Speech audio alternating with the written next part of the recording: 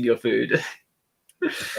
Awesome, we're live now. So welcome to episode 11 of the Brick Cantina podcast with me and Mr. Food Mouth over there. UCS. Everyone. But we do have LIFEBrickS joining us in a minute. He is just currently sorting out some things, getting himself set up, ready to join. So excited to have him on. We had Matt Hammond, who said he can't wait. I don't know if he's still here. We've got CT4747. He's here just finishing building a table thing for a future Legoing. That sounds pretty cool. And we also have Scott Davies, as always. Much appreciated, man, for you being here, as always. So, yeah, another Friday, another week gone. Yeah, I've actually made somewhat of a progress on my mock today. Awesome. Not in the physical sense, but okay. In the last couple of days, especially because I haven't been able to release an update of it this week.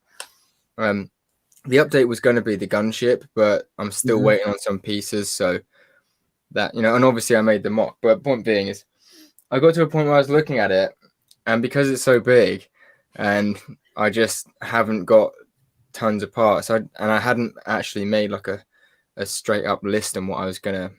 A strategy and like do this first, then do this. I'd kind of just eyeballed it and thought, let's do this as I go. And when I order parts off Bricklink, if I see something good, but building a mock this big, I've realized you can't just do that. Yeah. So that's fair enough. Today I actually looked at it and I've made a list on how I'm going to go about building it, and I'm going to do like a section at a time and focus on that section, because I think the problem is I've sort of just been like just looking at the whole mock and you can't do it with a mock this big. You have to focus on one section. You have to do it little bit by little bit and just like kind of basically Lego brick by Lego brick, but obviously Lego bricks being sections. And then the best way that I could do it on Bricklink is to just like get one or two big parts orders. I'm talking about just getting like 300 of one brick and then just do the same thing. So I'm thinking about going through Bricklink and finding what I think is like a fair price, and then having a look at just getting one piece. And I can have a chat to you. Like I could bring a list up to you and say, like, do you think you'd be able to get me these pieces for this price? Yeah, I can definitely give it a good go. I've done it with G-Bricks. I've got him 1x2 transparent light blue tiles.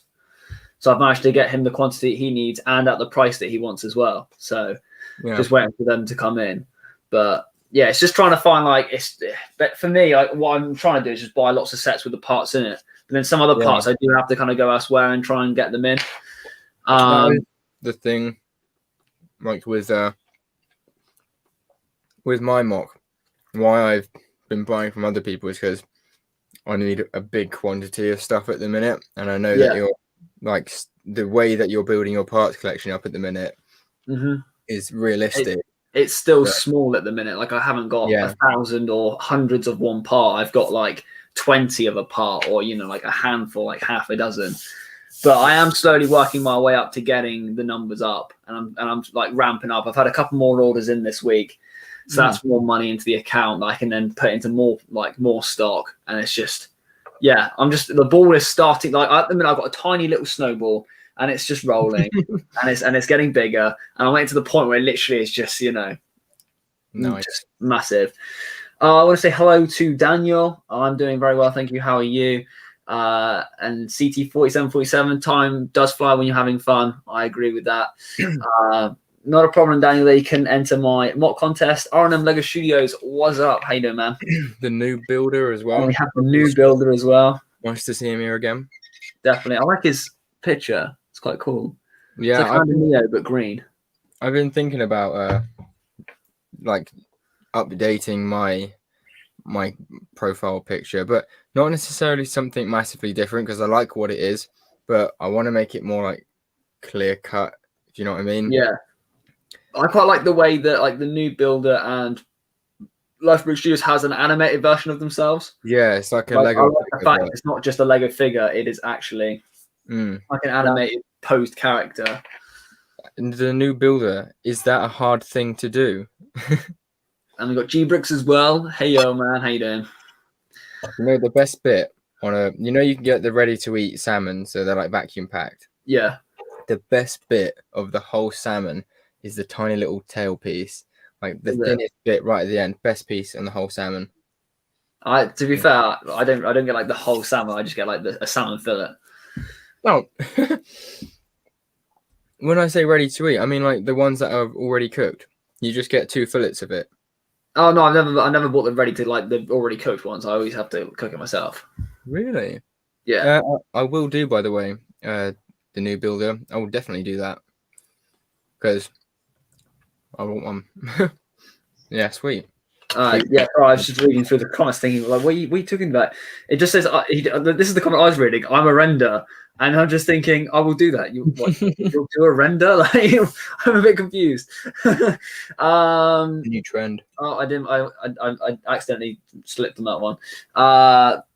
My next build series, I'm definitely going to try to buy parts I just need instead of the bricks that are just in my collection. Yeah, I'm definitely at that point where I need to be buying a lot more parts for my mocks. I've had a big order come in today, actually. Well, not in today. I've only come home today, so I've only seen the order today.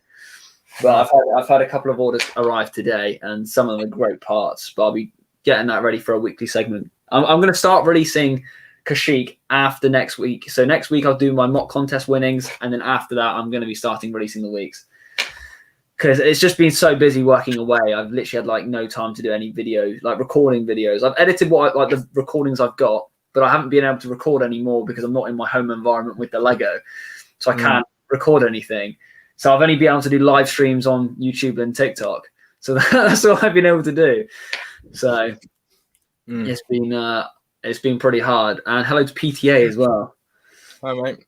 It's something that I've been. Oh, more studios. Welcome up. Welcome into LIFEBrickS from TikTok as well. I was doing a joint live stream with him last night. I recognize his more studios. Yeah, recognize his thumbnail. Blue Harvest Bricks as well. So those people joining in. Something that is worrying me a little bit. My dad's called me back to work in like 2 weeks now. Has he? Well, yeah, I've been going in like whenever he needs me, but mostly I've been off or just like allowed to not have to go in essentially, and I've been nicely paid for it. Yeah. But now he's saying in like in about a week and a half, 2 weeks, he's going to need me back, and he was asking me like how many days I'm going to do, and he wants me to do like gotta go. It's 10 at night. It is 10. It is 10 p.m. Well, it's nice to at least see you've popped in. Hopefully we'll be able to get you in another live stream. Maybe Monday's live stream. I'll be streaming a bit earlier. And Blue Harvest Bricks also can't stay long as well. We thought it'd pop in. No worries.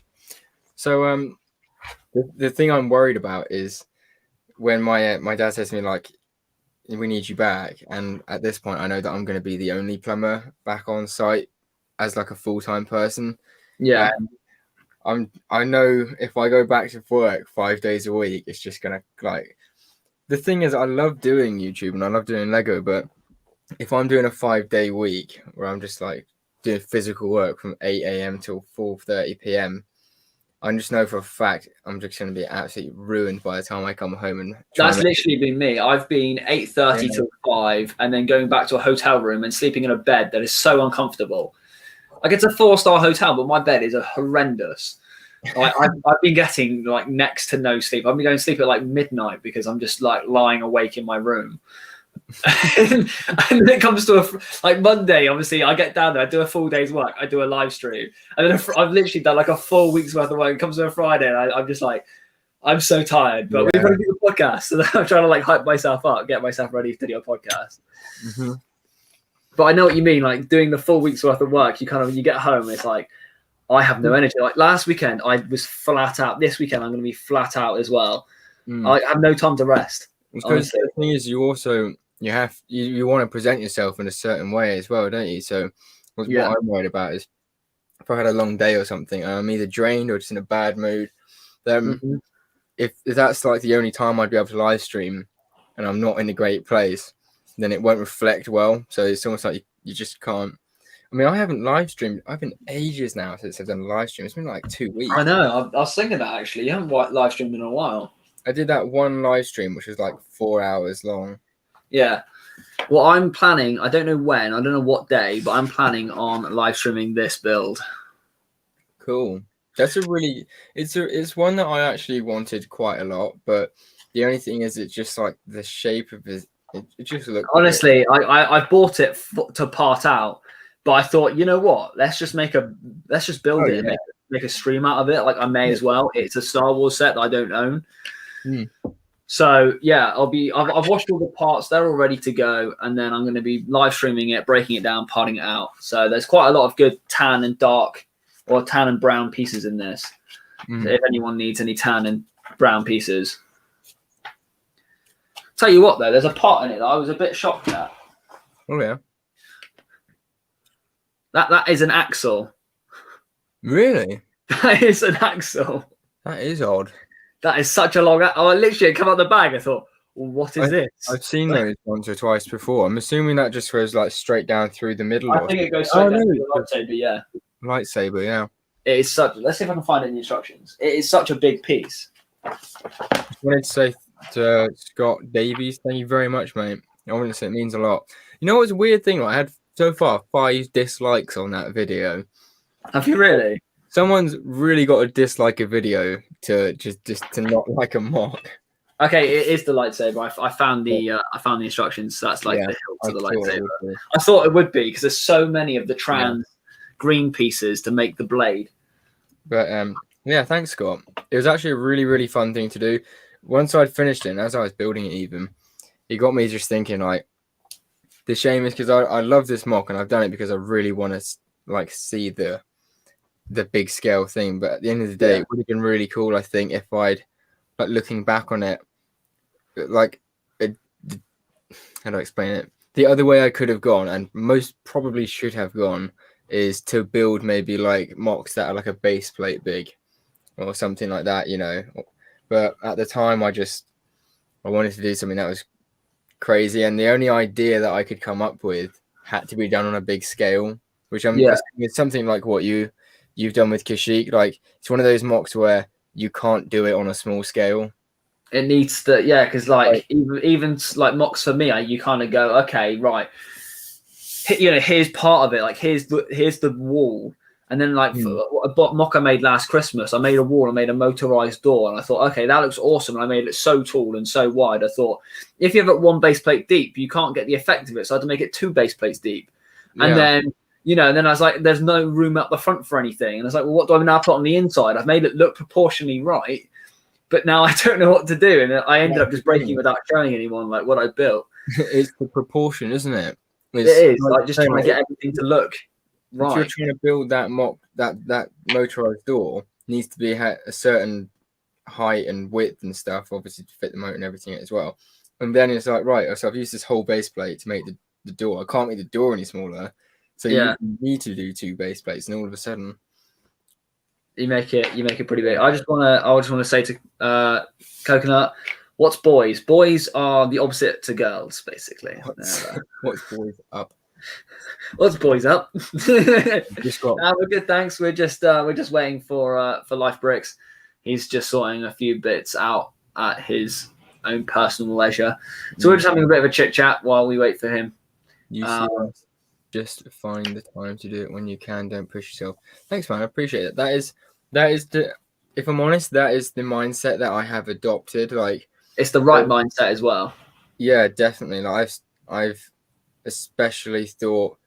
I took a vow to myself about a month and a half ago that I would not put myself out to a certain extent, but I'm not going to do, like, if I have a time where I don't feel like making a video or sitting down to do something related to this, I'm just not going to do it. And that's not because I don't care or because I'm not bothered or not motivated or anything, but I genuinely think it's such an important thing, especially for me, because Lego is pretty much my only, like, escapism, big hobby that I'm generally, like, into. Yeah. Yeah. I I genuinely just 100% have to keep it at a point where it is actually something I want to sit down and do, and not something I'm like, oh, I've got to sit down and edit this video, or make this video or something like that. Because that's how I felt the past couple of weeks, just working like Monday to Friday, especially working like living away for the week. I pretty much you get back on the weekends and you're just like, I've got so much I need to do because I haven't been able to do it during the week. Yeah, I've pushed myself. Like last week, I've pushed myself. This weekend, I've got to push myself. And I'm literally trying to plan my weekends to like the hour, if you know what I mean. Like I'm waking up at 8 o'clock and I have to eat breakfast by this time. Go out and do something in the morning. Come back and do work on on the mock, and also do a live stream on TikTok because I promised people I'll do that. And then I've also promised LIFEBrickS and Masterbuilder 42 I'll play some Xbox with them. So I've got to find time for that. I've also got to make time for my mate as well, who I haven't seen in like a month. And it's just like I have to literally plan my my weekend to the hour, which is mental. But welcome, Chessbricks. I saw your comment and I was just off on a little ramble. But welcome to the podcast. I'm so terrible with like I could never do that. Like it's hard. But I don't want to be like it, but I need to be like it because I just need to get stuff done. Like if I was, so next week I'm home Monday, Tuesday, and I'm working away Wednesday, Thursday, and I'm back again Friday, or back Friday evening. So I have Monday night and Tuesday night where I can do stuff at home. So I can, I'm doing my live stream Monday. Tuesday we'll probably be recording a bit of videos ready for editing Wednesday, Thursday, Friday back for another live stream. Yeah. So, and plus with the fact that I'm going to be releasing these episodes soon, I still only have episode 1 recorded. Episodes 2 and 3, I have parts of it recorded. I haven't been able to record the rest of it because I haven't been here to record it. So I'm like, as soon as I get that recorded, I need to edit that, and then I have 3 episodes ready then, and then I can work on episode 4, which I've already started working on, but it's just slow progress. Well, I can't wait to see those actually air. I'll be watching all of those videos from start to finish. Okay, LIFEBrickS is ready now to join us. Wait. I just want to say quickly from the new builder, avocados, question mark. Okay. Avocados, here we go. How you doing, man? Maybe that should be the first thing. What's up, guys? Yeah, sorry for being a little late, man. I woke up late. I had to get some stuff done, so. That's not a problem. I forget that it's 5 hours behind in America. Is it 5 hours behind? It's 4:15 for me. So 6 hours. 6 hours. Wow. 6 hours. I mean, that's not too bad, really. I mean, yeah, we normally end up finishing our streams gone midnight, 1:30 in the morning. we start late so we can kind of get the Americans, so they can watch as well. And then we just end up going so late. Whereas for you, I'll only end at 5:30. You'll be fine. You still got the rest of the evening ahead of you. Yeah, I'm pretty much nocturnal anyway, man. I work better at night. So this is my morning right now. Like I said, I just woke up maybe an hour and a half ago. So that's mental. I mean, I've been up since 7:30 this morning, and I've just been working all day. And then I had to drive for about 2 hours. I mean, I did stop for some McDonald's, so that's all right. I kind of had a bit of a pit stop, but yeah. And then it's just been mental. And now live streaming, so yeah, that's the life I live. Is the Bricklink store your main job then? Yeah. That's why I had to get that stuff done, since I had to get some orders, shipped out today. So I had to pack up those really quick. I sent a picture over to EMG, on Instagram. Yeah. I have to pack these up really quick. And I mean, because that's one thing. It's since that is my main thing. I mean, that's the one exception that I will never not put the priority for. You know what I mean? For a YouTube video or something like that. If I today, I didn't upload one, so I just factually didn't have any time to, since I woke up late. So I'll make that exception and not upload today, since it's not my main job, But for Bricklink, sorry, but I have to put the Bricklink over a live stream. You know what I mean? Yeah. Anyone's live stream. I mean, honestly, I don't. Even myself, the Bricklink is my number one. Yeah. It's the same thing. It's they wouldn't let me turn up to work late just because I said, I was filming a YouTube video. Yeah. Well, yes, that's pretty much the same thing. Yeah. Yeah. You gotta put that as your main priority. Do you set yourself hours? I need to work from this time to this time, or is it just depending on how many orders you have? I mean, it really depends. I mean, I wake up, usually about maybe 4 in the afternoon, maybe again an hour and a half ago, maybe by 2 o'clock I'll be up, and then I shower. Well, yeah.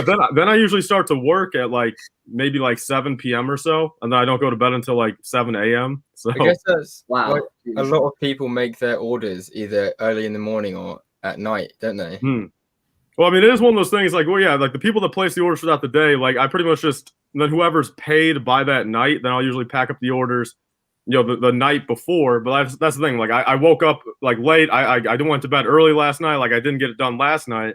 So that's why I was behind today. But usually, I pack up the stuff at like midnight and then I ship it out that next day. But just been running behind. That's all right. We'll let you off.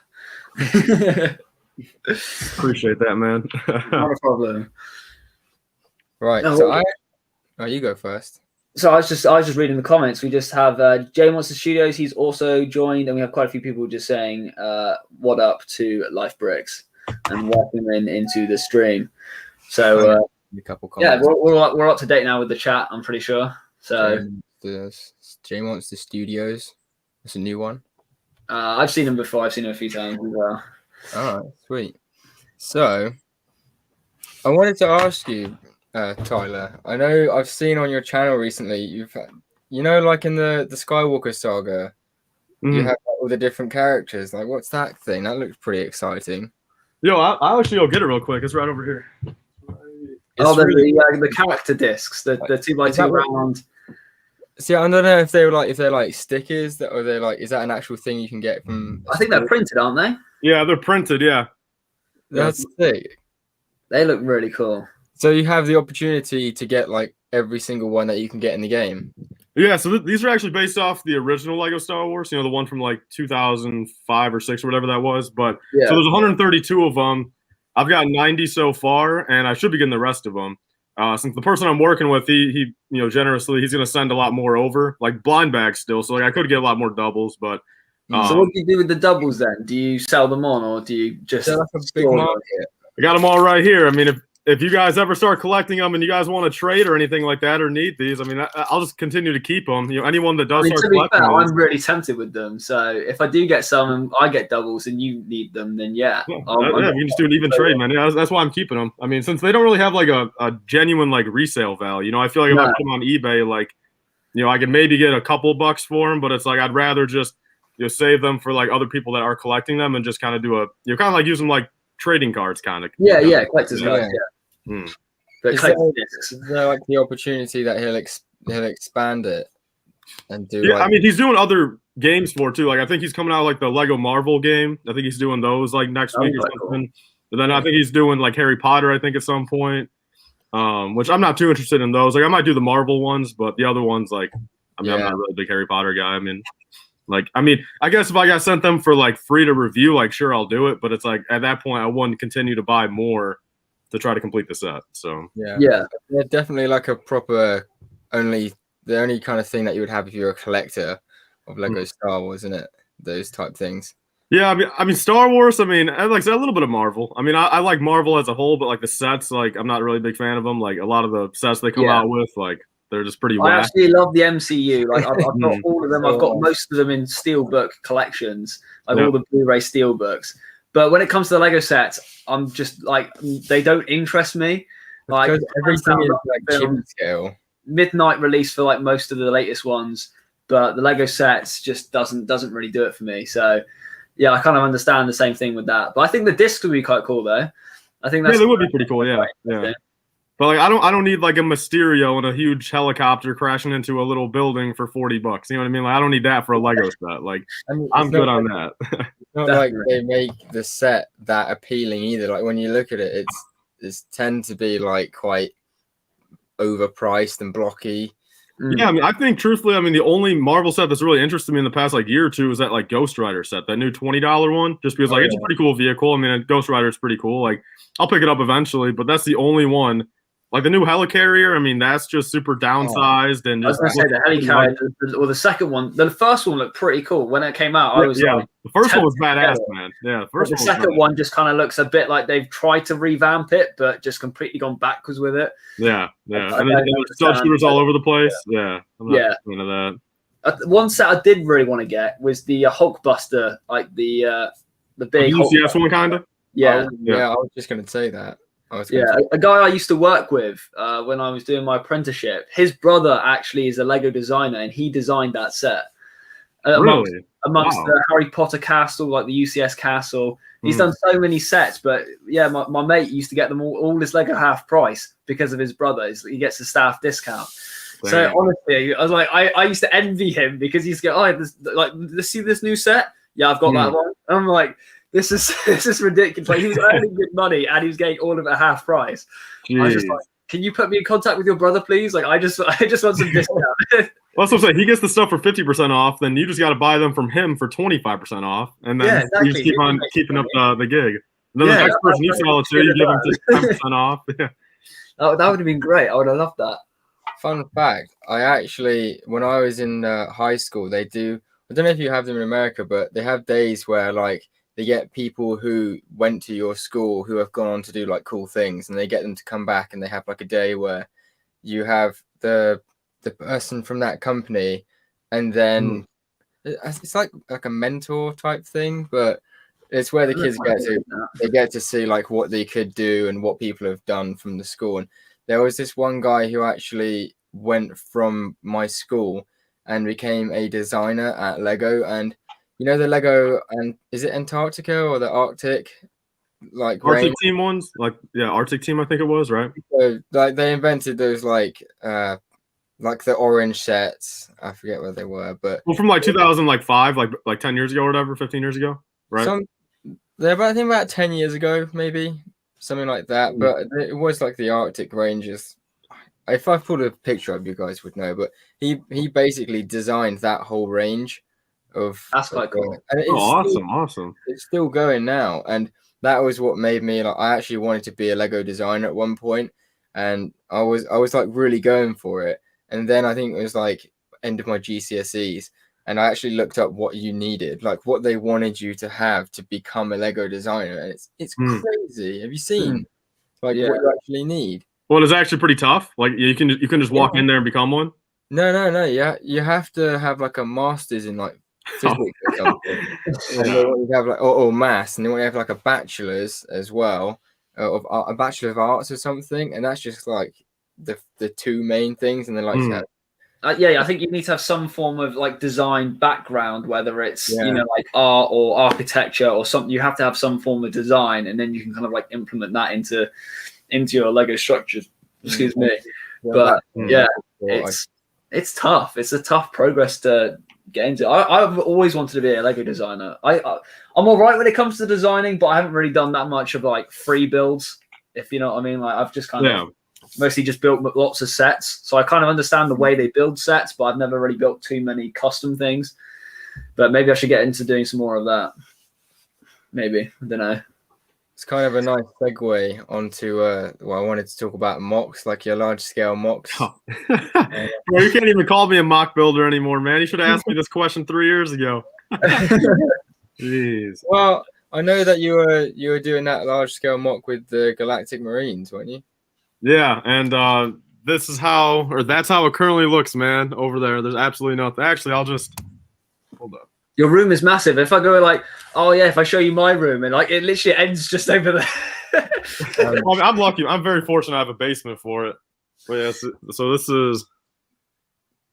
See, it's just all torn apart, man. I don't know what I want to do with it, because like the design I was gonna do, like it would have taken forever, like having everything like elevated and making that huge bridge and everything, but.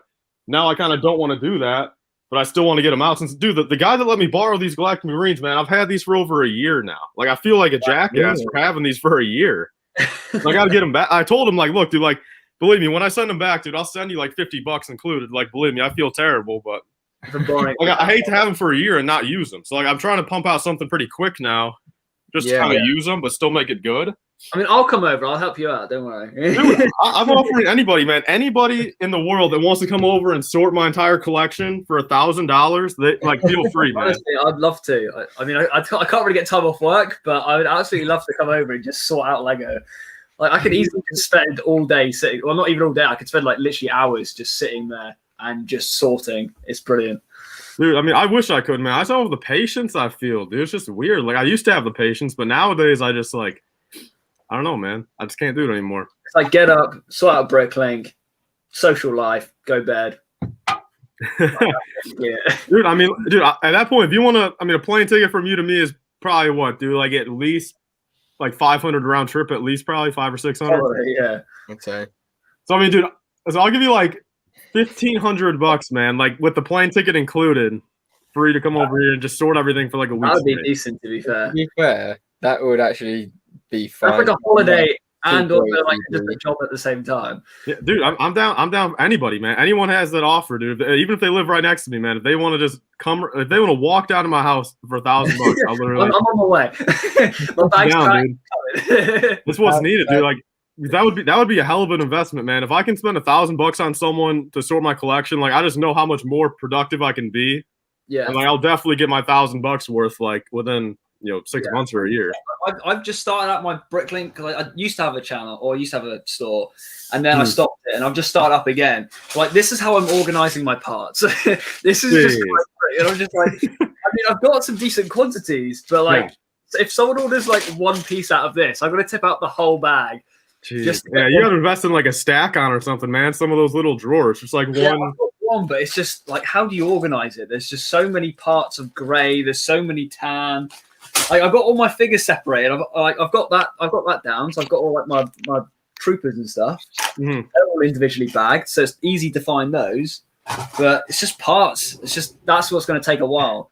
Yo, lucky for me, man, my Bricklink store's organized. Like I think, have you guys seen the pictures of like my Bricklink store, seen videos and stuff, or no? I've seen a lot of it. Yeah. Yeah. So I mean, I'm lucky that my Bricklink store's organized, but like it kind of has to be, like, since that is like if I had my size store with how you're organizing stuff, man, like it would have taken me literally like, if someone orders one dark gray stud and I've got 100,000 dark gray pieces to friggin' choose from, like, that's gonna be tough. So I'm lucky I sorted that out, but like I've kept up with that.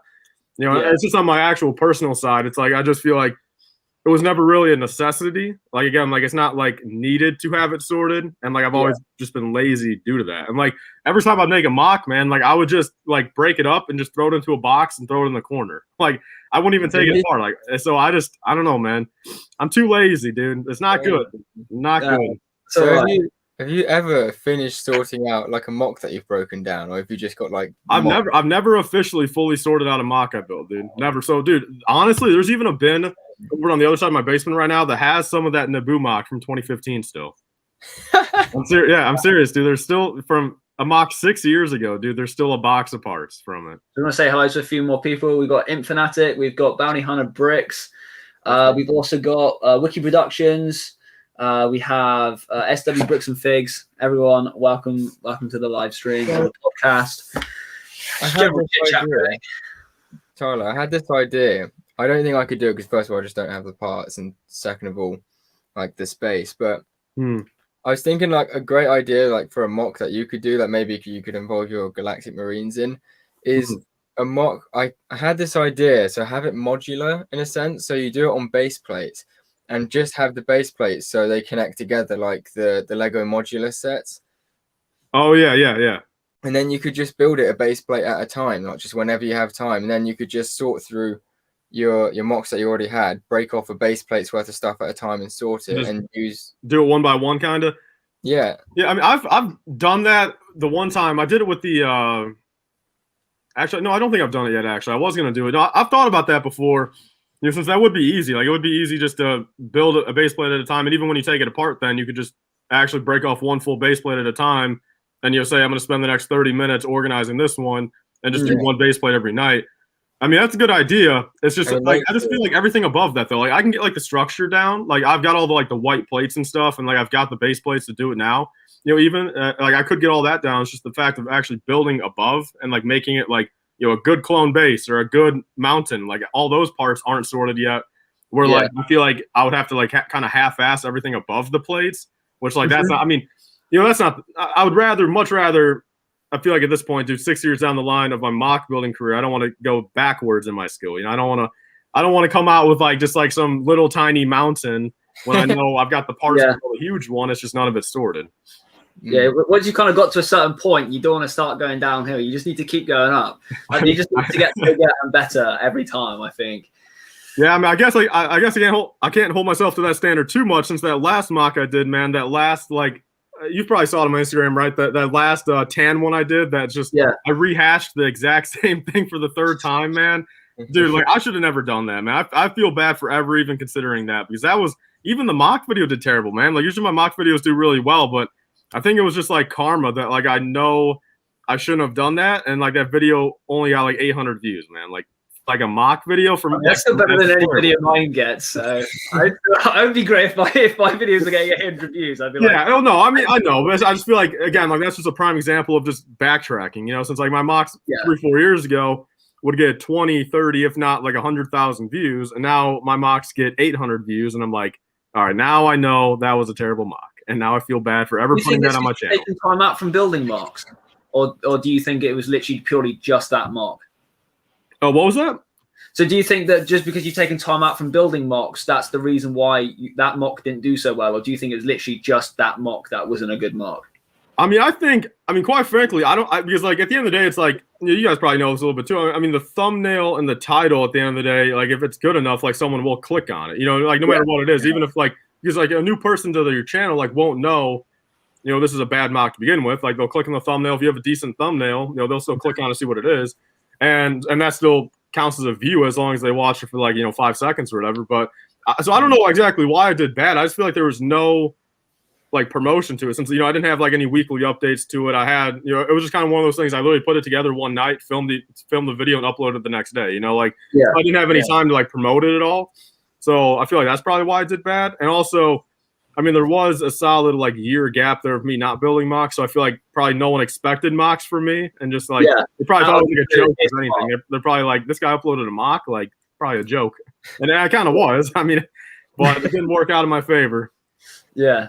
I just want to answer a comment from, where did it go? Jay Monster Studios just saying, when am I going to announce the winner to the mock contest? So it will be next Wednesday. I'm announcing the winner to my mock contest. So I still need to sort through all the mocks and then decide the winner and then record it all and sort that out as well. And SW says the thumbnail is huge, to be fair. Yeah, the thumbnail, if you get a really good thumbnail, then I think lots of people will click on it. But it just depends. Because I've had a few with my clone army. And like if I have a close up with Anakin and my 501st clone troopers, it does really well. But if I have like the full army, it doesn't do as well, which is weird. Well, I guess at that point, because the full army, I mean, if you put it in the thumbnail, I mean, everyone can kind of be like, okay, that's his full army already. Like, you know, you kind of spoil it in the thumbnail. Yeah. Compared to like if you only show like a highlight and they're like, oh, like 501st clones, like this guy might have 1,000 of them. You know, and clicks on it and then watches the whole thing at that point. So I feel like that's why that does better. But yeah, I was gonna say I've only got 70 of the new ones, but yeah, I wish I had 1,000. 1,000 would be pretty good. 70? 70 of the new ones, yeah. Jeez, man, I've only got like 12. Yeah, I've got. They're all in this food container. That's crazy, man. You got them all from the battle packs, or have you been buying them? I got 60 of them from the battle packs, and I bought 10 from my sponsor who's selling them quite cheap. So they're all legit, and then I've got 2 extra ones which I've turned into like little custom lieutenants. So I've bought that way. Awesome. So I've got custom arm printing, cloth pauldron and waist cape, the little visor, and this Clone Army Customs weapon. So I've got one for myself and then one for the winner of the mock contest. So I've got 2. So technically I've got 71 501st clone troopers. Awesome, man. Anyway. But yeah, try and keep those. I was really into like when the 501st battle pack came out. It was the first battle pack that came out with clone troopers, like after I'd gotten back into Lego, because all the times when when a battle pack has come out before the 501st one, I've either not known about it or not been into Lego at that point, which just sucked. So when this came out, I was like, right, I'm going ham on this one. How many do you have? I got, if you're just talking about like the actual 501st troopers, not the rocket troopers, I've got 57. Damn, dude, both of you guys are beating me, dude. Jeez, that's awesome though, man. I mean, you could probably quite easily just go out and buy some more if you wanted to. I mean, okay, if I'm being honest, I mean, I could open up.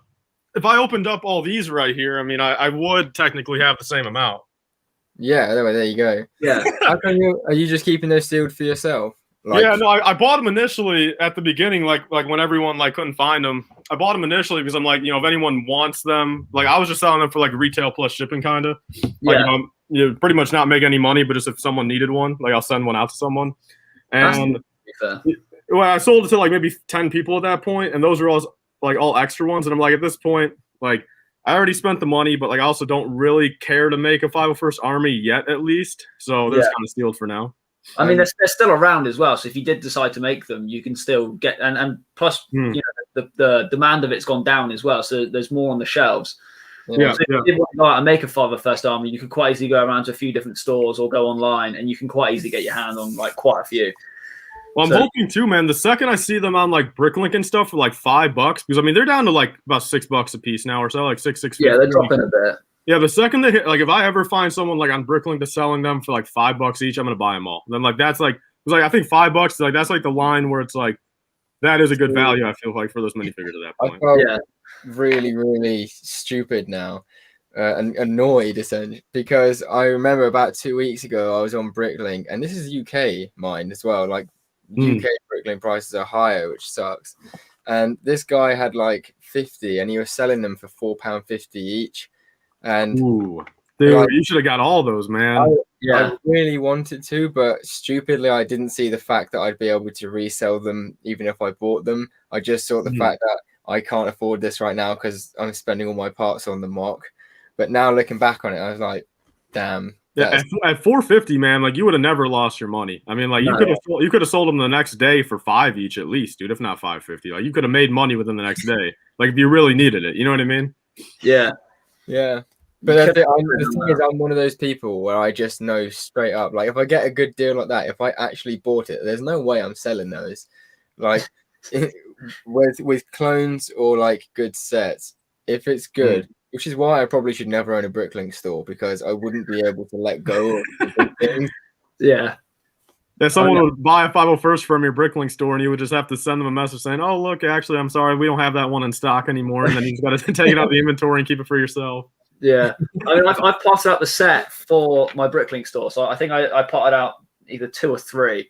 So out of the 20 that I've had, I've sold on quite a few of just the vehicles. I sold them separately for £10 each, and then the rest of it I just potted out to my Bricklink.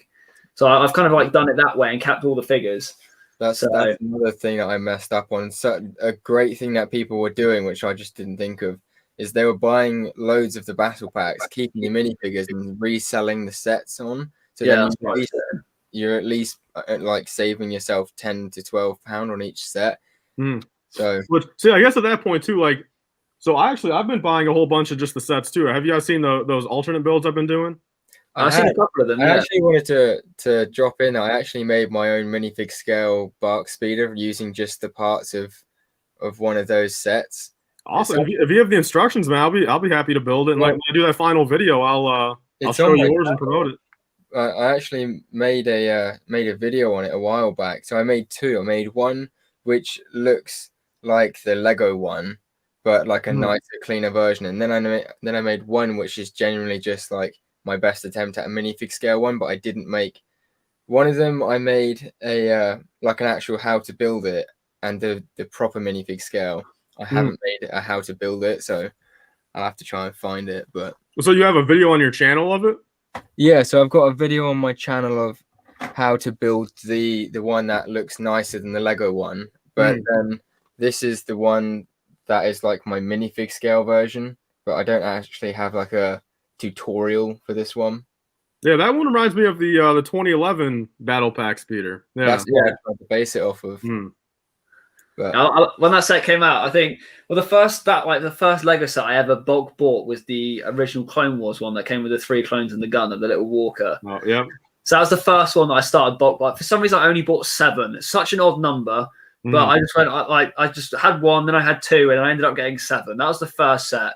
And then kind of when it came around to that year, I ended up getting 13 of that speeder battle pack, and I ended up getting 10 of the Mandalorians because I thought it was like just an absolute brilliant wave. I was just like, yeah, I'm going to just keep bulk buying battle packs. But I think this year I completely outdid myself by buying 20 of the 501st ones. I just like, you know what, let's just keep going. But going back to SW's comment about he could have literally bought the Falcon or the Imperial Star Destroyer with the amount he spent on battle packs.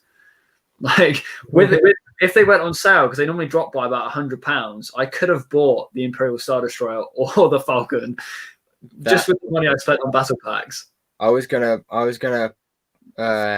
do a deal with my dad and do an investment, because the UCS Falcon about 3.5-4 months ago went on sale for like £550, I think, instead of £650, which is a fair saving actually. We were going to go halves on it, but I think I literally bankrupt myself like a month prior, because I bought one myself, and then I basically did the silly thing of getting myself a credit card with like $2,000 on it, and I bought the UCS Falcon. Don't worry, I have like a job that's essentially can pay for it, but then I stopped working, which I didn't anticipate.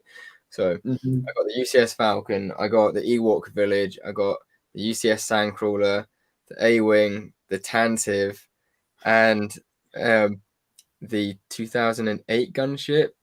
Yeah. I got all those apart from the gunship sealed in the box as well. So that pretty penny for those. So you just threw it all on the credit card, man? Oh yeah. That is not good financial advice to everyone watching. No, definitely that's what not to do. That wasn't even all of it. There was more as well, but I'm paying it off now.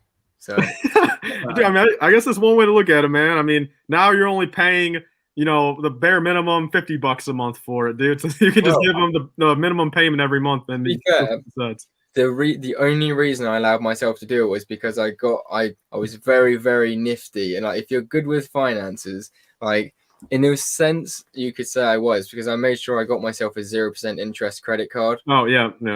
So it's 0% for a year and a half. So I have ages to pay it back at no interest. But that's not bad then. Yeah, that's not bad at all though, man. Yeah. Since luckily, I mean, I've got a few credit cards, obviously, like for like just regular stuff, and like I do use my credit quite often. Like I've got the Bricklink store and stuff, like where I kind of need that capital, to like say there's like $2,000 in Lego clearance, like I need to buy that $2,000 in Lego clearance. So like, make it back. Oh yeah, so yeah, I needed credit cards for that, but like I've also got like PayPal credit. Like I just kind of got that just like to have, like, again, for the same reason. And luckily that's 0% interest too for the first, like, I want to say 12 months. Yeah, so like anything over like $50, I think, is 0% interest on that, which that's also awesome, because anything I buy through that, I mean, same thing. I can pay it off in the matter of a couple months and never pay more than that. Like if I spend $60 on a set, like I'm never paying more than $60 on that set, which is nice.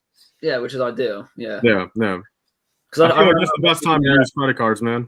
When Phase 1 came out, I bought that on PayPal credit. I was just like, I really want this set. And I was like, right, PayPal credit, we'll just stick it on that. And I paid it off over like 3 months. I was just like, well, I can afford to pay like this, like X amount over the next 3 months. So I just paid it off in 3 months. But then I got the set instantly. So I was excited about that. Well, dude, I don't know about you, man, but I mean, the PayPal credit gave me more money than they probably should have, man. Like, I've got like $6,000 in PayPal credit, and it's like, I don't like. Mine only goes up to 500. That's like that's the max. They like, it's just 500. Really? That's weird, man. I don't know why, because they gave me like I think $4,500 to start. Then over the past like year or two, they raised it up a little bit here and there, and it's like they just must know I fucking buy a lot. Actually, are we able to cuss on here? My bad. Before I it's all PG. Well, it's not PG, but it's all. Not for kids. Okay, so I didn't even realize if I've been doing that the past 10 minutes. So if I have been, I apologize. But yeah, I just figured I'd ask that now. But no, so like luckily, or actually I guess not luckily, since again, like, I mean, I've got $6,000 now, dude, that like I don't feel incentivized, to spend on stuff, but like I do have it, like if I need to. If you needed it, yeah, which is like, nice. If you go, well, I suppose are shops still open where you are? Like, are you like essential? Like most of your places open?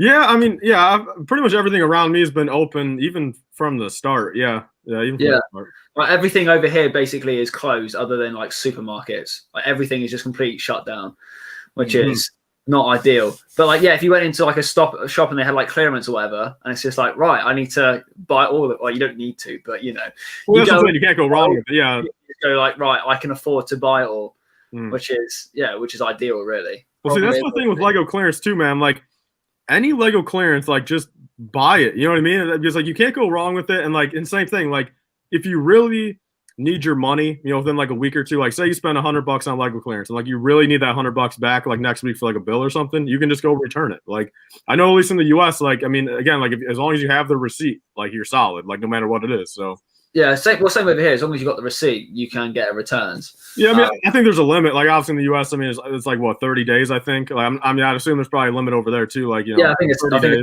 days too, really. Yeah, well, that's what I'm saying. So you can't really go wrong with it, man. I mean, you're going to make money on that, clearance if you do decide to sell it, hold on to it. And even if you, like I said, if you need the money, just return it. So you can't go wrong either way. Yeah, it's true. I mean, to be fair, I don't even really know if there's any like Lego clearance over here, to be fair. I swear there is, man. I know all of you guys always say there's not, but I swear, dude, there can't be no clearance in an entire country, dude. You guys. For me, there's the Entertainer or Smiths. They're the only two like toy stores that I have locally. They don't have any form of like clearance section at all. I don't just go in there. It's like, oh, clearance. It's like either a sale and it's like sale on the worst sets ever. All the good ones are still full price. I live on an island as well, so like my only places to get a Lego in person is Sainsbury's. Isn't there a place called Argos by you guys, or is that a? Yeah, we got Argos. Yeah. So I mean, I've seen Argos always have a whole bunch of clearance. To be fair, a lot of it is pretty good. Like they do lots of 3 for 2s. However, if you look online or go into the shop, most of it is not like especially online, it goes, oh yeah, all of this is like half price, 3 for 2. You know, this, that, and the other. Then you go like buy, and it's not even within like 100-mile radius of your location. It's ridiculous. It's like, why give it as an option for me to buy it if it's nowhere available near me? Like, I would have to drive halfway up the country just to get it. I'm like, it's not worth that much in fuel, to be fair. I could just buy it full price and get it delivered the same day for the same amount of money. I think Amazon is the best place. What place is that? Amazon is like the best place, isn't it? For, like nowadays. For you guys, yeah. For current sets, because you get. I don't know about you guys, but I get a lot of deals on Amazon. You can save like £10 here and there, so it's nothing like major. Like, you can still save a bit. Yeah. But then again, I'm talking from someone who's got a pretty limited kind of selection. Well, no, like a limited way of getting stuff. Yeah, like, I don't live in like a city center or like on the mainland even or anything. So, like, my big thing is just as long as you just don't pay retail for something. You know what I mean? You could always get even $5 off of something, and like. My big thing is like, I mean, when you pay retail for something, like you kind of just know you're overpaying. You know what I'm saying? Because like, and even like what you were saying, like, you could just go on Amazon and pretty much anything on there you guys could get for, $5 off, $10 off. So it's like, I feel like as long as like you're patient, like, why not just wait a little bit and get a little bit of a sale? I feel like, I mean, for anybody collecting, even if you're a millionaire and stuff, dude, I feel like just why pay that full price? So like, that's exactly what I've done, like with the January wave pretty much, and even with the previous winter wave, like the majority of the sets, there are actually still sets that I would like to get, and like the TIE Fighter, Trouble on Tatooine, and the X-Wing are the only 3 sets at the minute which I like kind of want to get, but I'm happy to wait for them, and I know that they're going to drop in price, and I will very happily wait until those 3 sets drop in price. I want at least £10 off each of those sets before I get one. Yeah, that's the way to do it, man. Like, it's going to happen eventually. I mean, between Amazon and something. Same with the 5 First Battle Packs. I mean, they went on sale for like £3 or £4 off, I think it was, like 2 weeks after they came out in Tesco's. And so I know they're going to go on sale again. So it's one of those things where even when I was like near the end of the hype for them, I still wanted to get more and more battle packs, but you get to a point where you think, even now I've bought too many. Like I should have really only bought. Like I was one of those people that when they first came out and they were sold out everywhere, I gave in to the scalpers, but I only bought 3 and I made sure I got the cheapest ones I could. Then dude, no, you paid over retail, man. No, I paid £35 for the first 3 because I kept trying to get them, and for about a month or so, I just couldn't get any. So I thought, you know what, I really want one. So I got 3. Guy, and then after that, I just bought the other ones. I think I bought like what I got 15 or 14 for retail, and then I got 3 or 4 on like the discount. But then after that, my goal, I wanted like the Brick Whiz, I wanted to get 25. I thought that would be like the perfect amount to get. But after 19, I thought there is just no point me spending my money. Like even at this point, there was no, even 5 battle packs ago, there was no point me spending retail value on any of the sets. I could either just buy the minifigs alone or just wait a couple months. The only thing I'm worried about is I've heard chatter over the last couple of months that whether it because of Lego just having like the arse with M&R or whoever it is, you know, the 501st battle pack's not going to be on the shelves for very long or something. I don't know if you've heard that. If that must I haven't heard anything. Yeah, I haven't heard that personally. I've always thought, dude, I've always been under the impression that this thing could be on the shelves for like 3 or 4 years, man, like the Death Star. If they're sensible, then they would. Then they would keep it on the shelves for like 3 or 4 years. I think it's been like one of their best sets in a long time. I think just because of the figs mostly, but I feel like, you know, the whole hype regarding the set, as soon as they like announced 501st Battle Pack, we're like, right, like everyone was already excited for it. We had at least, you know, when we had the images, everyone was like, this is amazing. Then they came out. When they came out, I bought the max amount from Lego. I bought 5 from Lego. I ordered them online from Smith's. I went in the morning to collect them, and I also gave my mate my credit card and said, mate, pick up everything on the shelf. So he went with my credit card, picked up everything from the shelf. I went on eBay and I bought 11. I kept 1, so I sold 10 of them. For £35. Unfortunately, I didn't sell one to UCS. We just didn't connect at that point. I made £10 per set. And then when it came back in stock, I literally just bought 20. Or I bought 19 more. So I was a little bit smart with that. I was kind of like, well, I know there's going to be a demand for it. I can buy them and like resell them. I didn't want to be too greedy and go like £50 for a set. So I just did 35. So I thought, well, then it's reasonable for other people, but then also I'm making a bit of money on the side as well. Yeah, and then buying my 20 sets, it was a little bit easier on my bank account. Yeah, UCS, man, you just have to open up another credit card to get to those last 6, man. Get up to 25. I've paid off like nearly $2,000 worth of the card now, so I could just go and just put $2,000 back on it. Now you're making me want to open up another credit card just for that sole purpose of getting like a $10,000 haul and then doing the wrong financial thing and paying $100 a month for the rest of my life for it. That'd be a good one. Put myself in bankruptcy for this. Yeah, my credit score is now a 500 due to this Lego haul. Sad thing is, my credit score is not at 500 anyway. Is it so it's better than that, or is it better or worse? Mine's worse. Here's what's weird. Do you know Clear Score? Yeah. Is that? I don't know if you know that. No, I don't think I do know.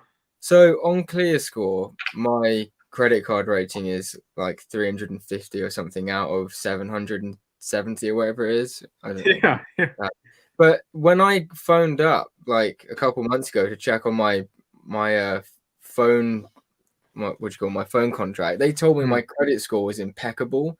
So I'm looking at it thinking like, this is some form of lies. They're telling me I've got this like almost a perfect credit score, and to be honest, I can't understand why I wouldn't, because I never miss a payment. I always pay my bills on time, everything and stuff like that. But it's just weird because like Clear Score, which is like one of the most legit card things, like telling me I've got.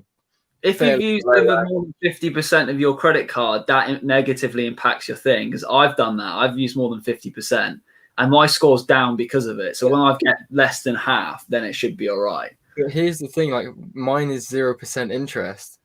So but it's still the amount that you're using on it, the amount you've borrowed. Like it is still credit usage. Yeah, that's still. If you can borrow 5,000, you spend 5,000. That would be my argument in court. Well, so it still goes out of like 800, like even over in the UK, like a max credit score is like 750 to 800. Like it's still the same like rating. I think so. Yeah. I thought it was 999. Oh, that's on Experian, I think. So I've been checking mine recently because mine's quite low, and I've been trying to get it up. That's what I think in the US. I think the max is 800.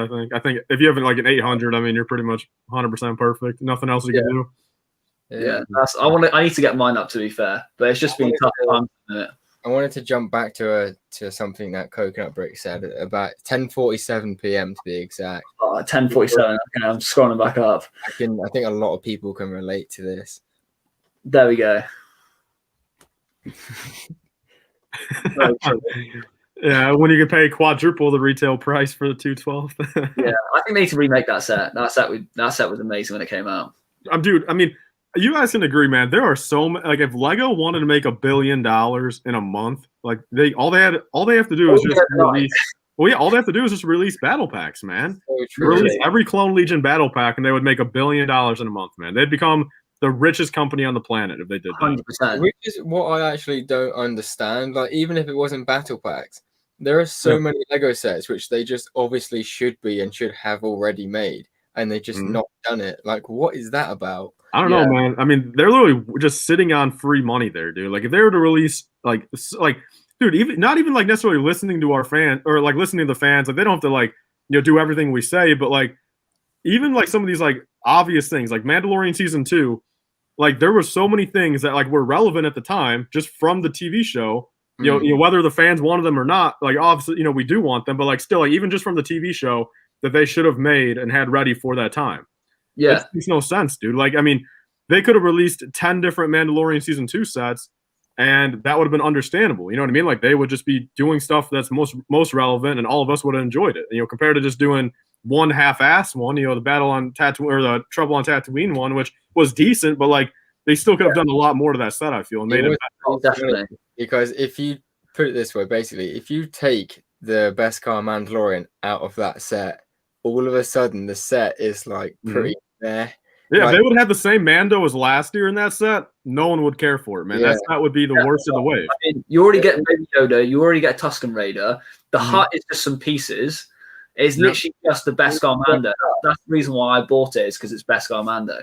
That's an insult to me. Like, the way I see that hut is just like, really? Like, you may as well like in the really old Indiana Jones sets. I'm talking like way time ago. There's like the tiny little like £13 set where you got like the little tent, like the paper tent, and like the 2 table and chairs. Yeah, like they may as well have just done that tent. Like, I mean, dude, honestly, I mean, it's weird. Like, there's a big difference between like a Clone Wars season 1 set and a Mandalorian season 2 set. Like, Mandalorian season 2, like, actually makes sense. You know what I mean? Like, if Lego did that, like, they have every right to, and I feel like again, like, I just feel like that should be how they're looking at things. Like, there's a difference between that. Like, if I'm asking for a Republic gunship compared to a Mandalorian season 2 set, the Mandalorian season 2 set just makes more sense, and I don't understand why Lego doesn't like capitalize on that, man. Like, honestly, I would get a gunship. What was that? That'd be my favorite vehicle of like all time. But yeah. I mean, like, going back to it, we had the ATST Raider. It's basically an ATST recolored. So like the amount of effort they had to go into making that set was next to nothing. Yeah. But the fact out of the whole of like season 1 and 2 that there was so many other aspects they could have made sets from, and they've just gone, you know what, we've already got a design for an ATSD. Let's just stick some different colors on it. There's a new set. The Trouble on Tatooine. It's basically just like it's a crappy little hut, to be honest. Like I've got it on my Tatooine mock, and it just doesn't look very good. The crossbow's all right, but the hut's kind of rubbish. That was the thumbnail and a half, isn't it? Is Lego getting lazy? Video right there. Literally. I honestly might be I might do a video. I mean, I've talked about it a lot before, but I honestly might do a video pretty soon here and just talking about the whole thing where just Lego's not making much sense to me, man. Like, I don't know who's working over there. Like, someone on that design team or somewhere in that company, man, someone has to have a brain cell where they're like, look, dude, like, if we were to make this set, we would make a lot more money compared to this set. Like, I just don't understand why they don't do that. Yeah. It's like it's really stupid because what I've gotten from Lego recently is they get annoyed at the fans for asking them to like make a product that they're going to buy in large quantities. Like, why are you getting angry at the audience? Yeah, for saying like, if you make this, we're all going to buy it and make you richer, and you'll get more popularity and demand and stuff. Like, why are Lego getting arsy about this kind of stuff? Like with the battle pack, they made the 501st battle pack, but they acted like a child about it as well. Yeah. Well, I feel like it's also just like one of those things where, even though I'm saying here, like, okay, Lego will make a lot of money and stuff, but like, I also don't really see it as like a sellout thing, like, because they're doing stuff that, like, truthfully, like I want them to make a lot of money at that point, dude. Like if they made the right sets, like I would be happy, the happiest person in the world, man, if Lego became like a multi-billion-dollar company tomorrow, just due to them making the right sets, dude. Because I would get the sets I want, and they would be billionaires. Like, so there's nothing wrong with that. Like, I don't really feel like that's selling out. That's just more so actually just making stuff that makes sense for their company. And the fact that Lego have also in the past almost gone bankrupt.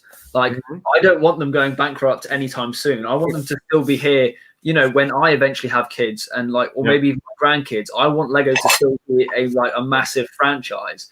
Yeah. And if it takes Lego making a few sets, it's not even them, you know, like bowing to the, you know, like just, I can't think of the word, but, you know, like just like, you know, the fans are asking for it and then making it, you know, in any aspect, that should be a good thing, you know? Yeah.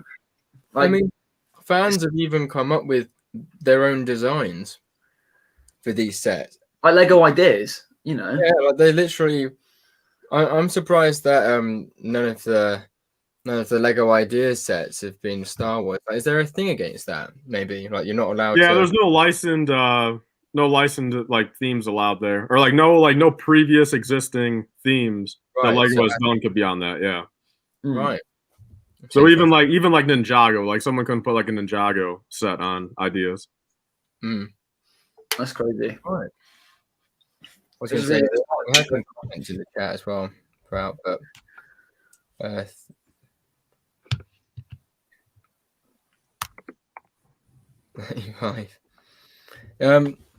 was going to ask you something. Oh yeah, I had a question earlier about Clone Wars and stuff. What was your favorite, like, based around like what Lego sets came out in that year? What was your favorite year of Lego Star Wars? Like your favorite wave? I mean, 2014, man, for sure. I would do anything to go back to 2014. Like, because in 2014, you had all the 2013 sets still on the shelf, and you had all the 2014 sets that just came out. So, true. 2014 summer, man, dude, perfect, man. I would do anything to go back to 2014, like July or August. I mean, literally the shelf at that point would be beautiful. There'd not be one bad set there. It's funny. I've seen memes of people like with where they do like the Lego set from like 2014 and like then or from like 2015, 16 even, like now the Lego sets like in 2020, like what there was on the shelf, and it's a shame because, like you said, even back then, like the year after and the year before. Yeah, there's 2 good years in a row where you're able to have, you know, double the good sets on the shelf. Because like now it's like the 2020 sets aren't too bad. They're still bad in my opinion, but there's a few gems out of there. I mean, a few good ones. But then now the 2021 sets suck. So it's like, like there's no like now in 2021 you have half bad sets and a couple good sets. I'm really years ago. Like this summer, I'm hoping the sets really like justify the crappy sets at the beginning of the year. Like the names of the sets, you know, from speculation, they're going to be pretty decent sets as long as Lego actually deliver, you know, what people are kind of hoping for. Yeah. My fingers are crossed that we're going to get some pretty decent sets in the summer, like the build of it, because like the shuttle, you know, it looks all right, but build wise, it's not as good as the last one or the one before. Straight up. Yeah. Sorry. They're just going backwards. They're going backwards with their builds, and I don't know. I feel like they're becoming so much less adventurous. Like I really hope this summer wave of this year turns it around, because if you think about like the sets that they were trying to produce with the design and the pieces that they had back in like 2008 to 2012 even, like what they were trying to make and putting on shelves versus what they're trying to make and putting on shelves now with the new parts and the new technology and equipment that they have. They're just like not. It's not that they're not bothering. Like when they brought out like the V19 Torrent and they tried to make why have we not seen a remake of the Venator yet? Dude, I don't know, man. It makes no sense, man. They could easily make that, and they could make it 10 times better.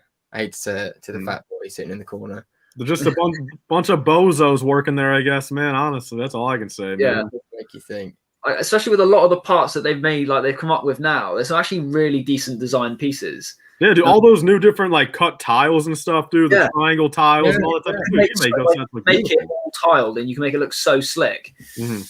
It would look amazing. I don't care if I have to pay like a little bit extra just for that set. Like, I mean, Lego already, the prices of sets are going up anyway. Like, you know, that's just inevitable. But the quality is just going downhill. I'd much rather pay a bit more and get a bit more, and then pay a bit more. To produce sets in this day and age, where there's literally like finger-sized gaps in the set, it, to me, is just not acceptable. Yeah, no, I get that. Yeah, like I'd rather, like, again, like if they were to make the Imperial Shuttle bigger than how it is like now, like if they were to make it the same size as the 2015 one, and even ask, you know, at that point another $10-15, like going back to what I said earlier, like you could still find that set on sale to cancel out that $10 or $15. You know what I mean? Yeah. So it's like, so then at that point, you know, I'm getting the bigger size set, and if I still wait for a little bit of a sale, I'm double happy. You know what I mean? Like, and then at the end of the day, they're able to ask more money. They're able to make a better product more people are happy with.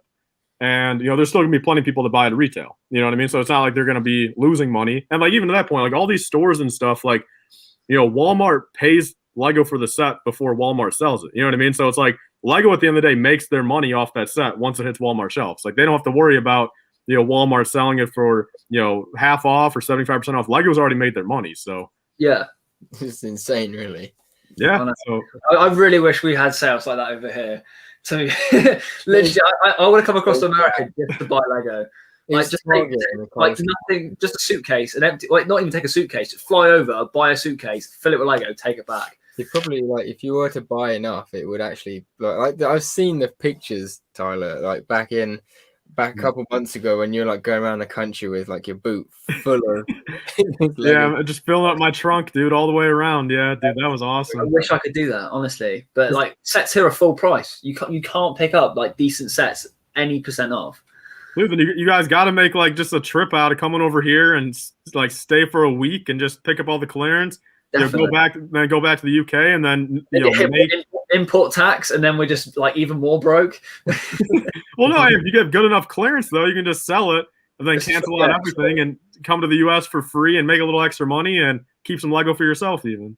I mean, that would literally be the dream. That would be the dream. I've never been to America. I'm planning on going next year because I want to go Disney World. I want to go to the Galaxy's Edge. Oh, so have either of you guys been to the US yet? Yeah, I've been to America 3 times. And all 3 times were to go to Orlando, I think it is. We went around, like, you know, like all the theme parks, like Busch Gardens, SeaWorld, Universal Studios. Yeah.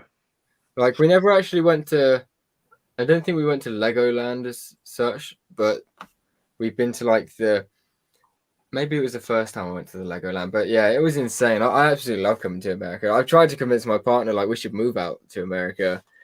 Especially because Lego in America. Yeah, Lego's the only reason. The only reason why I got there as well. And plus, like, your houses are so much bigger for like less money. When I'm 30, yeah, it depends on where you live here. Yeah. When I'm 30, you know, I've made my money in the property development business. I'm genuinely, like, my big dream is to move out to America, get myself like a nice villa, and just work at Lego, like just work as like an employee, like part-time, just get the 50% off, just go in there, just like stock take and stuff. I don't know, just chat some people about, spend half my time just dossing about Star Wars or something. Yeah, that would be the dream, man. Dude, I want to work like at a Lego store. Like, I wish I could just go there and work for like 10 hours a week and just get that 50% off sale. Like, I would work like 2 days out of the week. Get the 50% off. go there and work for 1 hour every week and just get the 50% off sale. That'd be ideal. Actually, like your job is just to fill up the pick-a-brick. Like, just pick a brick wall. There you go. Yeah, then just go home. Yeah. 50% off. I'm gonna buy all these sets. Fill up your trunk, then you're off. I would, man. Like, the only problem with that, like, obviously you can't resell any of that stuff, but believe me, dude, there's plenty of stuff I want to buy for myself that I would love to get for 50% off. But that's the thing, if you think about it, like, can you resell like at all, or is it just stuff you buy from Lego? I think it's just the stuff, that you get for the 50% off. Yeah, I don't think. I mean, if they catch you reselling that, I mean, you're fired right away. Yeah. Yeah. Because I was gonna say, like, if you bought it. If you worked there and you got your own stuff for 50% off, and then like you bought stuff off Amazon or found your own deals. Like, I think that's still fine. Yeah, I mean, I would think they would obviously need you to show like proof of that. Yeah. Like, I think, but like, I think that would be fine though. Yeah. I suppose the perfect move would be to like get someone else in on it as well, and just like sell it through them and just pay them like a bit off the top. I see. Yeah, yeah. Don't expose the loops in this stream, man. You're letting it all out. Yeah, make sure you say those loops in a private stream, man. Yeah. But to be fair, I'd love to come out to America and just like I'd love to literally just like go around the coast and just like visit all of the different places. See, I mean, what state would you guys want to live in? Honestly, I don't know. I don't know too much about like each state in America to like go, yeah, I live there. Like, would you want cold weather or hot weather? Like if you had to like choose. I'm always freezing. I need it to like at the minute is literally so wet and raining. I'm surprised you guys can't hear it. Like I need the heat. So you're like a California guy, do you think, or like a Florida guy? Was pretty cool. Probably either or. I don't mind. Dude, well, then it costs a lot to live there. Tropical weather where it's like downpour for a couple of days, like that's absolutely fine. I'll just stay indoors and build Lego. When it's nice and hot, I'm gonna like literally sit outside and just absorb the sun. I think I'd just like to be in a gated community and next to a Lego shop. That is the dream. Just walking in with all your Lego. No one can get to you next to the gate. Because most houses in America have a pool. I mean, I guess. I mean, I don't have a pool personally, but yeah, you could get one. Yeah. From what I've seen anyway, from like the Google Maps bird's eye view type. The Google Maps. Literally just pull. Most houses, especially like Orlando, Florida, like a lot of them are like bungalows and chalet bungalows, and they all have a swimming pool. I mean, yeah, a lot of people do have. I mean, you can get like a above ground pool for I think pretty cheap around here. Honestly, I don't think like if you were to get like an in ground one and like make it super fancy and stuff. I mean, I think those obviously cost a lot of money, but I mean, you could probably just get one of those above ground ones for pretty cheap. Yeah. I mean, to be fair, we can get. I mean, my garden's practically flooded at the minute, probably. So I've already got a pool. You know, when it rains here. Like my garden's probably flooded. So yeah, I could just go out for a swim if I wanted to. I'm not going to. It'll be absolutely freezing. I can't do cold weather either anymore, man. No, I don't do the cold whatsoever. Coconut says don't live in California. Why is that? Is there something about California? I mean, California is pretty whack, man. I mean, first off, all the taxes are like the highest over there. There's even like new stuff like that might be coming out. Like if you get like rich in California, like you're gonna have to like start paying California money for the rest of your life, like even if you move out. And like that's why like California's just expensive, man. It's expensive and just kind of overrated, I feel. I've never lived in it personally. I've been to California plenty of times, but I mean, plenty of people have said that. And that's why a lot of like those celebrities are moving out of California now. Just all that type of stuff. Yeah. But no, I'd love to come over. I think it would be amazing. But yeah, I don't think it'll be at least a couple of years. Well, at least next year before I come over. But like properly sightseeing will probably be. I'm just waiting for the COVID to die down and then I'm good. I mean, I was bummed about that, man, because me and my partner had just booked a holiday to Paris. Like, I think it was kind of silly, I suppose, but I had no idea what COVID was. Like, it's an energy drink, right? Wasn't it like 2019? Was it 2019 it started? Like, yeah, 2019. What COVID? Yeah. I mean, technically, I think the first case like in China was like November of 2019. Yeah. So I came off holiday from Egypt. Just in the January of 2020, and then I think by like February it was starting to be quite a big thing. I had no idea what COVID was until April. Like really, even though we're in lockdown, because I just don't watch news or anything. Like I just had no idea. It was like start of January, February, March. Yeah, like last week of March, first week of April, people were telling me like about this COVID thing getting serious and like there was going to be a lockdown and stuff. I was like, what even is this? Well, you didn't even know why you were locked down. You just you had no clue why you were locked in your house. Well, no, because like in the UK, like they were kind of stupid and they didn't really take things too seriously till like halfway through summer, did they? Oh, really? Yeah, like they like shops were still all open, cafes are open, like you go to the beach, like things were pretty much normal until like start to halfway through summer, and that's when they really started to like crack down on it. When like I mean, we kind of went from being nothing to full country lockdown for a few months. Yeah. Then they eased it, thinking, oh yeah, everything's getting all right, and then it like peaked again. It's like, all right, no, we need a second lockdown, and then like, we're in second lockdown. That's when things were kind of. Shops still open. It didn't feel like a lockdown. Everyone was still out doing what they wanted. Then they eased again for Christmas, and now we're in a third lockdown. So it's like we've been in and out, more times.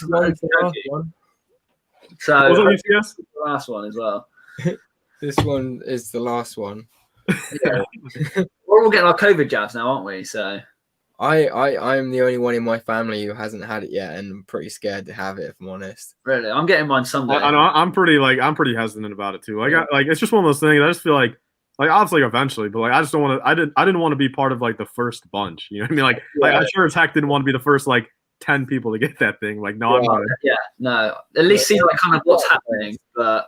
Yeah, it's like you go first. I'll just stand back and watch and see what happens. But I'll probably get it. I have not been like called to get it yet. Obviously, like, I don't even know where I'm at on the list. I mean, I'm probably like bottom tier, the lowest person on the list. But like I'll probably like get around like the summer. Like if I have like no medical health conditions, and you're quite young anyway, so you are going to be probably bottom of the list. Well, yeah, and I'm not working in a or whatever job it's called, a essential job. Yeah. I mean, I would love to say my job's essential, but I guess buying Lego parts is not essential. Think about it. Oh, it is essential. It is essential for us. Yeah. Throughout lockdown, the mental health side of things has really become like quite a heightened subject over the last year, I think. Yeah. Like there's been a lot of talk about how YouTube and how social media has affected and like aided with the whole COVID situation, because with having social media and like YouTube and being able to live stream and still do the stuff, especially for the Lego space, I think it has really, really helped people's mental health. Yeah.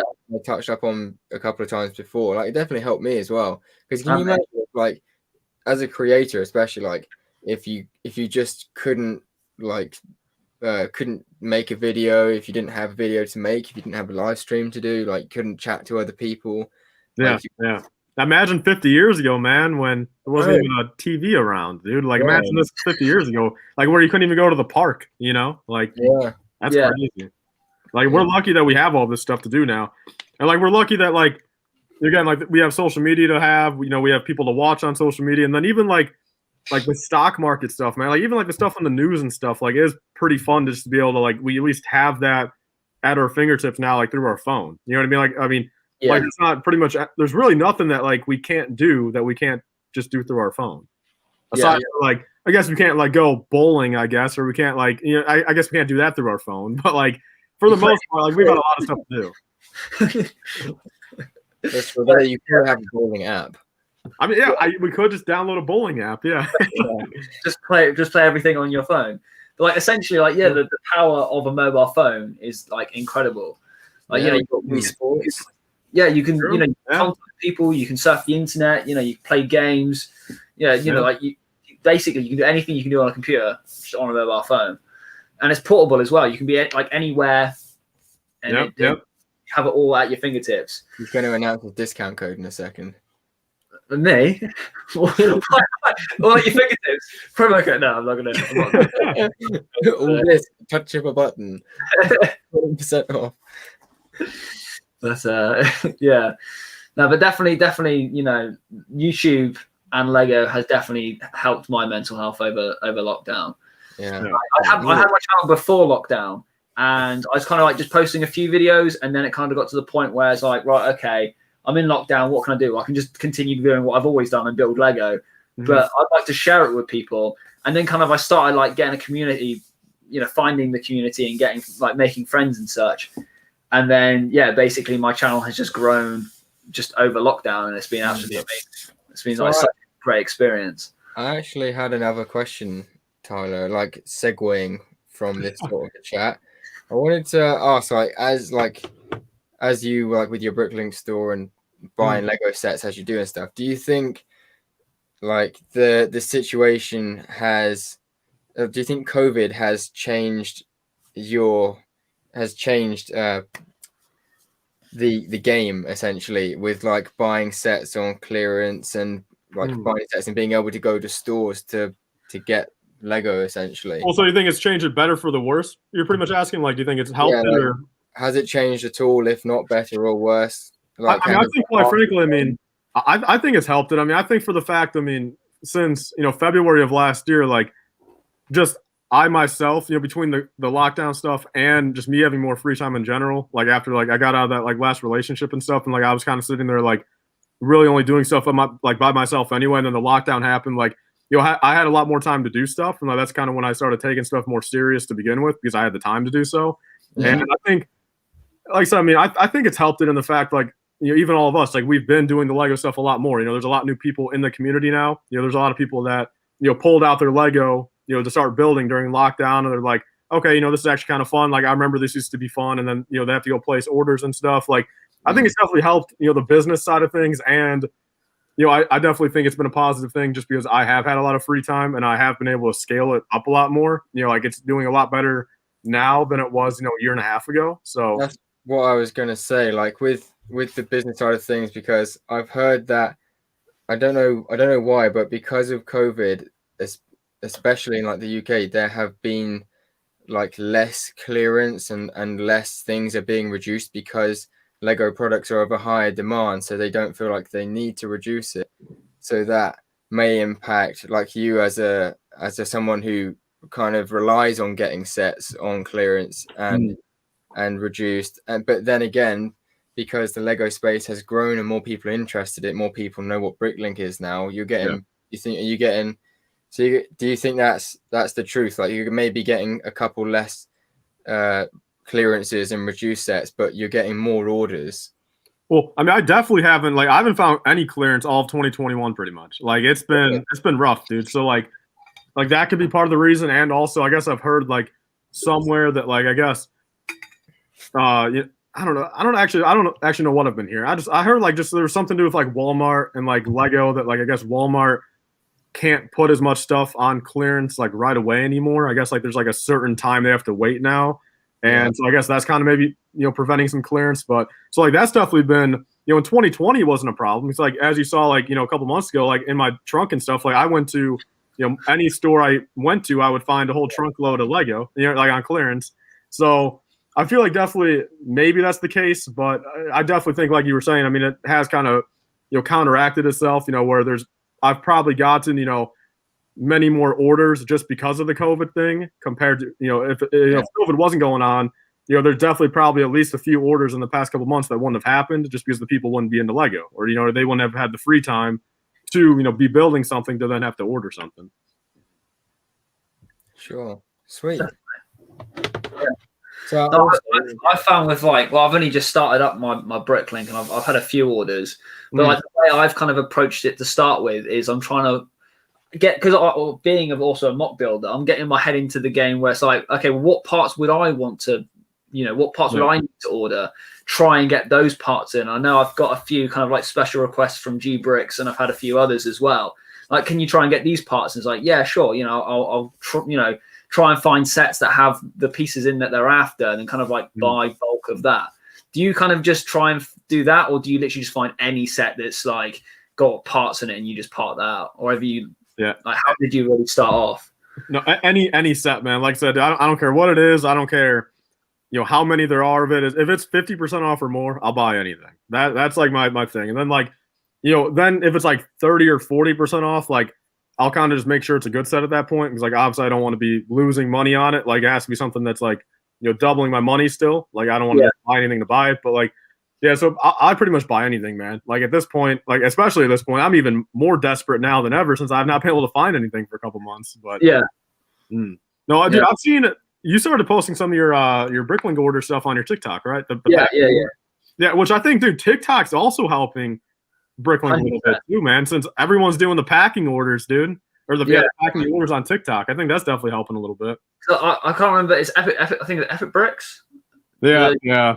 YouTube and stuff, like he started doing them. I thought, well, that's quite a good idea because, you know, people get to see what people are ordering, but then it also gets your name out there as well. You know, if someone comes across your thing, it's like, oh, he does Bricklink. So I'm trying to kind of do that. I've got a couple more orders that I need to get. I'm not going to do it tonight because it'll be way too late by the time we finish this live stream. But I'll do it tomorrow morning. But I'll get a couple of those done. So that'll be like a couple more videos. But like, yeah, my TikTok kind of just blew up when I started posting videos. And I think I'm on like 20.2 thousand followers. And since being kind of like the creator fund, definitely my like viewings has gone down. But I don't know whether I want to like keep going with the creator fund or not. But I'm just like trying to create some different content. Whereas like I did how I clean my used Lego. So I've just bought a couple of like used Lego sets, how I clean that. But I'm just trying to like find content that's a bit different to other people just to try and keep things interesting. But I've definitely found TikTok has helped kind of with the Bricklink. Yeah, I mean, dude, TikTok definitely is like a good thing, I feel, man. I feel like at the end of the day, like, you know, just it's so easy to post stuff on there. And like, truthfully, like at the end of the day, no matter where you're kind of directing people, like, you're like, if you have, you know, a couple thousand followers on TikTok, not all those 1,000 people are going to like subscribe to your channel or place a Bricklink order, but like TikTok's so easy to grow. Well, yeah, I feel like it's so easy to grow where, you know, there's obviously going to be somebody at that point, you know, that is transferable. You know what I mean? So it's like, you know, posting that content that doesn't take that long, you still make sure, you know, make sure it's good at least still, you know, don't just post. Oh, no, yeah. Like, hey, here's a, you know, like a Baby Yoda plaque. Like, that's what I'm saying. Yeah. So, I mean, make sure it's still enjoyable, but I feel like it's such an easy platform to grow on that, like, you know, when you do move those followers over. Like with YouTube, you kind of have to spend hours either building something or hours setting up. You got to record it. You then got to edit it. With TikTok, it's like 15 to 60 seconds. You know, shoot. It maybe takes you like 10 minutes to make the video. Then you just edit it on your phone and then you upload it, or you save it for later for uploading. Yeah, that's why I feel like everyone should start a TikTok, man. I just don't get addicted to watching videos on there. Just get addicted to making videos. It's too late. That's what I've done with out of remorse. I just did not. I know. I noticed that. What's going on, Benjamin, by the way? So it is like I just always find myself eating when we stream it. But, oh man, I've lost it now. You're saying something about TikTok. Yeah. Thank you. So I detested TikTok for ages. Even when I heard my partner, because she got like well into TikTok, right? And even when I heard her say the word TikTok, it like sparked me. I just like cringed hard. But then I literally got to the point where I thought, you know what, it's a way of getting the name out there. So I downloaded TikTok and I had a rule that I would literally just upload videos on it and not watch anything, because I know how it goes with TikTok. Like, I did it like a couple of times. I've let myself off, and like you just sit there and just like that. Yep. You're like 3 hours later, you're looking at something like which is genuinely probably weird. Like if someone else saw your screen, they'd be like, "What are you watching?" No, I agree. And like my rule is to only upload and like barely ever watch. I only watch like 10 people's stuff. I watch both of your stuff, SWs, TBCs, GBricks, and Benjamin B. That's like as far as I can even tell right now. That's the only stuff I watch. So like only you're following people. Like you don't go through like the free page. I think I follow like 20 people as well on TikTok, and I don't even watch like 20 people's stuff. Yeah.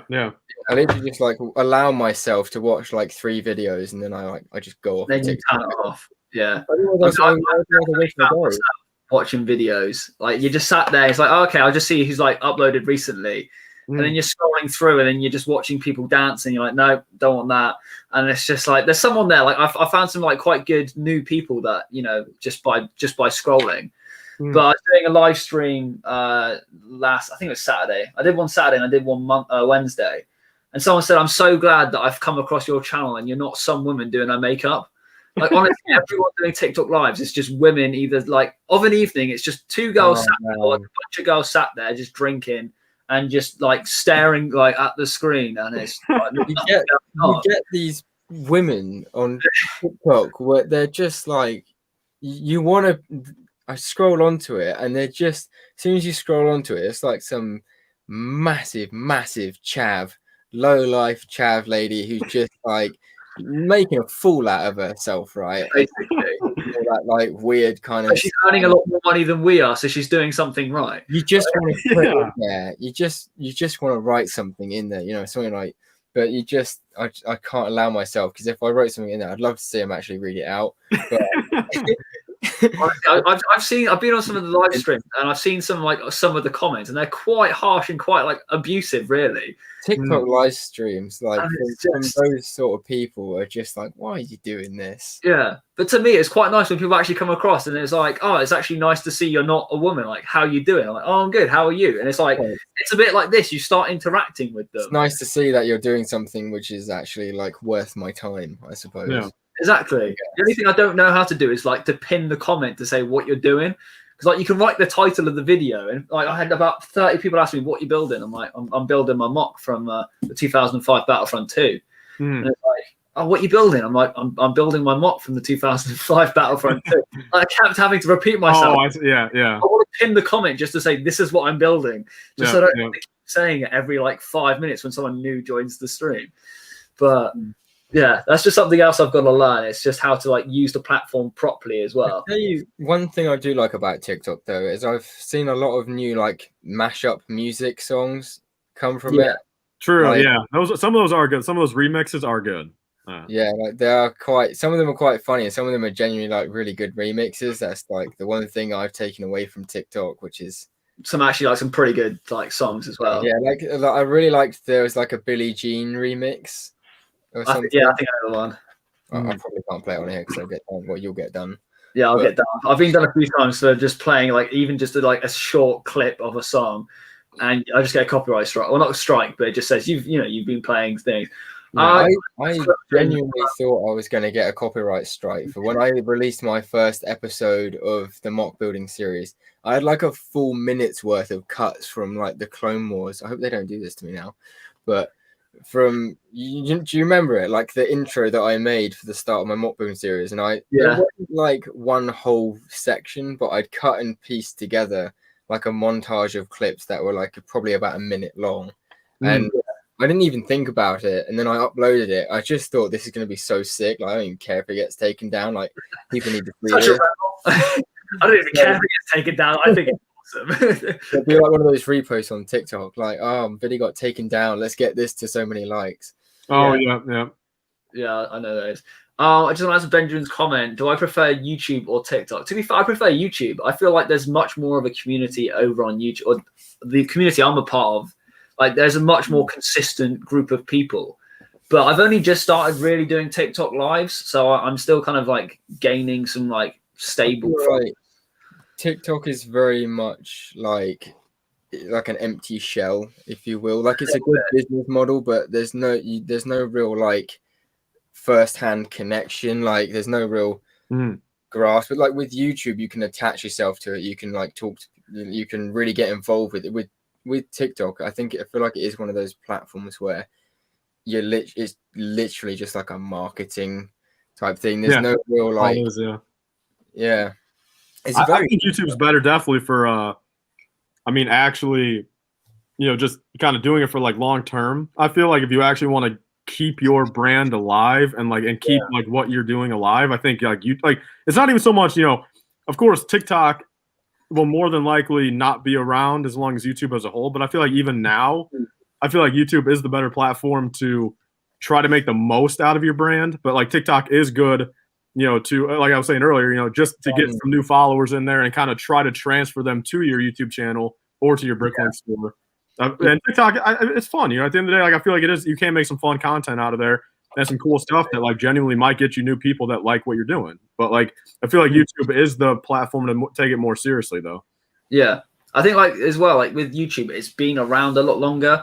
Whereas like TikTok has only just come in like the past year or so, maybe a bit more. I don't actually know. I've only really started using it the last few months. I think it came out it really started popping off in like 2019, I think, like late 2019. Yeah. But definitely throughout like lockdown where people had more time, it just boomed. Like everyone was like, oh yeah, I'm going to be, posting stuff on it. But I think like once we start coming out of lockdown, I think it's going to start dying off because obviously people are going to be out meeting their friends. They're going to be able to do other things. and I'm really feeling like their spare time is no longer really going to be spare. It is going to be, doing other things. It's funny because the thing with TikTok is if you actually like step back and have a look at what TikTok really is, it's basically just either Snapchat sort of, but like you can just put your video out there. Or Instagram stories or YouTube shorts. Like it's literally like a small part of all those other 3 platforms, and they've just gone, here we go, let's just take this small section of this platform and make it a whole platform, which is a great idea. But it's funny because like how they've managed to do that without people really even like noticing. Because YouTube stories was like never a crazy massive thing. Snapchat stories was never like just a normal thing. Yeah, I mean Snapchat stories, I mean that was never really meant for like, I mean that was more so just like personal life stuff. You know what I mean? Like I feel like I've never once like, I mean I've had Snapchat deleted for like 3 months now, dude. I personally like Snapchat is one of those things, dude, where just for my personal life, man, I feel like I just waste more time on Snapchat than it's like worth. You know, I feel like I get like 0 value out of Snapchat too. Like I don't need to see 300. Well, yeah, I don't need to see 300 people going to fucking different countries and like just like enjoying. Like not even so much that I'm jealous, dude. I just feel like I need to sit here and just kind of focus on what I'm doing and like not see what a whole bunch of other people are doing on a daily basis. You know, like I still talk to my friends and stuff like, but like through text message and stuff. You know, like for me, I personally use like Snapchat as my communication with my friends. If I need to get hold of like, my parents or anyone, that's through text or like actual picking up the phone and giving them a ring. No. Like I have Facebook, but I barely ever use it. Like I use Messenger if I need to send like some details across to someone that needs to, stay permanently and not just vanish in like the next 24 hours or whatever. And then other than that, like I have Instagram, which is more. I don't really use my personal account anymore. I mostly just use it for my YouTube. I rarely just go across. I just see what people have done. I'm like, don't care. Back to my YouTube one. SW has a good point there. To be fair, YouTube pretty much stole shorts from TikTok, I think, didn't they? Yeah. But still, it's funny because like now YouTube have incorporated it into like their platform, and now they're just like, well. So actually now YouTube kind of has everything. Yeah, it has both. I was going to say like now YouTube is pretty much just gone, right, thanks for your idea. Just take the whole platform and put it as a small part of ours. But it works though. Like I've gained quite a few new subscribers since putting up some shorts. Work. I know SW has as well. He's gained loads of subscribers by having a few shorts. Yeah, that was crazy. Like it just like just a quick short snappy video, because I just literally I made a TikTok, posted it on YouTube, and like the TikTok got me loads of views, and then I uploaded it onto YouTube, and it just gave me more subscribers. So win-win really with that one. Yeah, that's the way to do it, man. So I post stuff on TikTok first, since it's the easiest to edit it and kind of make it like just work for a short video on TikTok. So I do it on there, and then I have it where it saves to my camera roll after I post it. And not every single one, but like if it is something that's like good and like could actually make a real kind of YouTube short out of it, then it's easier. Then I just upload it to YouTube short, and then I also upload it to Instagram Reels. So that's one video gets me 3 different things as well. Yeah, and I feel like at that point, like that's the thing. I don't do it for every single one, since like if I, just to kind of give like some exclusivity, to my TikTok and stuff. But like I did that one where it was like the collector check one, where like I showed off like my most expensive, my favorite, like that kind of stuff. And that blew up, man. That got like 30,000 views on TikTok, like 45,000 views on YouTube Shorts, and then like 25,000 views on Instagram. So it was like that was a prime example of like, wow, dude, like that actually worked out, uploading into all 3 spots. I just want to check how many views my best video has, because it still shocks me how much it's on. It keeps going up every day. No, TikTok or YouTube? Oh, my TikTok. What is it? 542. I don't know if you saw. I finally broke 1K followers on TikTok. You just did? Awesome, man. Yeah, like 1,100 now. I'm actually kind of annoyed because the video that I've got on TikTok that has done the best has got literally just shy of 40,000 views. But the annoying thing is, it was a video that I really don't care about. Like, oh, I see. Yeah, it wasn't your best work. Like, there's a couple of it. It was literally just me slating a set, essentially. But it wasn't like slating the set. It was slating the fact that like how has like made their sets like what you got back then versus what you get for what you pay for now. Yeah. Basically, what I was saying, it was about that that Geonosis droid cannon with the Rex and Luminara Unduli. Don't know if you know it. Yeah. The cannon set. Yeah. Yeah, that was it. So I think I bought that set from America when I went to America in like 2013 or whatever it was, and I think I paid like $30 or something like that for it, or like $35, which worked out to be like 20 quid or something. And that was that was adjusted for inflation in like back then as well. That wasn't like today's inflation. So like £25 set for like Captain Rex, Luminara Unduli, a droid cannon, super battle droid, 2 droids, and a speeder, right? And that was like a limited edition style set as well. Like now, See, I've got a video coming out actually, kind of going. I'm doing like a top 10. Let's read off the exact. It's top 10 Lego Star Wars sets under $25 ever made with the best value. So like, I mean, I can actually go over a few right now. I guess. Like, I mean, if we're, let's see. I mean, like something like the, like I don't actually. I mean, hold on, can I screen share my thing? I'm pretty sure I can, right? It's quite fun. Yeah, I'm pretty sure you can. Should be able to. But yeah, let's see. Yeah, you couldn't make it. Share screen.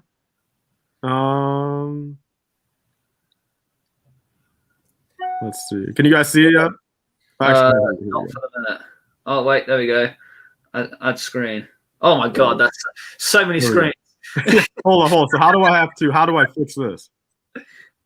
Actually, can I just go? What do I have to do here? Dang it, man, I forgot. I feel like I'm looking into the matrix. What you're trying to show us, I guess. Well, let's see. So does this? Can you guys see that? Can you guys see this thing I just pulled up? Is it like super small though? Hang on, if I put this, this is everything, and it's just going to be picture in picture in picture, but we'll have to work with it. Well, here we go. Yeah, I mean, so like, well, look at this, man. Like a whole TIE interceptor for $20 back in 2006. Like, is that not just a crazy deal? Yeah. And then there's also like this one, man, a whole AAT for $20. To be fair, that's really good prices. Well, yeah, dude, and then like this, $20 for the you get the Starfighter, the cannon, and the cannon alone with Commander Gree was £20. Yeah. And how was it? £30 for the fighter? What you got with Kiadi Mundi and Commander Cody? Yeah, $30 for that one. Yeah, that's like £50 for both of it, and it's like $20 back then. Well, here's even like this one. I guess like I've got some more, but I guess I'll show maybe like 1 or 2 more. But like, see, like, dude, like the General Grievous Chase, $20. You get the wheel bike, the Boga, and 2 figures. Yeah, like that's just insane, man. Right, I'll go back to. I don't know how to pronounce his name, like Zul Smolders, I think it is. Yeah. Like LBS struggles with modern day technology. No, dude, I don't know anything about technology, man. Be like, fair, man, I'm like in the same boat as you. I have zero. I find iMovie hard, and that has meant to be like the easiest editing software. It pretty is. Like it's a fairly easy one to get your head around. Like, I am so bad at thumbnails, right? Because I just don't know how to. I don't know how to do it. Do you know what I mean? Like all I know how to do is the background remover, and that is literally because there's a button that says background remover. Right? And then I just know how to like put text on top of a picture and blur a picture. That's literally it. So, what do you guys use? Photoshop? I use Canva. I've never heard of that. No, I personally use PicMonkey for my thumbnails, dude. And like it's worked out, I think, wonders, man. I think my thumbnails are halfway decent. Because I use Canva at the minute, and it's all right. But yeah, I use Canva. I found it online. It's online, or you can get an app for it on your phone or your iPad or whatever. But you can basically like drag and drop whatever you want, move it all around. You can animate videos, you can do intros and stuff.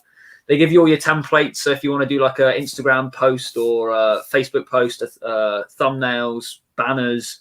That is the thing that I like with Canva.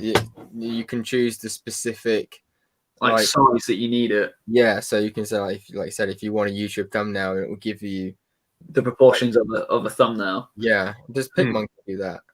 Yeah, you can actually make it. Yeah, the 1920 or I think it's 1280 by 720. I think pixels. Yeah. Yeah, so you can actually I just click thumbnail. It's literally it's basically for dummies. You just click on camera's good, but like there's like I feel like when in like the Lego YouTube space with thumbnails, there's a certain text, like there's a certain font that a lot of people use for like the big like thumbnail writing, and Canva doesn't have that thumbnail font.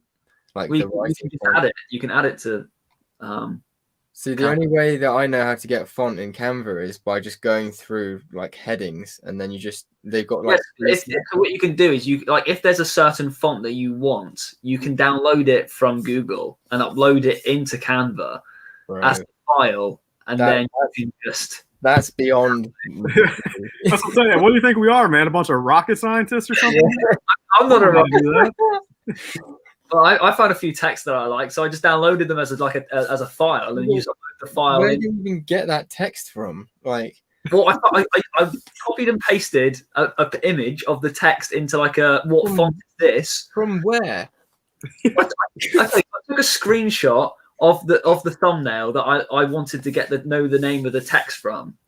Right. I uploaded the screenshot into like a website which is like, what text is this? And then it tells you what text it is, and you go the name of the text, like file download, and it'll literally just give you the download. I'm being honest with you. Like it's literally. I didn't even know that someone had invented technology where you could like put a thumbnail in there. In Google, you can search an image. So like if you have an image of like some AirPods, you can find every relatable image of an AirPod. But how do you upload that image that you have to Google to find the other? You can literally they're like on the website. You can do it. Anyway, we won't go too much into that. That's not really Lego related. But no, I agree though.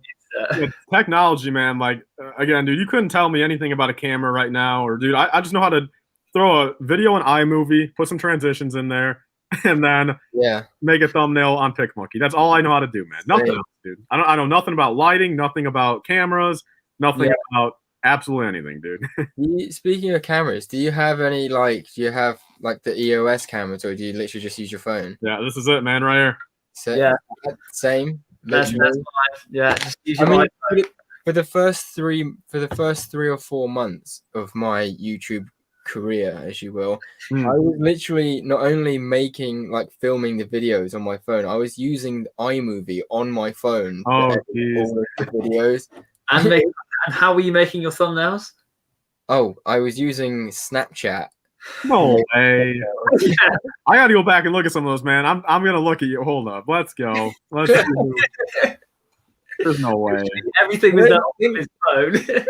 I was doing that thing where you like cut and edit a picture in Snapchat, and then you go on like camera roll, and then you can like draw around it and stuff like that.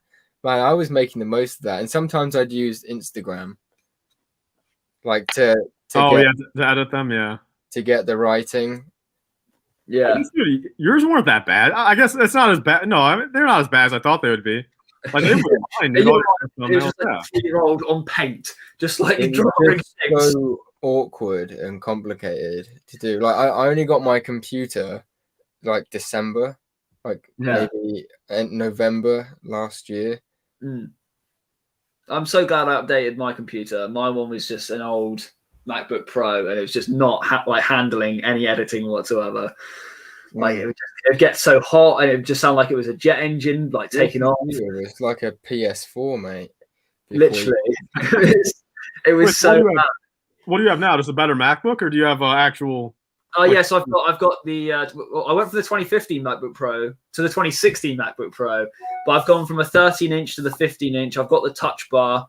I've got 16 gig of RAM, and the 50 or 512 gig internal storage. So I've doubled everything from what I had previously.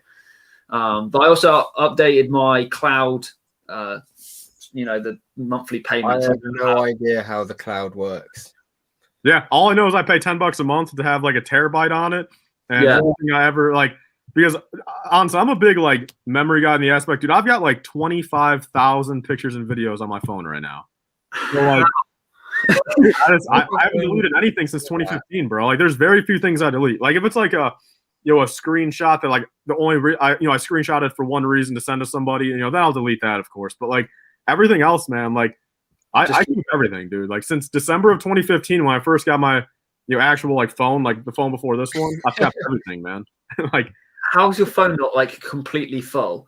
Well, because no, that's the thing. So the reason why I upgraded to this phone was to get 256 gigabytes, so I could actually have everything. Because beforehand, I had a 64 gigabyte one.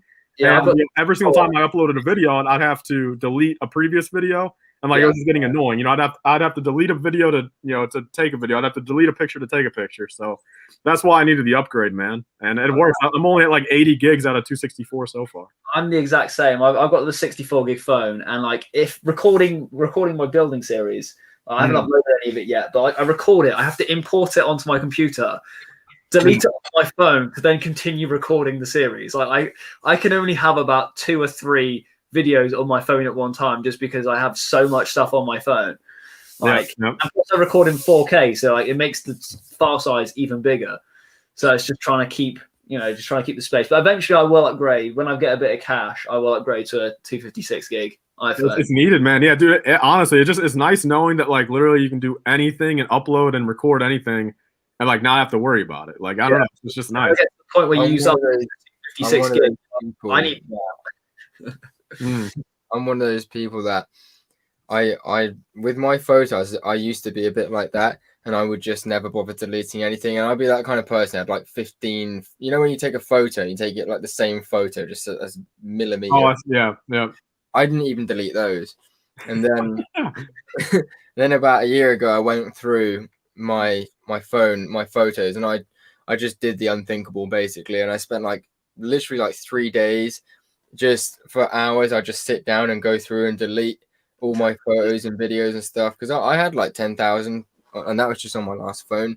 And I just got to a point where I didn't want to have like mess basically and stuff, like especially on my phone, because it became like my central resource essentially. Like I needed it to be clean, if you get me. So yeah, now I literally have just the essential. I'm very big on memories and stuff, so I still got photos from like 7 years ago, like 8 years ago on my ski trips and stuff, but I just don't have duplicates or pictures of like the same mountain, yeah, you kind of keep just one, just like the best one of the bunch for the memory. Yeah, exactly. And like with videos and stuff, where like I used to go to festivals, I'd have like tons of videos where I was just recording the whole song. It's like, it's great, but I'm never gonna watch that back. And at the same time, it's like yeah, you know what I mean? So one of those. So it's the point is having it. Yeah.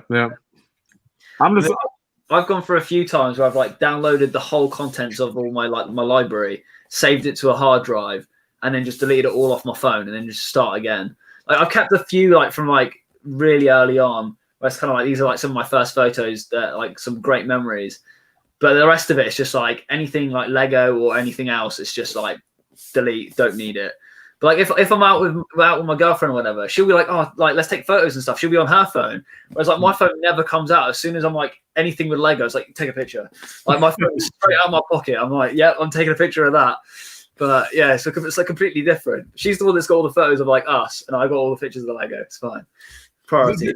That was the opposite for me, man. Like I was always the one like, yo, let's pull out a picture and take a picture of this. Like I'm just like a big like memory guy, I guess. You know what I mean? At the end of the day, it's like I just feel like why not just like remember that like with a picture. A picture is like such like a little thing to do. You know what I mean? Like it's just like it makes you remember the time. Like if you ever really needed a picture or something, or like for reference, or you want to send it to somebody 10 years down the line.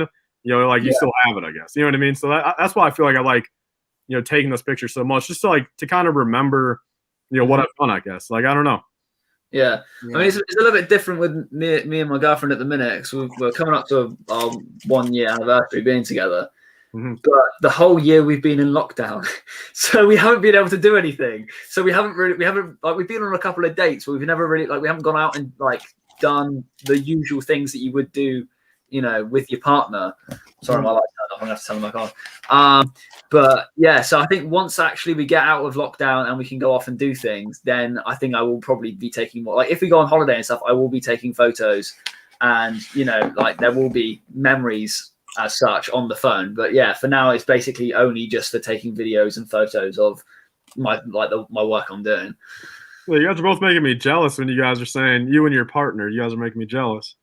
Sorry, I'm not trying to rub it in. I'm not trying to rub it in. I'm coming up on 1 year single here pretty soon in like a week and a half. Well, I mean, I was single for about 2.5 years, and then I met my partner literally like a month. I matched with her on Tinder. She then went away across to Florida to Disney World. So she was away for 2 weeks. She came back. We met up for 2 weeks, and then we were in lockdown, so I couldn't see her for like 6 months. So it was like we were just like on FaceTime all the time, and that was quite hard. And then like kind of as it lifted, we were able to like meet up and go for walks and things. But yeah, even though we're together, I haven't really spent a lot of time with her, so it's a little bit it's a little bit strange. But and she likes Lego, right? Too. I could have swore I saw her in one of your. She didn't like Lego before coming into the video, so that's lucky right there. That is a lucky. You are lucky. My missus does not enjoy Lego. Really, not at all. Like, okay, but does she support what you do though? 100%. Yeah. Like she doesn't hate on me or anything. Both you guys are lucky, man. God dang it. Like she's fine with me doing it. She's happy. Like I've taken up most of the second bedroom, which is, I mean, it's my house, but like, I'll pay for it. Like, when you're with the partner, you have to consider and stuff. Like she's been good about. Like at the minute, I've got the dining room table up here to build this mock on. But at the same time, like she just does not want any part of like bothering to do Lego, if you know what I mean. Like she'll buy me Lego and stuff sometimes. Yeah, like, she did really well for Christmas, but I've tried. I was gonna get her the Lucky Cat, like the little Brickhead's Lucky Cat. Oh, yep. Christmas, and I'd ended up just not bothering getting it for her because I actually asked her like, if I got you this, would you build it? she was basically like, no. She's like, no, I'll just hold on to it and resell it. Thanks for the but then, ironically, she bought it for me for Christmas. I'm like, well, this is great, but at the same time, yeah, I mean, dude, at least yours like actually supports you and stuff like that, bro. I mean, that's like the bare minimum of like, dude, at least that's still good. At least, you know what I mean? Like that, like you don't feel restricted with what you're doing. At least, No, it's true. No, definitely. Like for Christmas, I got my missus the frozen Brickheads. So I got her Anna, Elsa, and Olaf. Yeah. So I bought them on Bricklink sealed because I was just like, I can't get her a used one. It has to be, it has to be used one. over the odds to try and get them. I think I paid about £50 for the 2 sets, which is still like around like reasonable price. The seller had both of them, so I thought I'd rather get it from one seller, pay one lot of shipping, rather than having to buy it from separate people and then them come late or whatever. But yeah, so I managed to get her that for Christmas, and she enjoyed doing that. And then I bought the baby Yoda, and then we sat and did a live stream together. And like I could kind of see her concentration and her enthusiasm just like drain as the stream went on. Whereas I'm like, yeah, let's keep going. And she's like, I'm gonna get some food. I'm like, okay, cool. I don't understand how some people find it so hard to build a simple Lego set. Like, yeah, especially with the instructions. Like, what is it? Some people, they sit down and like my partner, there was that one time recently that Lego had the Friends poly bag where it's like a little girl with a bike and like a little park bench or something. Right. Possibly, yeah. I gave that to my partner. I said, Rach, just try and build this, right? This like 40 pieces, right? Yeah. A 3-year-old could build this, right? And she sat down and she, with the instructions, built something that did not look like a park bench. Right? And I'm just there like this, like you said, this has like 40 pieces. It's got like 5 pages, and how can you not build that? Yeah, to be fair, I mean the Christmas anyone like the elf with the reindeer brickheads.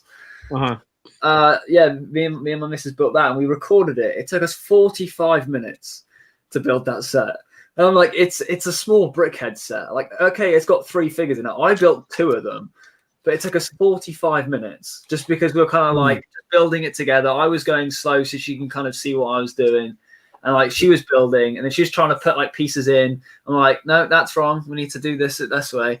But yeah, we managed to get 45 minutes worth of recording. And then I said, I've got to edit this down to a video. And she was like, I'll edit it. And she edited the whole thing. I was like, actually, she's a key. Like, I edited it. All I had to do was upload it and take the credit. It was beautiful. What you got to do is get her part of the video, which is probably like 35 minutes, and then just like cut it in iMovie, and then do the thing where you can like speed it up and just like change it, like 100%.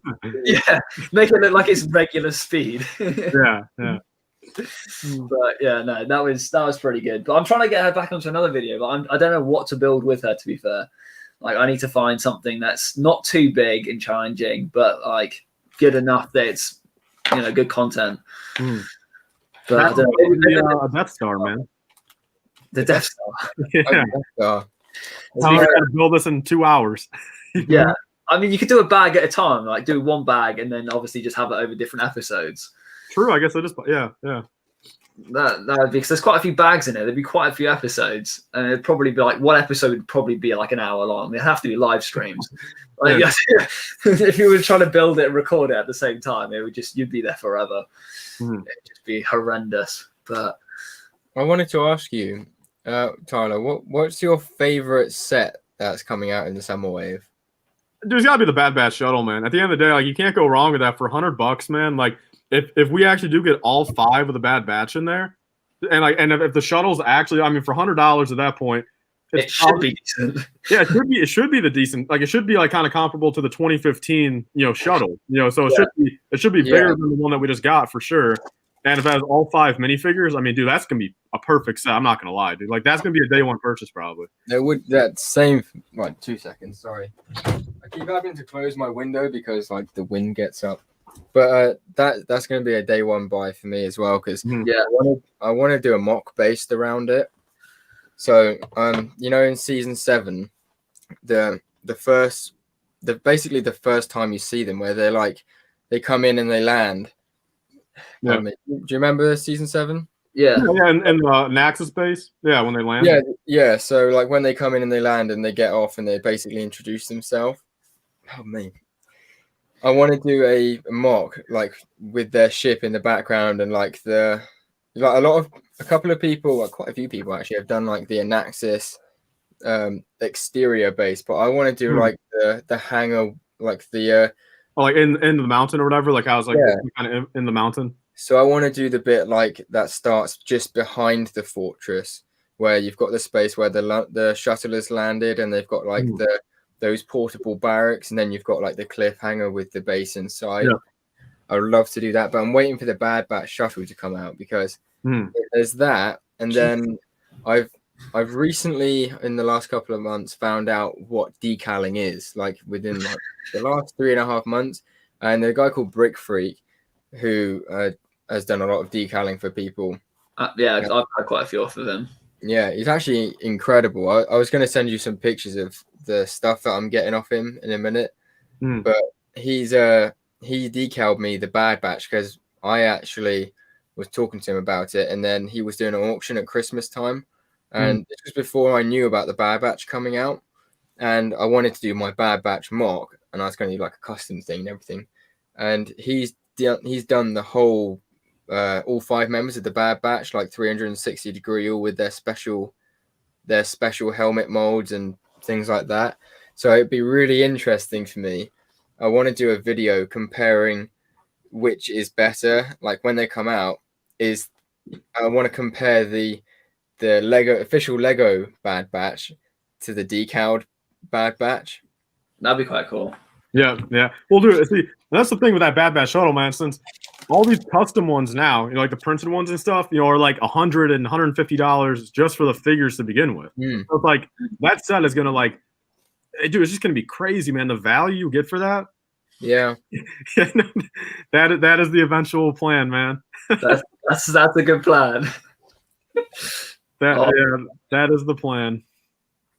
I mean, literally the fact you could just do that and then just go and buy a new one. Yeah, dude. I would like live stream it too, man. I just crashed. Like, I don't want to hurt anybody, obviously, but like I would purposely probably build a ramp it up, crash into her bedroom window, and then just go buy a new one.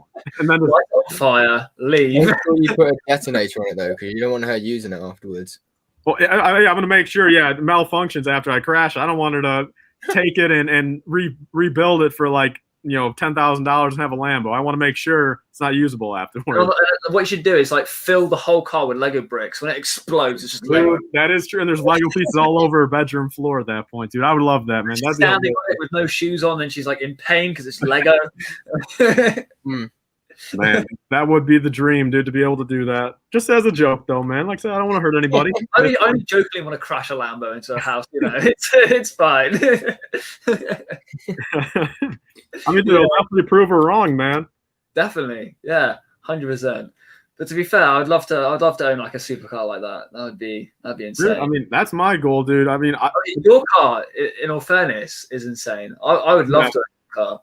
I like it, dude. Like I said, it's a nice car, man. Like I said, I don't regret buying it at all, dude. For like a first time, I mean, it wasn't my first car, but like for like my first time, like buying a cool car, kind of like, again, there's nothing wrong with it. And like I said, it didn't cost me all that much, like, to begin with, and that's kind of why I went with it, a year ago when I bought it, just because it was not the most expensive out there, and like, I kind of wanted to work my way up into getting a better car eventually. So like my dream is obviously get like a McLaren, bro, like a McLaren 570S. That's my dream. Yeah. That would be initially, dude. Looking at one of those.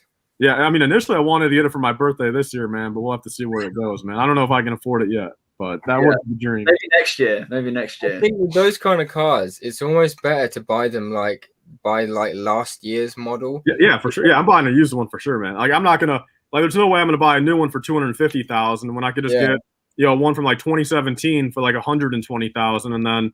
Like, I mean, obviously the people that had those cars obviously kept up with them. Like, they're like, and they don't use them that much. Like most people. Yeah, low mileage. Yeah. Exactly. Yeah, my car's currently sitting on 100. I think it's 106,000 miles, and it's like slowly creeping up. And I'm just like, I need to get rid of it. I need to get a new one. Like when I had not my last car, the car before that, I bought it at 80,000, and I got it to 100,000. And I was like, I need to sell the car before it hit 100,000, and it hit it. I'm like. Then I wrote the car off, so I didn't have to worry about. I decided to crash it. Why not? Yeah, no, my car before the Mustang, man, has 175,000 miles, man. Wow. Yeah. And I still crash that one. Huh? Did you crash that one? No, dude, I'm keeping it, man. Like, so that's another thing, man. Like, that's why even like when I upgrade after the Mustang, bro, like I still want to keep the Mustang just for like memories, man. Like I attach too much to stuff, man. Like, you know what I mean? Like I would love to be able to just keep every car I ever had like forever. That would be really cool. Yeah, I would love that, but I think if I upgrade my car, I would have to sell my car to do it because I just won't have enough money to be able to like just outright buy the next car I want. Yeah, I mean that's probably gonna be me too, man. Yeah, I mean especially if I'm looking to upgrade to like a supercar, dude. I mean, I'm not gonna like my dream garage, man, is a McLaren 570S, a Tesla Model X, and then a Polaris Slingshot. Do you guys know what those are? Those Slingshot things? Do they even have those in the UK? Yeah. That's cool. I've never seen one. Really? The Model S though, are you getting it with ludicrous? Track day cars, aren't they? The Slingshot? They're like 3-wheeled. Yeah, they're not track cars though, man. No, they're not like. A lot of people use them as like mess around track day cars. Not like I'm not talking like Formula One. I mean like I don't know if you've seen what are they called? Oh yeah, I've seen those. Yeah, like the Aero Atom or something. You've seen? Yeah. That? Yeah. Cars like that. They're not. Well, yeah. I mean, you could use it. Yeah, but I mean, they're not the fastest. Yeah, I mean, they're not. Oh, no. They're just like fun. Mess around track, but they are also those kind of cars. I think Big Shaq owns a Slingshot. Does he? Yeah. So you guys can drive around over there. You can't fit any Lego in it. Like you can fit in the passenger seat, but they have little cubby things behind the seats, man. There's like a little there's storage behind both those seats. Well, if you fit one set, yeah, I'm trying to find it's like slot it in. I don't know if you Tyler, I don't know if you've ever watched like Los Santos Customs, I think it is. The video games? No, the TV show. It's on Netflix and stuff. Oh no, I've not watched that yet. No. Man, if you're into cars, you gotta watch that. Honestly, they do like they've been doing custom cars for like big celebrities and stuff. for years now, and the cars they create are just insane. And they've made like 3 slingshots. Really? Like I said, yeah, like they built one for Big Shaq, and they literally had to like lengthen the whole car. Like they cut it in half and added. Oh, really? They made that on that TV show? I saw that, man. Yeah, he made like a isn't it like a 6-seater too, or like a 4-seater? Yeah, they made big cars like that for him. They made like they got like a G-Wagon as well, and they like oversized it somehow. But nice. Yeah, see, I don't know if you guys saw that too, but see that's insane, yeah. The little Mustang with the big Mustang. That's quite cool. That's cool. Yeah, I love your car as it is now. Like that's so do I. Yeah, I'm a fan of mine too, man. Believe I think it's the best looking Mustang, dude. It might just be a little biased, but I love the color stripes. Like I think it just works perfectly. Mm-hmm. Like there's some colors that suit some cars, but yeah, that color for that car it suits it. Like it's right up the street. My dream car is like cross matte and gloss black Porsche 911 Turbo GT with the wing. A Porsche 911. Yeah, dude. It seems like that's a lot of people's dream car. Like it really, truthfully does, man. Like dream supercar, like a Porsche 911. Like what made that your dream car? Do you think? My dad literally used to own one, and it was the most fun, cool looking car that I've like ridden in, because the reason why I love them as well, because they're like, it's a realistic dream car as well. Yeah. Like for price wise, like it's something that like the working man could actually aspire to get if he saved up. Yeah, if you save up for a down payment and stuff, yeah, and then you can just pay $1,000 a month. Yeah. If you got like a used one, like I said, like my dad got his Porsche for like 60 grand. I think. So I think that's not actually that much more than a new Ford Mustang. Yeah, no, dude, that's the thing, man. Like I understand there's like practicality behind it, but like, dude, like my Mustang, and even like other Mustangs, bro, like you can get a Mustang for like 30,000, and like at that point, like that's the same cost as like a Ford Fusion or like a Ford Focus and like that type of stuff. Where it's like, why not just get the Mustang? You know what I mean? Like that. Like if you're gonna buy a new car, like brand new, and like actually fork out the exact same money for it, like why? If you're looking at a Focus or a Mustang on the lot, why not get the Mustang? Like for the same money. Like that's my like. So like even then, dude, there's some like new pickup trucks and stuff, dude. They're like $100,000 for a pickup truck. It's like, why not just get a Corvette or something with that? Like, I don't know. Yeah. That's crazy, dude. I never really realized exactly how expensive some actual cars are, man. Like there's new SUVs even that are $50,000-$60,000. Yeah, pricey. What do you get in terms of like your range for your car, like miles to the gallon?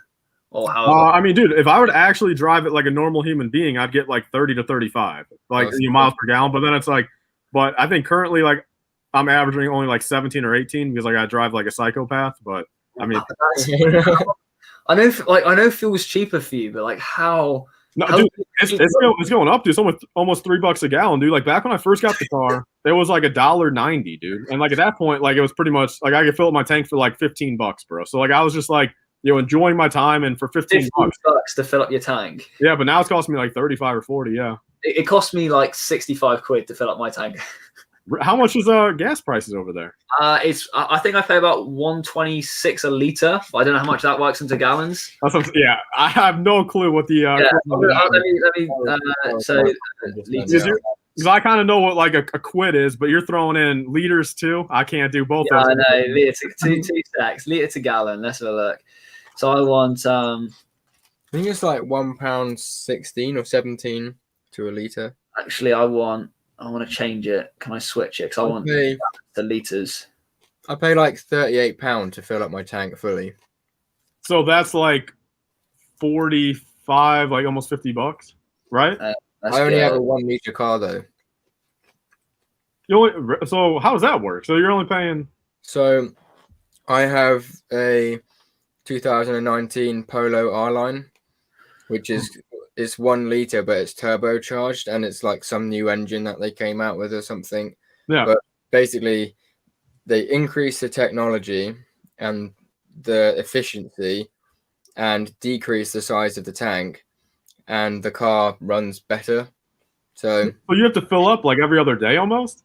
No, because like I said, where the car is so efficient and the engine is so efficient and the technology is so well tuned, it runs better than if it had like a 1.4 liter. Oh, okay. All right, now I get what you're saying. Yeah, okay, now I get what you're saying. Yeah. I wasn't for a second there. I wasn't understanding exactly like how that was doing it better, but no, okay, now I get it. Yeah, it's because it's like I don't know if you ever watched Top Gear and stuff like that. Yeah, I used to watch that. Yeah. Yeah, like a lot of the times, like they would say, the majority of the efficiency in the car is in the fine tuning of the electronics of it, essentially, and and the engine, basically. Yeah. Because you can have a car with a bigger tank and stuff, but it doesn't necessarily mean it will run as well. Yeah, no, not necessarily. Yeah.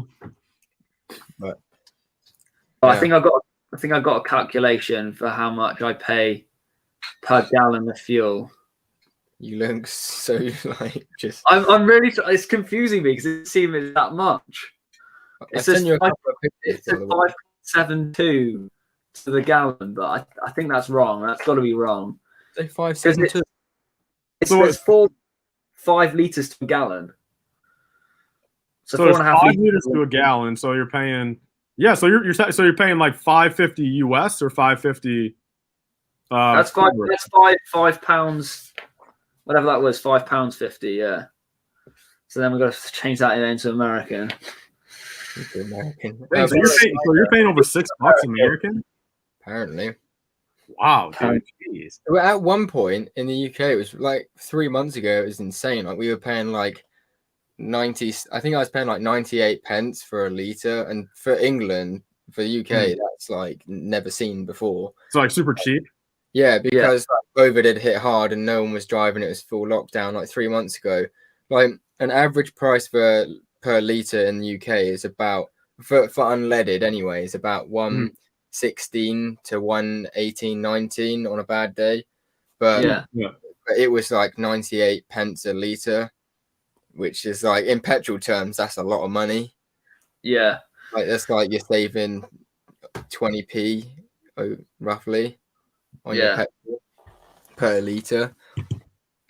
Yeah, so I think at the minute it's $7.66 for a gallon. No way, dude! Almost $8 a quart. Yeah, for a gallon of fuel, dude.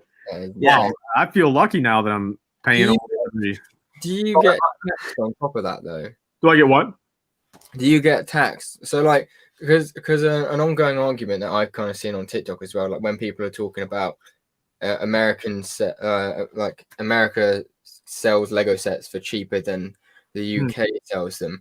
One of the ongoing arguments is that we have like tax included in our price, so like when we buy it. But say like when you buy a Lego set, do you have to add tax on top of that? Yeah. So like a $30 Lego set, like at that point, like most places around me are only like 7 to 8% tax. But like say just like 10% tax just for like an easy number to work with, on a $30 set, you're paying $3 in tax then. So, 501st Battle Pack is actually like $33, for me. Right. Okay. So to be fair, it still ends up being cheaper. Price. It still actually ends up being cheaper though, because I think the lowest tax bracket in the UK is 20%, and then it's like nothing. I think if you earn over £12,000 or something in a year, then you pay 20% tax. What income? Yeah, on income tax. If you earn I think it's 5.5, and then anything more, then you're 20%, and then it's so it's anything over 12,500 you pay 20% on in the UK, and then at a certain point it goes up to 40%, I think.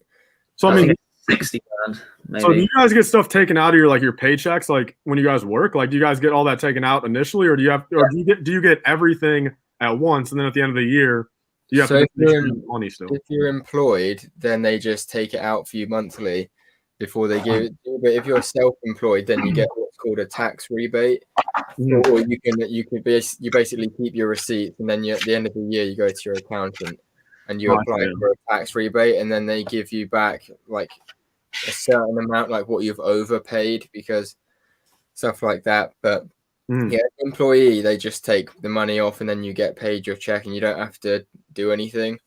So I have a pay slip here from my first month's pay. So I got paid my money. I then have to pay tax, national insurance, and into my pension. All these three things come out before I even like get the money into my account. Yeah. So I get all of that, and then then whatever's left over, that's what I get to keep. And then anything I buy, is 20% tax on top of that. So you get taxed for what you earn, and then you have to pay tax for anything you buy at 20%. I was going to say, this is what's crazy, right? So they say it's 20% tax, but actually the whole system is a lie. You're actually paying 40% tax because you're getting taxed 20% on what you earn, and then they're taxing you 20% on what you buy. Pretty much. That's great. Oh my God, you guys are paying. So you guys are paying a lot more for stuff, right? Yeah, it's kind of crazy. I only figured it out like a year and a half ago, but the UK system, mate, is and tax is going to go up again soon as well because of the whole obviously pandemic and the economy just doing shit. Even at the lowest, even people who don't earn enough to pay 20% tax each year are still getting taxed 20% on what they buy because it's the UK and you get taxed on what you buy. Yeah. That's crazy to think, man. That's crazy how other countries work like that. Yeah, when I lost my job and I was claiming benefits basically, I was earning my money, and then anything I would buy, obviously you have to pay your 20% tax. So, I'm getting money from the government, and I'm just giving it straight back to the government. It's just like one loop. It just comes into my pocket and then goes straight back into their pocket to come back into my pocket again. Like it was just. By the way, Tyler, I sent you a couple of pictures of those figs on Insta. Yeah, awesome. Yeah, dude, those look good, man. Honestly, I decaled them perfectly. I paid £93 for all 5. It's not bad, dude. Yeah, those look good, dude, for decals. Yeah, especially. And they're like I said, they're 360, and they're shadow prints as well. So you expect to pay more for those, but. And even I don't know if you see it in there, but the Echo even has got like the special droid arm. Oh yeah, dude. Dude, those are actually pretty badass, man. Wow. So it'd be really cool to see like what Lego comes out with. Yeah, dude. Yeah. There is a slight rumor, man. I don't know where it came from, but like, I don't think it makes much sense either. But like that, all the Bad Batch might not come with their helmets. Like Wrecker might not come with his helmet. Echo might not come with his helmet.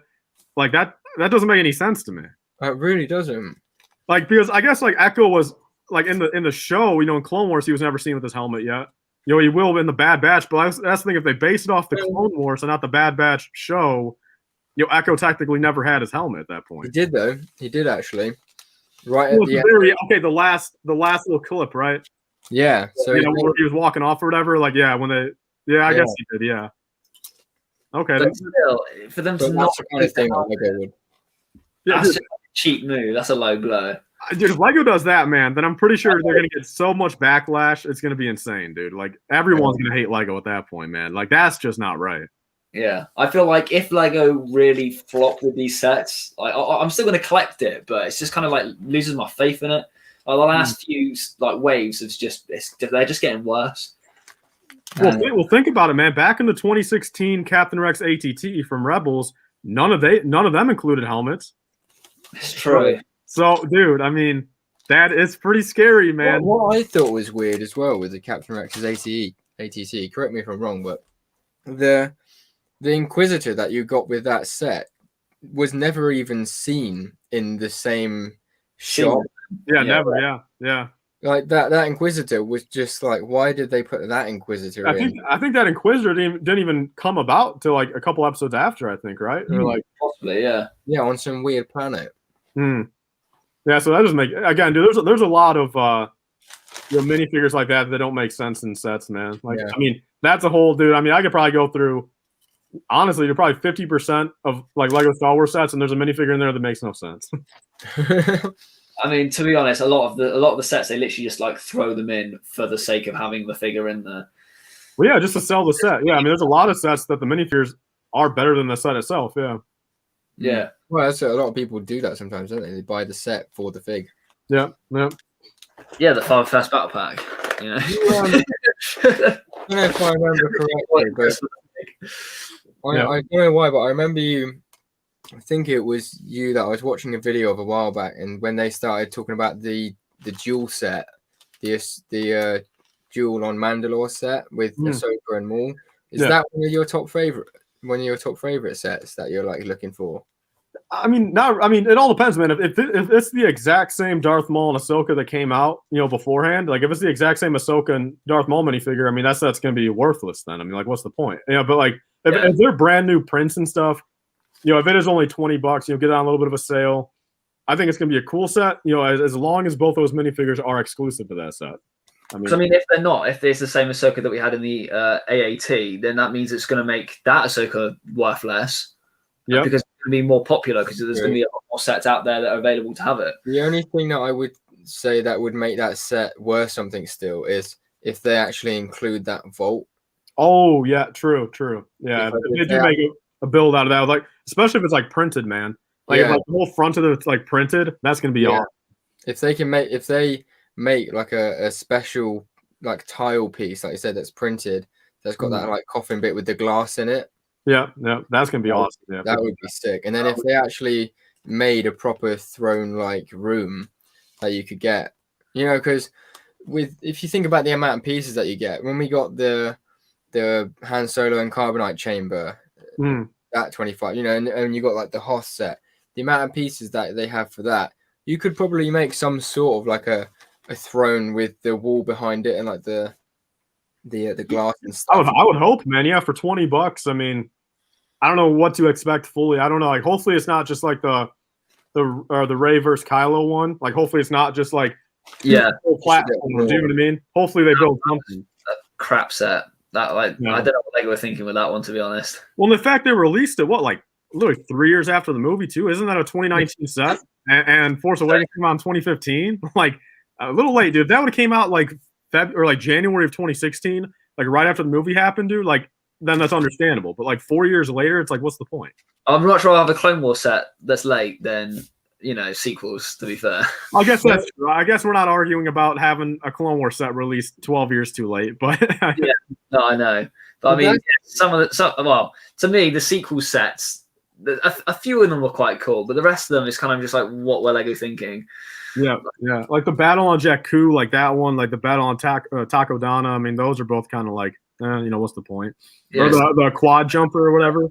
Like that was kind of like, I don't know. Yeah, like, you didn't even see the quad jumper. Like it wasn't even a. I think it was in there. It was like in there for like 5 seconds, right? It was the one that got blown up, right? Yeah, they were right to it. They were saying, "Not that piece of junk being the Millennium Falcon." Yeah, the blow up's like, "Oh, we're gonna have to take the piece of junk," and it's actually like the fastest ship in the galaxy, kind of thing. Yeah, I thought that the quad jumper was from the film where. Where they have the dagger that has like the Sith inscriptions on it? The last one. Yeah, I thought the quad jumper was that ship. Well, the quad jumper came out like 2 years before that movie even came out. So like that's not what they base it around, Same ship though, isn't it? Similar. I don't know. I don't think so. No. I'm just being a dummy then. Yeah, as always. No, I was just trying to think what that ship looked like, but I don't think it looked like the quad jumper. It might have been similar, but I don't think it was like it.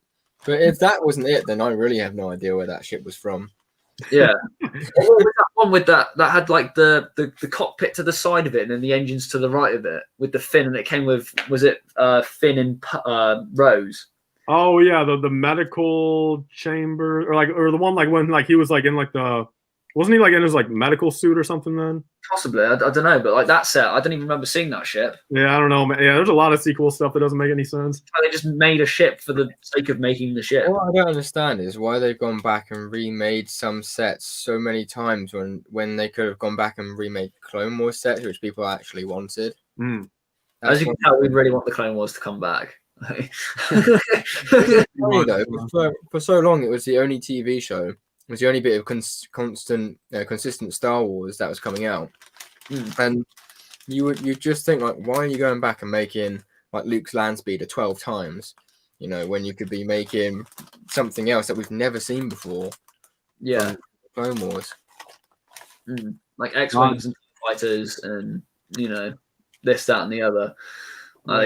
They keep remaking it when, there could be some cooler remakes. Hopefully, they could have made like a wolf wolf pack battle pack. That would be sick. Yeah, see, I think this one, I think like this is an exception. Like this is pretty cool for a sequel set. Like the first Order TIE Fighter, that's pretty cool. Like it's still a TIE Fighter at the end of the day, so like maybe they didn't have to do it, but like I feel like that TIE Fighter is one of the only, and like the First Order transporter. That's cool too.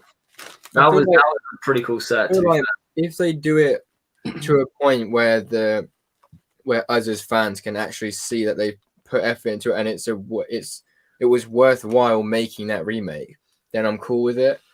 Do you know what I mean? Like if it's something like that needed an update and it looks a lot better and it's much better safe. Yeah. But so many times they've just like pointlessly remade something when they were just like, what have you actually achieved by remake? Yeah, no, I agree, man. Yeah. I mean, because actually, I mean, prime example, dude, think about it. So I mean, X-Wing wise, man, there's literally both of these sitting. So like there's the 2012, the 2018. So like that was a good upgrade. Like I feel like that's like 6 years apart. Like sure, dude, like this one's better. But then the one that came out with, it's like truthfully, man, what's the point? Like this one here is so shocking, honestly. Like I ordered it, I pre-ordered it when it came out. Is that the 2021 one? Yeah, this is the latest one. Like, look at the foot. Like, look at the foot. It's almost like, why don't they just re-release the one that came out previously? It was genuinely a better set. And like the mechanism for opening it, it's just so shocking. In a good way or a bad way? Bad way. Like it. I like the old one where you twist it and like it opens up and then it stays locked open. This one, like you just. Yeah. That's the thing, man. Like, I feel like at the end of the day, like. They should give like people like different options, man. Like I think like I kind of talked about this in video. Like I feel like okay, and one end of the spectrum, like it's fine to have like smaller sets and stuff like that, but like you should make like keep that in like different lines, man. Like we have the 4+ sets, like sure, dude, like keep those for the 4 to 10-year-olds, and then make sure there's like a regular line of sets for like the average like 13 to 20-year-old, and then like at that point make your 18+ sets. It's just I feel like there's really no point of downsizing like a mid-scale set because like then at that point, why do you have the 4+? Like I feel like there's just I don't know, man. I feel like you should just keep like the UCS sets big, the middle tier sets middle size and just normal size, and then 4+, make those the small sets. Yeah, it's like what was the point making the junior X-wing if they're now making the big X-wing smaller to make it more affordable? Yeah, at this point, man. I mean, they're gonna keep on downscaling till. I mean, literally, the next X-Wing we get is probably going to be like 100 pieces. Like, it's going to be tiny and it's going to be so shocking. But it's still going to cost like 50 quid, It's, like, they're going to give us like a microfighter size one. Yeah. I mean, that would be quite cute. I do like the microfighters. I think some of them are quite adorable. Yeah, but see, that's the thing, though. Like, because those are actually meant to be a microfighter. And, like, that's what they're actually meant to be. But, like, a normal scale X-Wing, keep it normal scale. I mean, why just keep on going, downwards? I don't know. Yeah. No, if anything, it would have been really sick to see a re-release of like the UCS X-Wing. Yeah, no, I agree, man. That one is a beautiful set. I've got one sealed of that, and it's definitely one of those I want to open. But again, I just can't justify it, man. Since like it's gone up in value so much, like I just know the second I crack that seal, probably better off potting one out on Bricklink or just buying one used and rebuilding it. Well, see, that's my thing, dude. Like same thing like with the Slave One. Like I paid $200 for it, and now it's worth $400. So like, I've made $200 profit on it technically over time. And so why, crack open that seal and lose that $200 when I could just buy a used one, for maybe like $150 or $200, and then I'll have both of them, and the sealed one will continue to go up in value. Yeah, and then your other one will go up a little bit, but then you still have one built. Yeah. See, I completely agree with you guys, but I also have a very big problem in the fact that I absolutely, when it's a special set, I love the fact of it being new. Mm-hmm. Really? I'm the person that will buy it from you because I want to still have the feeling of that UCS X-Wing, like cracking the seal myself and like opening it. Well, that was the thing. You said on your credit card you only bought sealed sets. Man, the premium right there. To be fair, I did quite well. Like I hunted. I made sure I got the cheapest one that there was. So like with the Sandcrawler, I think I paid like 250 quid or something for a sealed one. Yeah. Oh, that's a hell of a deal, man. I mean, that retailed for 300 US. Yeah, that's what I paid for when it came out. Exactly. That's when I actually made the review. I can't remember if I think I said there. I think I said in the review that I thought it was insane that I was able to find, because at the time there were a couple that were going for between 250 and 300, and I was like, this is insane. Like, this is one of the best UCS sets I think that they've ever made, like in terms of ticking all the boxes. And it's like, it's pretty much market value as of what it was when it came out. Like, I don't understand how the UCS Sandcrawler is not one of those sets that has skyrocketed in value. Like the gunship is worth more sealed. Like, I don't know, man. I mean, I guess for you, you're happy it didn't go up in value since you were able to get it for retail. 100%. Yeah, I was like safe, because it was one of the sets. It was that and the Ewok Village that there were sets when I was younger. I think pretty much when they came out, when I saw like these kids doing reviews on them, and those were the sets I was looking at. Like, these are my dream sets. Like, I'll probably never get these sets because I'll never be able to find them or afford them. And that's why when I saw them sealed, I was like, right, I've got this money. I'm getting those sets. Those were the first two things I bought. Yeah. What did you get the Ewok Village for? I'll see if I can find it on eBay. And you purchase it. I think I got an alright deal. I think I like 320. That's not bad. That's especially for UK as well. Like, it was free shipping, and he paid for like the full coverage and tracks, and I got it within like 2 days. And there was like literally mint condition, like not even a scratch on the box art or anything. Like, until you got your hands on it. Sorry? Until you get your hands on it and like So, you know, like when you buy a set from Lego, like you order it online and it comes in a big cardboard box and like that blue packing stuff. Yeah. He literally still had it inside that cardboard box. Like that. First. Crazy. Wow. He knows what he's doing. He knows what he's doing. Yeah, he wasn't messing around. No. So you got the full experience, like that 100% experience. Yeah. Just like you bought it 7 years ago. Yeah, well, that's the thing. That's what, like, I'm such a, like, up until like a couple months ago when I started doing mocks, I was a solid just collector, like a guy that missed out on a bunch of stuff, and I wanted to go back, and I just loved the feeling of actually getting a Lego set, opening the bags, getting like the new instructions, knowing that it's just like crisp and clean and mine. Like, I'm one of those people that really, like, some people, like Eminar, for example, when he's doing reviews and stuff, like, he says that he has no real joy of like building the set and everything. Like, he just has joy when he's got the set or like reviewing it. Like me, 50% of the reason I have Lego as like my dearest hobby is for the sensation and the feeling that I get from like going to the Lego store, buying the set, coming home with it, opening it up like it's Christmas time, you know, and building the set. Like the feeling of like you open each packet and you like empty it out and then you build each part. That's for me half of Lego.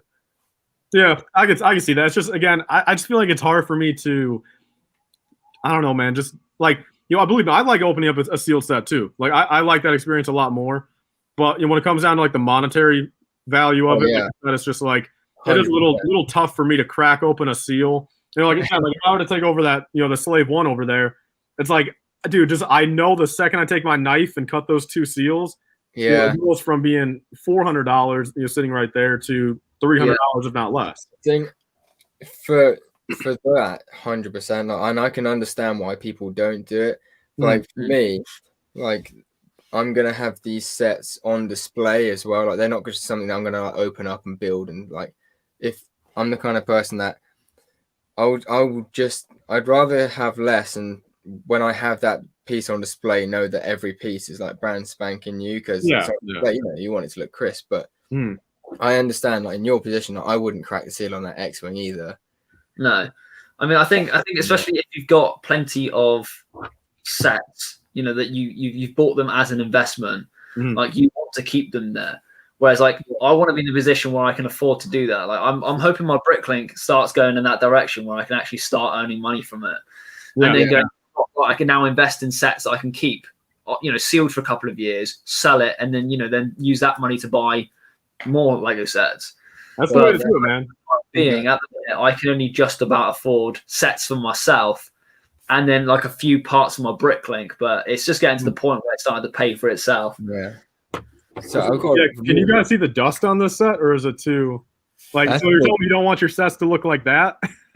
I can kind of about see it, yeah. It looks pretty clean to me, but I can see like. I know, dude. This is literally 100% covered in like dirt at this point, man. Such a cool set, though. Yeah, dude. But I mean, that's why I'm currently going through my entire collection and taking everything apart and then washing it and rebuilding it. That's what I'm currently doing. See, that's something that I'm heavily considered. Like, if I was to buy sets in the future and part them out, I would just do that and just wash them. Yeah. Like, you just buy a set, you can wash it. The only thing is, of course, like with stickers, I guess. Yeah, I mean, you can just buy a new sticker sheet. Yeah. But you can even wash. Like I've put stickers through the wash. I don't know where it is. But like for the Yoda set, I put the Yoda. I know this is the Baby Yoda one, but I've put like the plaque, sheet with the sticker on it. Like I've stuck that through the water, and it doesn't affect it. It's still stuck on there. It doesn't wash off or anything. So. Oh, that's surprising. Yeah, I didn't know that. I would have thought it would just like crumble up and come. Yeah, no, the new one seems to be really good. Older stickers are a little bit dodgy. Like from the older Clone Wars sets, I tend not to wash those. I leave those to one side. But like newer stickers, they're absolutely fine. You can as long as you're not like drowning them in water with like loads of washing up liquid. Yeah. Like, I generally use like warm water, put them in a bowl, give them a bit of a spin, drain them off, and let them just dry in a towel overnight, and then then they're sorted. That's basically how I dry my Lego. But yeah, I stick stickers through the the washing process, and yeah, they seem to be absolutely fine on the other side of it. So yeah, I'd never be afraid to wash stickers. Fair. But yeah, I can't believe how late it is. I've nearly 1:45 at the minute. Yeah, it's 3 hours went by pretty quick, man. It's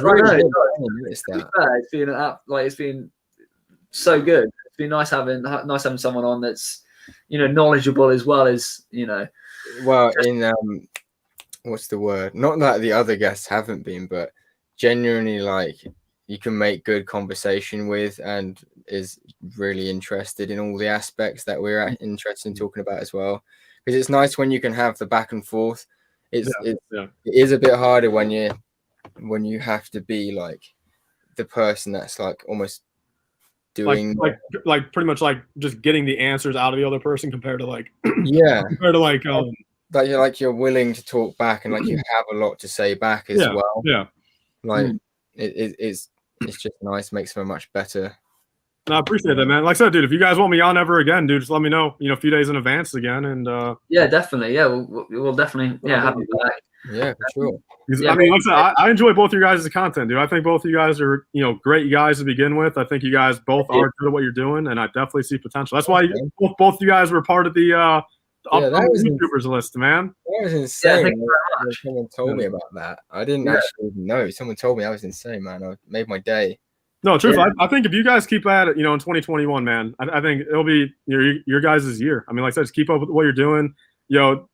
I recommend keep on doing some of the TikTok stuff, just to, again, like hope for that viral video and just kind of get those new random people in, that will be transferred over to your, into the YouTube channel and stuff. But even if you get like 5 or 10% of, your viewers from TikTok, like even in the direction, not necessarily even like subscribed, just getting them watching videos. Then they can recommend to their friends, and it's just a snowball effect, really, isn't it? Yeah, that's what I'm saying. I mean, and like I said, with how easy TikTok is, personally, at the end of the day, you're not required to make, a super long edited video or anything like that. Just something to catch people's attention to, want to follow you on TikTok, and then they'll maybe see a few other videos and be like, okay, I actually really do like this guy's content, and then like I said, transfer over somewhere else. So. Like I said, I think both of you guys got huge potential, man, honestly. Thank you very much. But yeah, no, we'll definitely have you back on. And yeah, hopefully we can do some other videos as well in the future. Actually, I wanted to say at the end of the video, quick, just plug it as well. Okay, plug away. I have this video in my pipeline at the second. I don't know if you've seen it, but I released a mock a couple of days ago. I believe so. Yeah, I think I saw a little bit of it. Yeah, I didn't watch the whole thing yet, but I saw a little bit of it. So I've made my first like custom bark speeder from it. That's just not from a set. and I wanted to get your thoughts on it. Like, I'm gonna release like a closer video. I'm gonna try and put some more light on it, but I'm gonna release like a proper video on it and like a tutorial. But yeah, I really like it, man. Maybe if I actually stand out of the picture. Yeah, I think it's a good mix between like a custom set and like still kind of looking like something that like it's realistically made out of Lego. You know what I mean? Like I think it's a good mix of like a real set and being custom though at the same time. Well, I tried to base it off of the off this picture that I saw on the internet of what like a generic bark speeder looks like, and you get to a point where you can only do so much, and I really try to like keep the whole thing like tiled off, so even underneath it's all it's all why does it focus on the one thing you don't want it to focus on? Worst thing ever. You know what? Oh, it almost did. It was fine. It almost had it. It literally zoomed in on it and then zoomed back out. There we go. Yeah, now it's focused.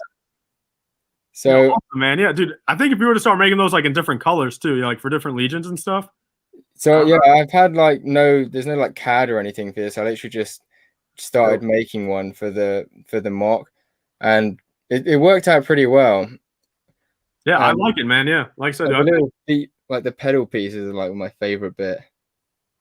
I'm trying to work out how you did them. Oh, little gun things. So yeah, they're like the little black Mother of Mary. Oh yeah, like the older gun pieces things. Yeah, the old ones with a clip and then the new round pieces. It's the hollow stud. Yeah. Don't use your teeth, man. I can't believe you just did that. That's right. Lego's tough. So it's the hollow stud. Yeah. Placed in here inside one of those little clip pieces, and then it's just pushed onto the old style gun. Yeah. And then you have to do that thing where you like take the legs off and you put the feet on the. Oh yeah, take it off the hips. Yeah, and then you just change the hips out for like a black 1x2 to make it look like it's still got the hips. Oh, I see. Yeah. And then I actually use this piece what's the word? The word has escaped my mind. Purposely, yeah. Purposely, because if you actually look at reference material, like a lot of people use like the two droid arms and those other pieces. Yeah. But if you look at the shape of the handlebars of this, if you're able to cut out that middle section of the plastic, right? Yeah. It actually is a very similar shape to the handlebars that they have on the speeder bikes. Mm-hmm. So. No, I like it. I think it looks really cool. I liked your mock as well. It's definitely gonna be tough to judge the competition on who's gonna be the winner. But and I made these as well. I was thinking that if you ever make a mock, use my tree design, Tyler. It's quite a cool tree design, to be fair. I do like that. Yeah, that's actually And the way it works is really simple, man. It's just a bunch of these cone pieces, right? And you just slightly bend them, and they have like a bit of pull, and then the tree like slightly bends. It's just a nice curve. You can just add more and more of them, and then you just use this little piece for the bottom. Yeah, because they're upside down. You just put that piece in the bottom. That piece is actually very useful. I actually never even realized that you could actually. Yeah, I never thought I could have used that piece for anything that useful. Wow. Yeah, so there you go. And then I never found a good use for these lily pad leaves either, but you can use them for like tree pieces, like leaves essentially. Yeah, I mean, when I build a mock in the next 20 years, I'll be sure to try that technique. When I get back into it in 2040. You get someone to sort out all your Lego. Yeah. I mean, believe me, dude, I probably have those pieces in my collection, but it'll take me 5 years to find them. Yeah, somewhere in your collection. I mean, yeah, I think for me, my next thing with my Bricklink is just organizing my parts. Because, yeah, like, you know, it's literally every piece in a bag. Like, I think I need like some form of like sorting tray, at least for the minute, where I can just pour the pieces on. I just pour it onto my desk and half of them go on the floor. And then or you should at least just sort by like piece type at that point. You know, all the dark tan plates, you know, put into one. You know, then dark tan bricks, like at least maybe like double or triple. Yeah, I think that's my next step. It's like how I used to do it with my first Bricklink store. Is I had every single piece bagged, like every type of piece bagged, and I put it in a big 9-liter bin, and then like say if one person ordered one piece, I'd have to tip out the whole bin, rummage through the whole thing, and I'm like, this is taking forever. So like I thought, this way, at least if I do it by color, if they order like predominantly grays and blacks or whatever, then I can just take out those 2 bags. I'm only looking through just that color. So it's slightly easier so far, but I still feel like it could be a lot easier. Yeah. But I'm just waiting for more orders to come through so I can, earn some more money from it, to invest more into it. Did I see a comment from you saying you wanted to order from my Bricklink store, but I don't ship to the UK, right? Was that you that commented that? Yeah, I commented that, yeah. I just wanted to get a video that was, that was just, I just want you to like put an order of my thing on your TikTok, but it wouldn't let me ship to the UK. So I was just like, oh, what a shame. I might have to open up the UK for a night, and then I'll make an order, because there's a few parts on there that I wanted to buy, but it wouldn't let me do it to the UK. I mean, the whole problem with that, man, is I can just tell you right now. I mean, the shipping would be pretty dang insane. I'm pretty sure. I mean, I think right now, because I shipped out some like those dark bluish gray legs to somebody, and I forgot where he was living, somewhere in the UK or something like that. But like all I know is like it was like $11 shipping, man. I'm sitting there like I feel terrible charging this $11, but it's like I usually bad. To be fair, like I've just quoted or give someone an invoice to ship to Romania, and it was like nearly £6. That's not bad, dude. I think anything, like $8 or less is like reasonable. But I feel like I just feel bad like when someone orders something and the shipping costs more than what they ordered. This is exactly, they ordered £3 worth of items, and the shipping was twice that. That's insane. I'm having to pay it because it's the parts they're after. But like at the minute, like because I don't think I have too many. It's kind of crazy when you think about it, isn't it? Like they didn't have that one part in the whole country. Yeah, I guess so. Yeah. That is I'm just trying to up like the type of pieces I have, so that people can buy more from me. So they're not just having to buy a couple of pieces; they can buy like all of their pieces from me. Yeah, the one-stop shop. Yeah. Yeah, exactly. Like you can dominate the US market, and I'll dominate the UK market. That would be such a cool name for a Bricklink store, the one shop stop. Honestly, I'm not gonna lie. I'm pretty sure someone might be called that. Let me look. I'm pretty sure someone's called that, to be fair. I've heard of the name. Like the one-stop shop or something, whatever it was you said. Yeah, there's one-stop bricks, one-stop bricky, and then the one-stop brick shop. That's a good name. I like that. That's a pretty cool name. That is a very good name. Let's see. Oh, they've been closed for a while. Oh, they're from the United Kingdom, man. Yeah, they're from the UK. That's cool. Do you do little business cards? Yeah, you do business cards when you send out your orders. Yeah, I just got mine made the other day, and I thought they were quite cool. I made them up myself. So I've got like my logo on the front, and then I've got like just a little thank you note on the back, and then I got a QR code to my link tree, so that anyone who gets an order, they can just QR code straight to my link tree. Wow, that is a very good idea, man. Instead of having everything written out on the back, so what I gotta do is if I get my camera and just scan it. Yeah, that's a very good idea, man. Oh, it didn't. There we go. Open Safari, and give it a second. It's just using my 4G because I'm trying not to use up all my internet. Yeah, they just go straight to my link tree then.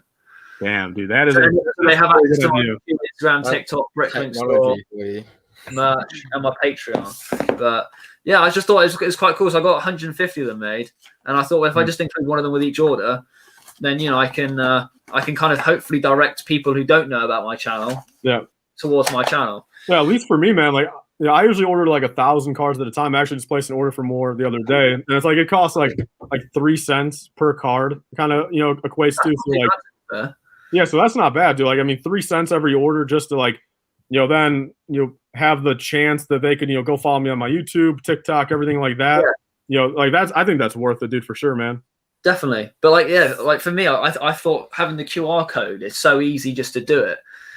Is that straight to my link tree rather than having to write out the whole domain name and people have to type it in. All you got to do is just scan it.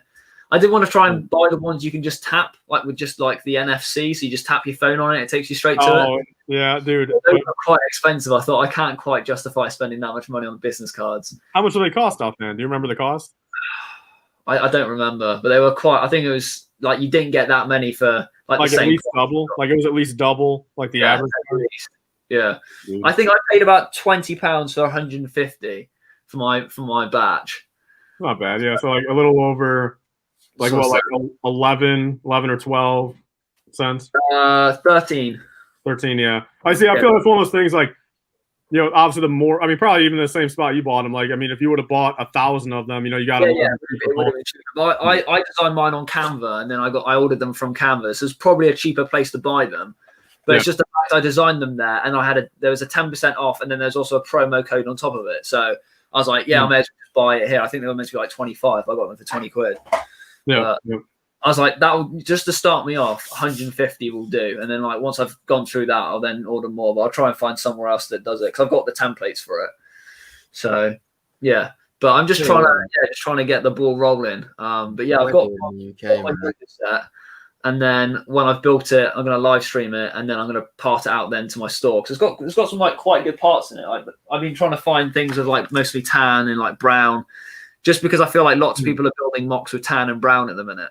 Yeah. So I'm trying to find lots of. I mean, there's a lot of the green. This is Baby Yoda head right there. So I've got lots of that color piece, which I don't think is going to sell as well. But the tan and the brown will definitely make up for the cost of what I bought the sets for.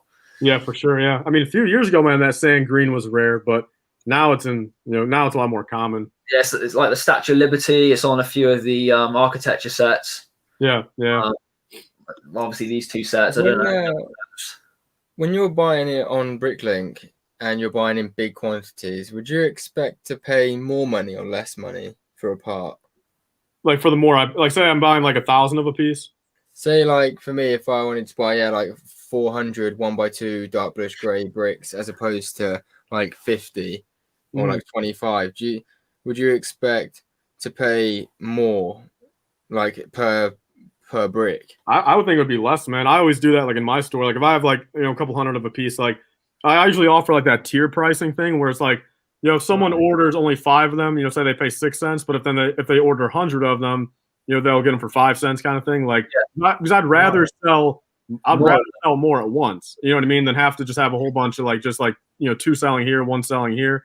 I'd rather just kind of sell 100 at a time, even if it's buy more and afterwards. Yeah. Cool. Yeah. But I've always found that, especially with a lot of pieces, if you're trying to go quantity, you end up buying more. Like if some people will sell 1 or 2 of them, and it's like a penny each, and then you buy like 100, and it's like 14 pence each, and you're like, how does it go? Like Well, I mean, I see that. I feel like a lot of those people selling them for like a penny or 2 each. Like if you look at their actual stores, I mean, more than likely, not a lot on there. That's what I'm saying. It's a used part and it's a smaller store. You know what I mean? So like they're just truthfully just looking to get someone to just buy that part and get it out of their collection kind of thing. Like, I feel like once you actually start getting like into the new parts and offering a huge quantity, like you have to expect to. I guess you can look at it this way. I mean, the more you have, I guess you are able to ask a higher price to begin with. But then also, I just like I said, I mean, at that point, I'd rather sell more of my high quantity at once than just a whole bunch of little ones. Like I'd rather have 2 orders for 100 parts each than 600 orders for 1 piece at a time. Like you know what I mean? Like just to kind of save like on time too. Like since it's easier to pack up just 1 order and stuff compared to multiple orders. Yeah, that's the thing, man. Where it's like such a shame. Like in the UK, like the Bricklink store like market is almost like flipped. Like in America. Like, I suppose there's like a lot more people doing it as well, so you can get parts and sets for better prices and stuff. But in the UK, it's funny because you go on Bricklink, you type a part or a minifig in, right, and it'll be going for some like dirt cheap price, and even like the good ones, right, even like a new one is going for like a good price. As soon as you press that select to UK seller button, it triples, man. Really? That's like, terrible. So like Utapau Troopers, for example, like I've seen like used or excellent condition or like new ones going for like £6 before, right? Yeah. In America and stuff like that, like £5-6, and then like as soon as you put that UK seller button on, straight up to like £15 to like not even one for sale. Type thing. Like the cheapest Captain Rex you can buy from when I checked the other day, the cheapest Captain Rex I could buy at official Lego was like 100 quid. Well, I'm pretty sure even in the US, man. I think in the US it's still like almost $100. I'm pretty sure. But if you think like dollars into pounds, that'd be like I think it's like 77. I think I worked out the other day. It was £100 for Captain Rex. Well, then what would that equate to US? Like 120 or something? Possibly, yeah. Like 150. I don't know if it's that much. 130. Yeah, I don't think it's like any like UK sellers. There's not too many around, but they're quite expensive. I think that's why I'm trying to really home in on the UK market. On eBay at least, like people trying to sell like the Utapau troopers, especially like the Phase 2 troopers. So much, it's ridiculous. Like £15 to £20 each. Yeah. Like I don't know, what would you say to that price?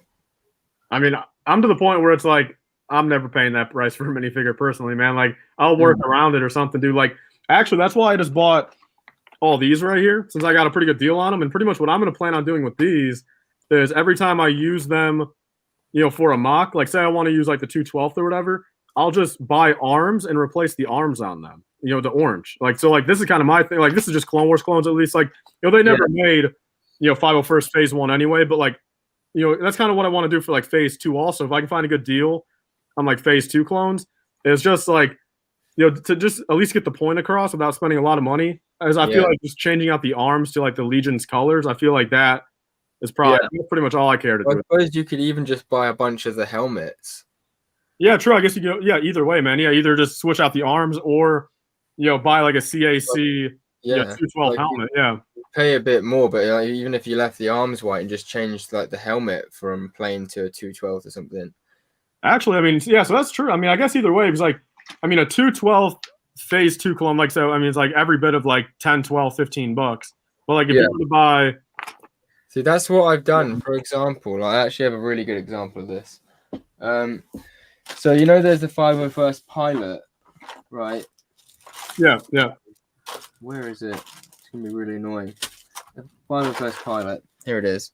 So in England or UK even, I need one for my mock, right? And the 501st pilot. Not this particular body. This is a bad example. Actually, let's go with this one. So if you want to get the pilot as a whole, it's like 20 quid on average to get this pilot. But what I did, just got a P1 clone pilot, and I just bought the helmet from Firestar Toys for like £5.50. But in America, you could probably get it for like $4 or something from CAC. There you go. Yeah, good, dude. Yeah. That's the way to do it, man. And you never even notice. It's a difference, are you? No, because I looked at it, and the rebreather piece from the 501st pilot to the normal pilot is so like minutely different.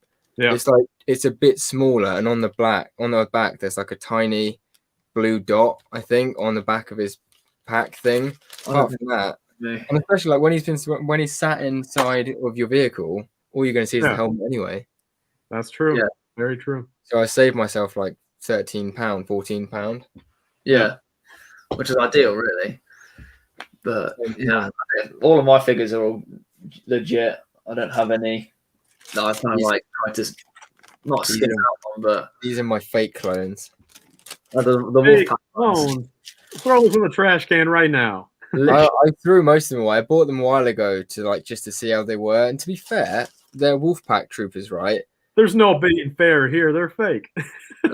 No, I don't have any fake Lego in my collection, right? Like as pieces, even if I see a piece that's genuinely useful, I'll chuck it away. If it's like mega blocks, even. Yeah. But and I don't even have I don't normally get fake clones, but I think the guy was selling these for like 20 quid for 20 or something. And part of the reason I got them was because he gave he had like full accessories like jetpacks, minigun, like blasters and stuff, and the blasters and jetpacks are like just like Lego. And I saw these. The helmets are trash. Like the helmets are terrible. But if you actually have a look at the figure, like the print on the leg. I mean, they're good, but they're still fake. Yeah, no, don't get me wrong. Like you look at it and all you see is garbage. But at the same time, I had 20 of these and I threw away a bunch of them, but I thought if I was ever in desperate need of like a couple of them, these are passable. Like if I didn't buy like a CAC custom helmet and put a new helmet on there.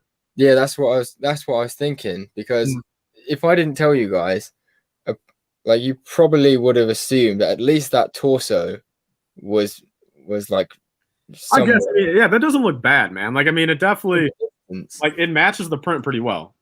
Yeah. It's one of those things, like, if you see it in the distance from Mock, as long as you don't, like, zoom in on it. If you're desperate for something, I basically just kept those because I couldn't deal with the fact that I've just wasted a whole 20 quid. So if I keep 4 of them, at least I haven't wasted all my money. Wait, so you got, what, 20, like, 5 of them for 20 quid? Yeah. See, that's what I'm talking about. Like, though, like, if only Lego ones were that cheap. But like with what you're doing there, again, like you could pass it off like that. Like if you obviously don't like, because like if you were to do, so you got 20 of those or 25 for like 20, so that's under like a pound each, right? Or under $1 each. Is that the same? So a pound is right. What you guys say for like pound or a quid? Yeah, yeah. £1 is like $1. Yeah, that's the thing. When you guys say quid and pound, what's the difference? I've never understood. It's just slang. Like a quid is slang for a pound. Oh, okay. So either way I say it, it's still equivalent. Yeah, a pound or a quid is exactly $1. So there's 10 $1 and a $10, isn't there? Yeah, for the US. Yeah. So there's so we have like 10 £1 in £10. And 10 quid into 10. And 10 quid is also 10 £1. This is funny. Okay. So yes, it's just slang we say, quid, pound. Yeah. And then a pence, is that what you guys say for or what do you guys say? Pence, PENCE. So it's like pence. Pence. Also, okay, so like Mike Pence, like from the US. Yeah. Mike. Yeah. Okay. So his last name. 100 pence to a pound. But there's no T in it. Yeah. Mike Pence doesn't have a T in it either. Pence, no. Yeah, it's just okay. But so you get those clones, even if they're fake or not, for under like a pound each, and then just buy a CIC helmet. Like I get that. Like that's a very cheap way to build an army. Like it's still fake, but for desperation, it is a very cheap way to get an army. Yeah. Like if you're trying to fill out like a background and you need lots of figures. Yeah. Then you can kind of dot them in there and then have like some genuine ones in the front. And I got them because especially with Wolfpack as well, like because it only came in that one set, like the phase 1 Wolfpack trooper is like just stupid. Imagine trying to get like a battalion of those. Yeah, you need some serious money. I think they go for like between 30 and 50 quid each, don't they? Just for the normal one. Yeah, you're telling me you can't buy 100 of them at $30 each? I mean, you'd have to get out a few more credit cards to do that. Honestly, let's actually see. So the highest quantity on Bricklink.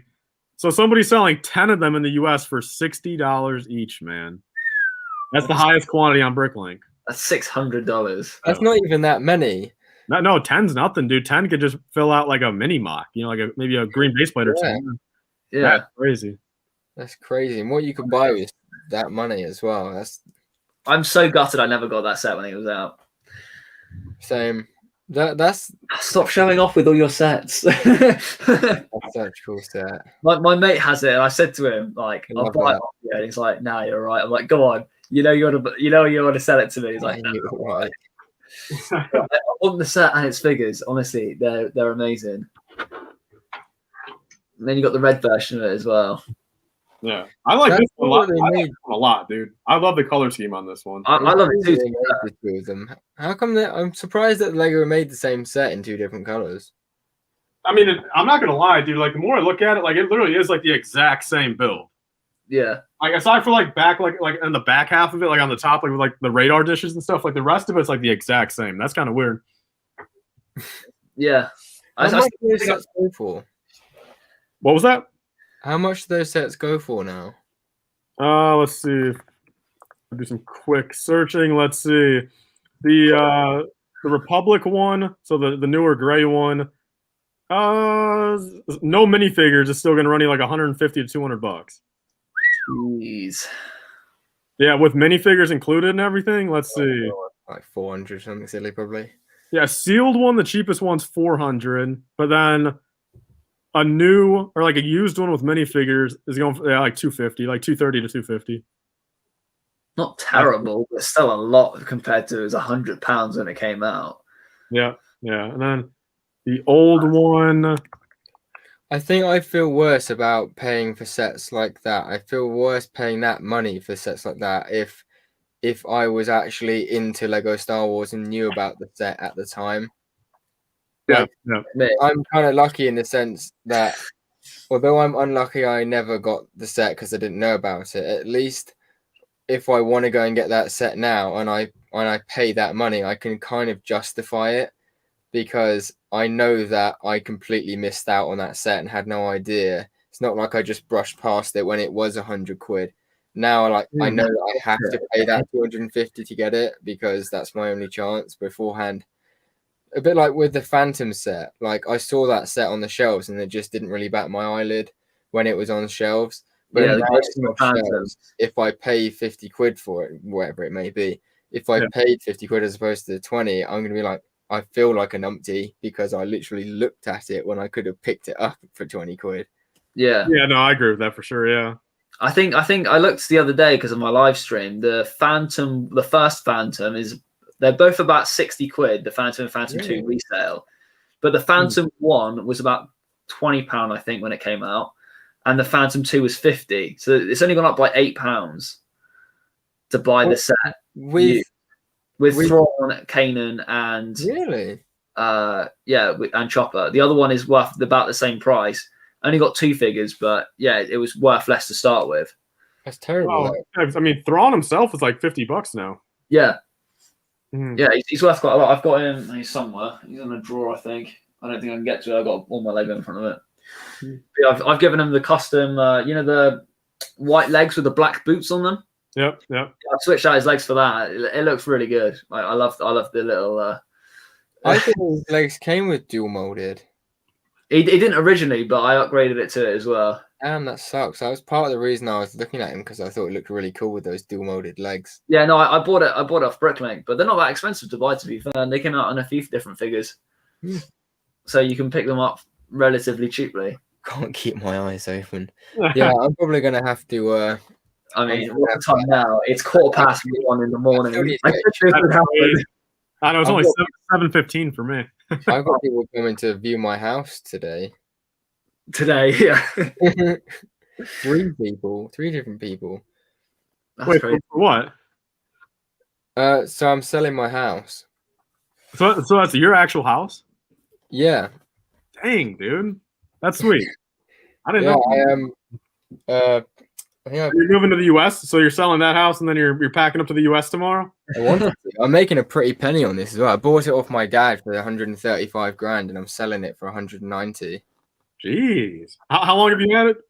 I renovated it. I bought it about a year ago, so 20. I was just about to turn 20, and then I bought it off my dad, renovated, gutted the place, renovated it, and then I've lived in it for I've lived in it for 8 months now, and I've just kind of finished renovating it, and I've still got the front of the house to paint, and then I'm gonna, someone approached me basically, they went to my dad because he's a property developer, and then he kind of pointed them in my direction, and straight away they were like, we got 2 different buyers that have the full 190 grand that are very keen on this type of house. So that's decent. One person's already come to view it, and then they were meant to have another person. The second person was meant to view it tomorrow, or today. And by the time I picked up the phone to make the confirmation that they could come round, 2 more people had said they could come round. So you're making $50,000 on the house in under a year. £50,000. Okay, pounds, yeah. Okay, 50,000 pounds, yeah. Even more dollars. But yeah, essentially, because my dad gave it to me for a good price. The house was worth 150, and he gave me 10 grand to do the house up. But obviously, that I have to pay that back to him. So when I sell the house, I pay that back to him, and then he invested money. Basically, I said to my dad, right, if I buy this off you, I've got money saved up. And if you make up the amount so I can live in it cheaper while I'm doing it up, then I'll give you your money back, plus the money it costs to do the house up, plus a couple of grand interest. So my dad gets all his money back. plus a couple of grand, and I get like 40 grand out of it essentially. Jeez, that's still a good deal, man, for under a year. So the idea is that I've been a plumber since I was 16, so I left school. Well, I had good grades and stuff, but I left school, went into plumbing, qualified. I've been doing it I qualified for like 2 years now. And so the idea is that my dad's been doing property development for like 20 years, and he's doing like a massive site. Like he's literally building an estate of luxury homes. Wow. And I mean, I'm talking like houses that are like between 300 and $1 million. Yeah. And so what I want to do is over the next 5 years, my plan is to build and sell a house each year, build up my financial status essentially. And then by the time I'm 25, I should have enough backing that I can quit plumbing altogether and just basically just do a house up each year, and that will give me my year's income, and then I'll be able to just essentially retire. Really? You think it's gonna be that easy, man, to start making a whole income? So you're saying put it this way, I make about 22 grand a year as a plumber now, and if I do one house up and sell it, I make 40-50 grand, and that's on a small house. So if I just do that one house in the whole year, I've already made double what I make in this. And it's not always going to be the case, though. You're not always going to be able to buy a house that cheap. And then that's what I'm saying. No, because big numbers. Because if you like I said, my dad's been doing this for years. Like I was lucky to get that deal, but even if he didn't give me that deal, I still would have made like 25-30 grand on this house. Yeah, you'd still be making the same amount as what you would. So that's what I'm saying. At the end of the 5-year point, I'll have money saved up to put towards a bigger house, and I get a bigger profit.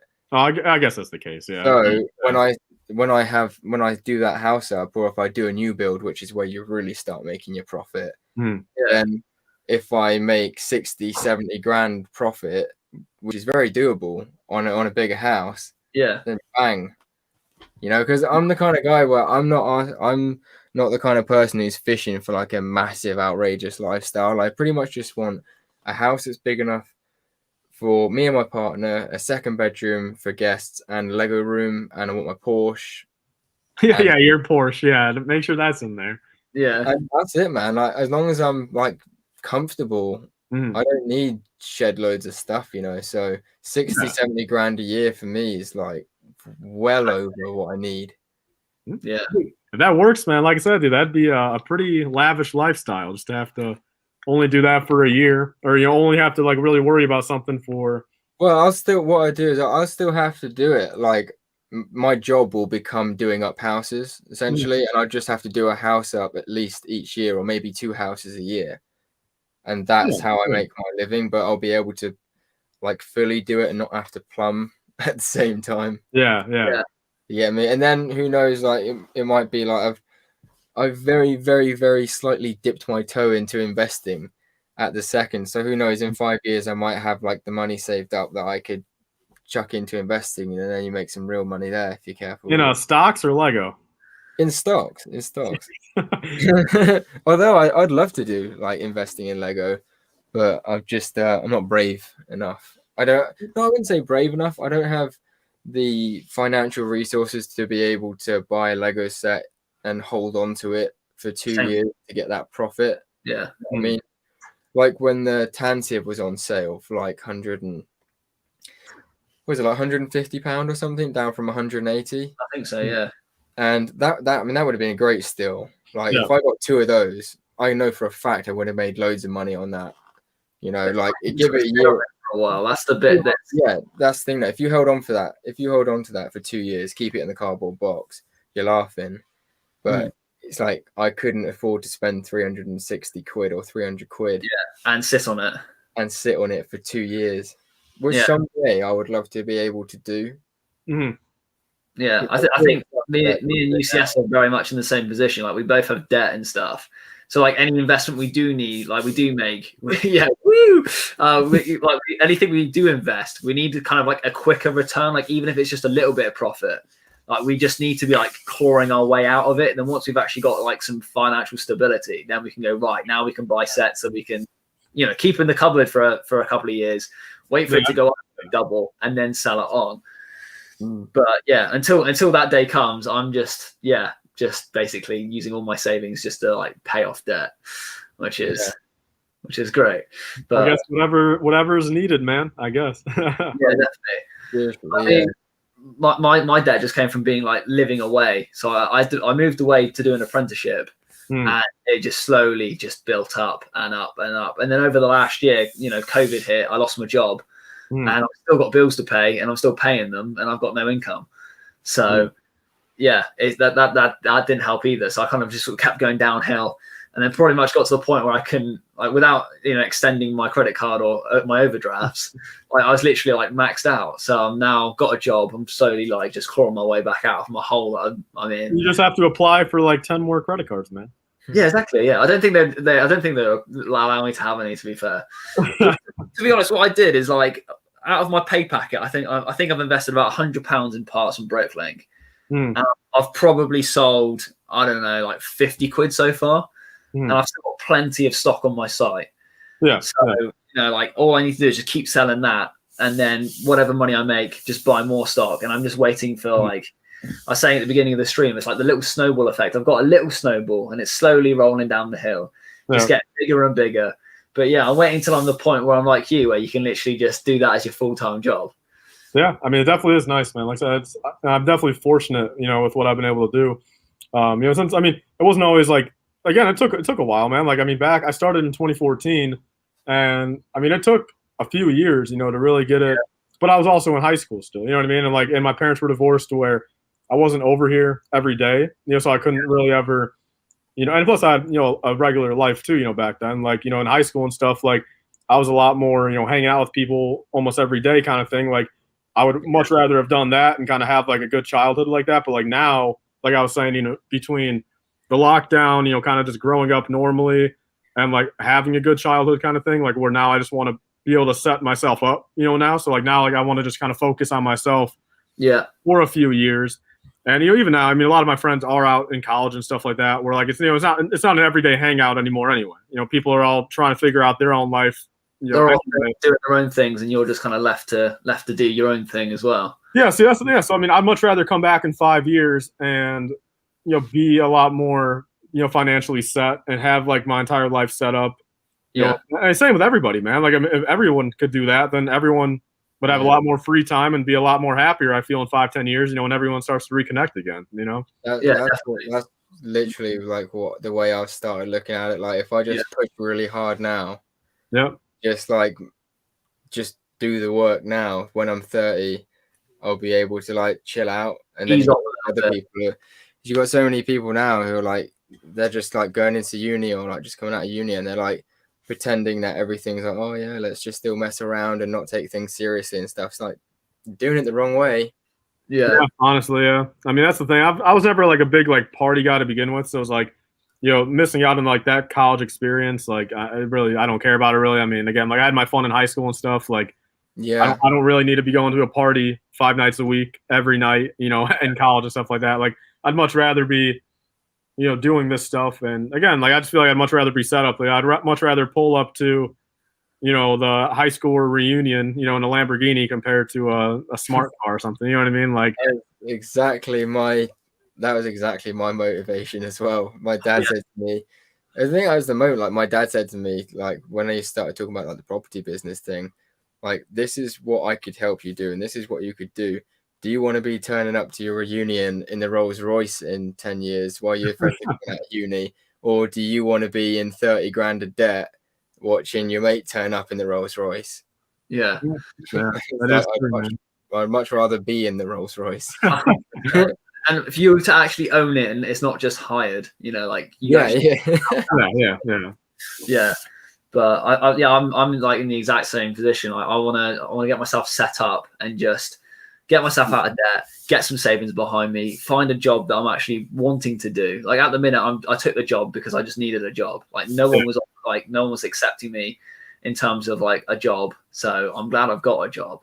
And yeah, like I just want to get myself set up so I'm in a position where later on in life, if I want to take some time out and just either go traveling or just sit and chill for a bit, then I can afford to do that.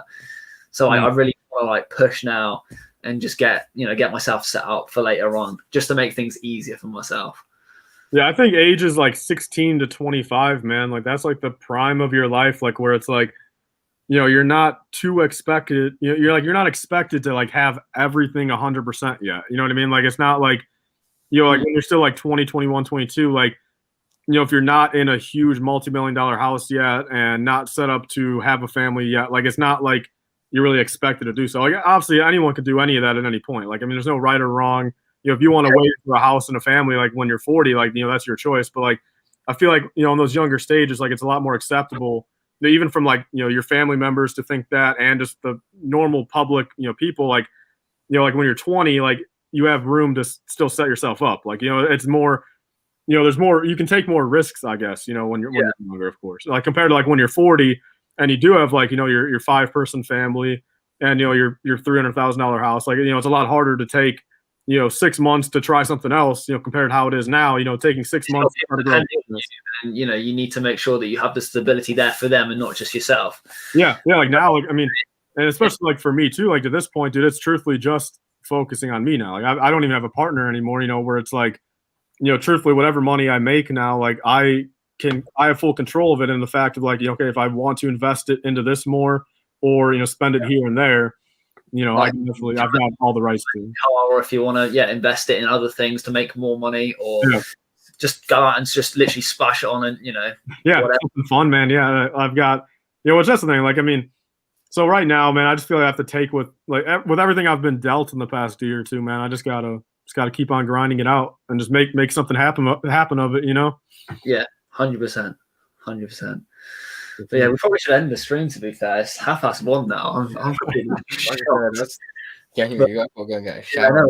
We'll definitely have you back on. It's been absolutely amazing chatting to you. For sure, man. Like I said, dude, let me know, man. A couple weeks from now or a month or whatever, man. For sure. I just appreciate it. Yes, like it's just a chill chat, really. Like we call it a podcast, but it's basically just a Friday evening. Well, just chat room.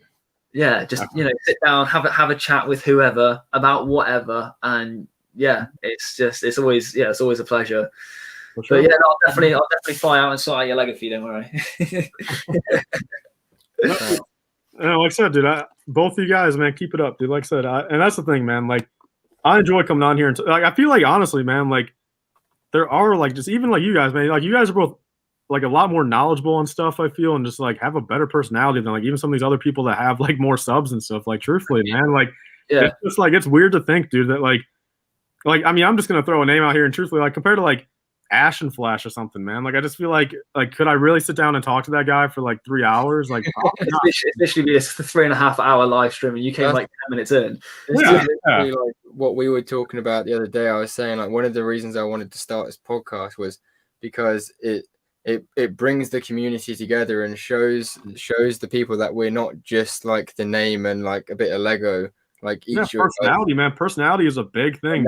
Running a brand. I was going to say it's one of the most important parts of like when you want to connect with someone, you want to connect with your audience. Like they want to, at the end of the day, if they know what kind of person you are and they have this idea that you're like a sound person, you actually do have an interest more than just like what you think the algorithm wants. They can see that you actually enjoy doing this stuff. That's what the podcast, it gives everyone that chance of having that time where we can actually all chat to each other. And that's like why we're also trying to have like guests on more often as well, because it brings everyone's people together, and it also lets the creators like talk to each other, like as well, because it's important in this like bounce ideas as well. I think for the creators to know each other, I think it's just cool, isn't it? Yeah, I guess. No, I agree, man. I definitely agree. That's why I've been hopping on a lot of people's live streams and been doing podcasts with more people since. I agree with that fully, man. I feel like that was something I wasn't really doing for a long time there. And I definitely missed out on a lot of like opportunity, I feel, like for not like, a couple of years ago, like I wasn't really talking to anybody. I was just doing my own thing on the YouTube. And I feel like that really kind of halted my growth, since I never collabed with other people. I never really showed, my true personality again. Like now, like again, I think a lot of people do even comment on my videos, like, you know, they just enjoy my personality and like they like my perceptions on stuff, you know, as a person more so than just clicking on my video. Definitely. For audio content, you know. To be fair, I mostly watch people because of who they are rather than what they're doing. Yeah. So I like to watch both your videos because of the type of people you are, as opposed to like other people who post videos. Like as a kid, I used to love watching David's videos. Yeah, yeah. And like, I used to absolutely love it because he was a little bit more personal. But since he's got bigger, I've kind of just like lost the interest a little bit. It just kind of feels like, you know, here's my latest thing, and it's just absolutely massive, and like it's awesome what he builds. Yeah. But how realistic is it that I could build that? You know, like you're gonna get there, man. There's no way that I can afford to like spend that much money or time building something to that scale. Whereas like other YouTubers, they kind of do things a little bit more realistic and kind of like, I don't know, inspire people to build their own things. Whereas it's like, I think David's kind of in a league of his own now, where it's kind of like, well, how big and how impressive can I make my mocks? The famous words of Homer Simpson, so far. Yeah, so far. Yeah, no, see, I just need anybody right now to inspire me to build a mock, man. I don't care who it is, dude. I need somebody to inspire me. Yeah, dude, I should actually, you know, I'm gonna tell myself tonight, dude, I'm gonna start building a mock. I will. You should do, even if you do like a smaller scale, you know, like if you just want to like not do something that's like so massive, just do like maybe 2 base plates. Like it's hard for me to do that though, man, since I've always like set that bar high for myself, you know. Like, if you think about it, like people do mini mocks and stuff. Like if you, the good thing about doing especially for you, like where you're quite a busy person and stuff, if you set yourself a goal of 2 base plates, just make sure you pack as much detail as you can in it. Because then just because a mock is massive, it doesn't mean that it's better. Yeah, I mean, I agree with that. Yeah, I can see where you're coming from. Yeah. I mean, a lot of the time it is more of a wow factor, but if you release a mock, like for example, First Order Lego, like his mocks aren't necessarily like 10 base plates by 15 base plates, but they're like crammed with the detail and techniques. It's insane. Yeah, but he's also got a sorted collection, man. I don't have a sorted collection, so those little detail pieces. My flights are booked, okay? I'm coming. I'll be like, where's that detail piece at? I have no idea. So then I can't put that detail in there. Yeah, to be fair, like you probably just have to spend a little while just trying to organize it somewhat. Maybe I feel like an idiot, man, if I try to build a mock and like just if I had to place like a whole bunch of Bricklink orders for pieces that like I know I probably have, but I just can't. Somewhere in your room. I'm gonna say, like, thing is that if you think about it, if you could like make a schedule and like devote like an hour a day or something, or like just a couple hours a week, like on a Sunday afternoon, say, right, I'm gonna go through this box today, and then worst comes to worst, you could actually put those parts in your store and sell them. Yeah, I know. I guess I could. You just don't want to go through and do it. Well, I know. I just feel like it's just like the principle beforehand. Again, like coming back to like the monetary thing, where it's just like spending money that like I just know I factually like don't have to. You know what I mean? Like even though like, I could get my money back on it, I just feel like, you know, knowing I have those parts in my collection, it's just kind of like I would just feel like just wrong for like buying those parts again. You know, even if I could make my money back on, which isn't guaranteed all the time, isn't guaranteed on those, because I mean, you know, it all depends on, because at that point, you know, even if I bought new parts, I'd have to sell them as used. You know, obviously at that point, and then, you know, there's obviously, you know, price difference there, but so you, I don't know. I just feel like I don't know how much you've got, but if you just devoted like a Sunday afternoon 1 week or something, or just like an hour, even just went through a box, and then just do it like a box at a time, and then after like a month or 2 months, all of a sudden, like that hour once a week. I mean, I've tried it a little bit, man. It's truthfully a lot, dude, and like I feel like I don't. Honestly, the biggest part here is I don't exactly know how I want my collection to be sorted. You know, like I have yet to like, figure out exactly, like what bins I want what to be in, or how do I want to sort. Like, do I want to sort more by color or more by part? You know, like that's where I'm at now, dude. Since like I've got the room to do so, but like I don't know exactly what, you know, bins I should put in here and what storage methods I should put down here. You know, like if everything was like, if I knew exactly how I was going to put everything, and like I knew I had, you know, enough drawers and enough like bins for the stuff, like I feel like it'd be a lot easier to go and sort. And then at that point, I'll be like, look, like I can just sort this pile and I know exactly where they're going to go then. But I feel like now, as like I still have to figure out exactly how I want my stuff to be sorted. You could do like that. Who's that person who like used to work at Lego or something, and he's got like a drawer for every part or something? Isn't it that Kevin Hinkle guy or something? I think so. Yeah. And he's got like a whole wall of those little drawers, and like each one has a whole different, like it's like whole different piece and color at the same time. So like, now that's a lot. Now that is a lot of. That's the dream. That is the dream. Yeah, that is the dream. I'm just showing you how I've organized mine. So it's gonna be awkward because I'm on a laptop. So I've got all of them in 9-liter bins, organized by color. So I've got each bin in different colors. But then for parts I use a lot. That's just my super battle droids. So like these are the slope pieces for doing like rock work. So I've got those. I've got those in one bin. I've got the 1x2s. They're in another bin. 2x3s. And then I've got an 18-liter for my 2x4s because I have like 2,000 of those. And then I've got like super battle droids, 2x4s, other pieces, and then for like smaller pieces, I have like the Stanley drawers. There it is. I've got one of those. So I've got like smaller parts in there. So that's kind of how I've organized like my parts collection. And building my mock, what I've been doing is I've been using little food containers. So I've gone through my tan collection, and I've just literally collected all of the tan. Kind of just a sneak preview of what Kashyyyk's looking like. A mess at the minute.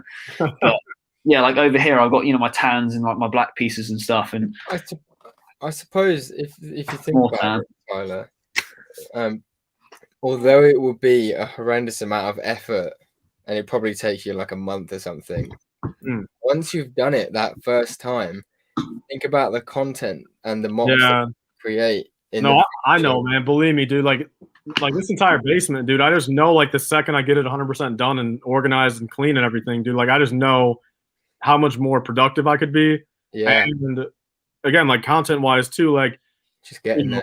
Yeah, I mean, it's just a lot of stuff I could be doing with it, man. I don't know. I gotta like, dude. It's weird, man. Like I just don't know. Trying to find how like the best way to get efficient is. Yeah, no, that's the thing, because I've got a lot of time to do so, and like I've got a lot of things going for me now. It's just I know I could just like be doubling everything. Like, dude, I mean, if I were to start doing mocks again, man, dude, like that would blow up. Like I feel, like that's. I mean, that's where I got a lot of my initial like fan base from. I was gonna say, I remember before I started YouTube back in the day. I'm talking like way back in the day when I was like 10 or something. Back then, that's when you probably remember this. That the stop motion, like the clone stop motion videos were like massive. Yeah, like from pizza movies, right? Yeah. Like I'm talking like proper 3 to 5 minute long things, and they're like the proper little like clone based doors, and like you had like the clone like on his day off or something, and they'd all actually like talking and stuff.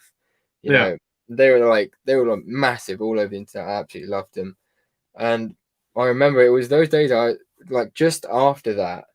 Like a couple of years after that, I remember like stumbling across like some of your first big mocks. I think it was the first big tan based mock that you did. And so that was Scarif, I think. Sorry? Scarif? Yeah, I think so. So that was 2017, yeah. Yeah, and I swear you did mocks before that. Yeah, no, 2015, yeah. But it was weird because I never could have imagined when I was like 14-year-old me or something. Like 16-year-old me. I was only 14, dude. When I made that Naboo mock, man, I was 14 years old, and now I'm 20 and I can't build absolutely anything. Like, I just crazy, man. How I'm older than both of you and still doing the worst. I was gonna say, I thought you were older than I thought you were like EMG's age, like 22 or 23. I thought you were older than me. I just turned 20, man, just a couple months ago in December. I thought you were younger than me. What was that? You're younger than me. I am. How old are you? 21. I'm turning 21 in July. Yeah, so you're older than me by like 6 months. I still look like I'm 17. Christ's sake. I don't think so. The facial hair definitely makes you look your age, man. If I shaved this off, I would definitely look like I'm 12. I don't shave today, but I keep this bit just because I look so young without it. See, I don't know how tall you are, but I know what the weird thing is. I always thought you were like 5'8" or something, but you're actually like 6'2" or something silly. 6 foot. 6 foot. I'm actually 5'9". I'm 5'9" too. Yeah. That's weird. I'm turning 23 in May. I feel old. 23 in May. Yeah. Weird thing is, my sisters, I remember when I was younger, like, you guys have no idea who they are, but when I was younger, like, I thought that we were all quite close, but now, like, it's scary to think all of a sudden my oldest sister's turning like 28, like 27, 28 or something. I'm like, fuck, man, where did that go? Bro, my oldest brother's turning 40 in March. Like, what? That's crazy, isn't it? I mean, I'm not saying that we're old or anything, like, because in no way do I think that people that say that people when they're 30 and they're like, oh, I'm old now, it's like, shut up, you know. At the same time, I'm feeling weird, old. like, you know, earlier you were saying about getting set up when you're like, you know, in your 20s to 25s.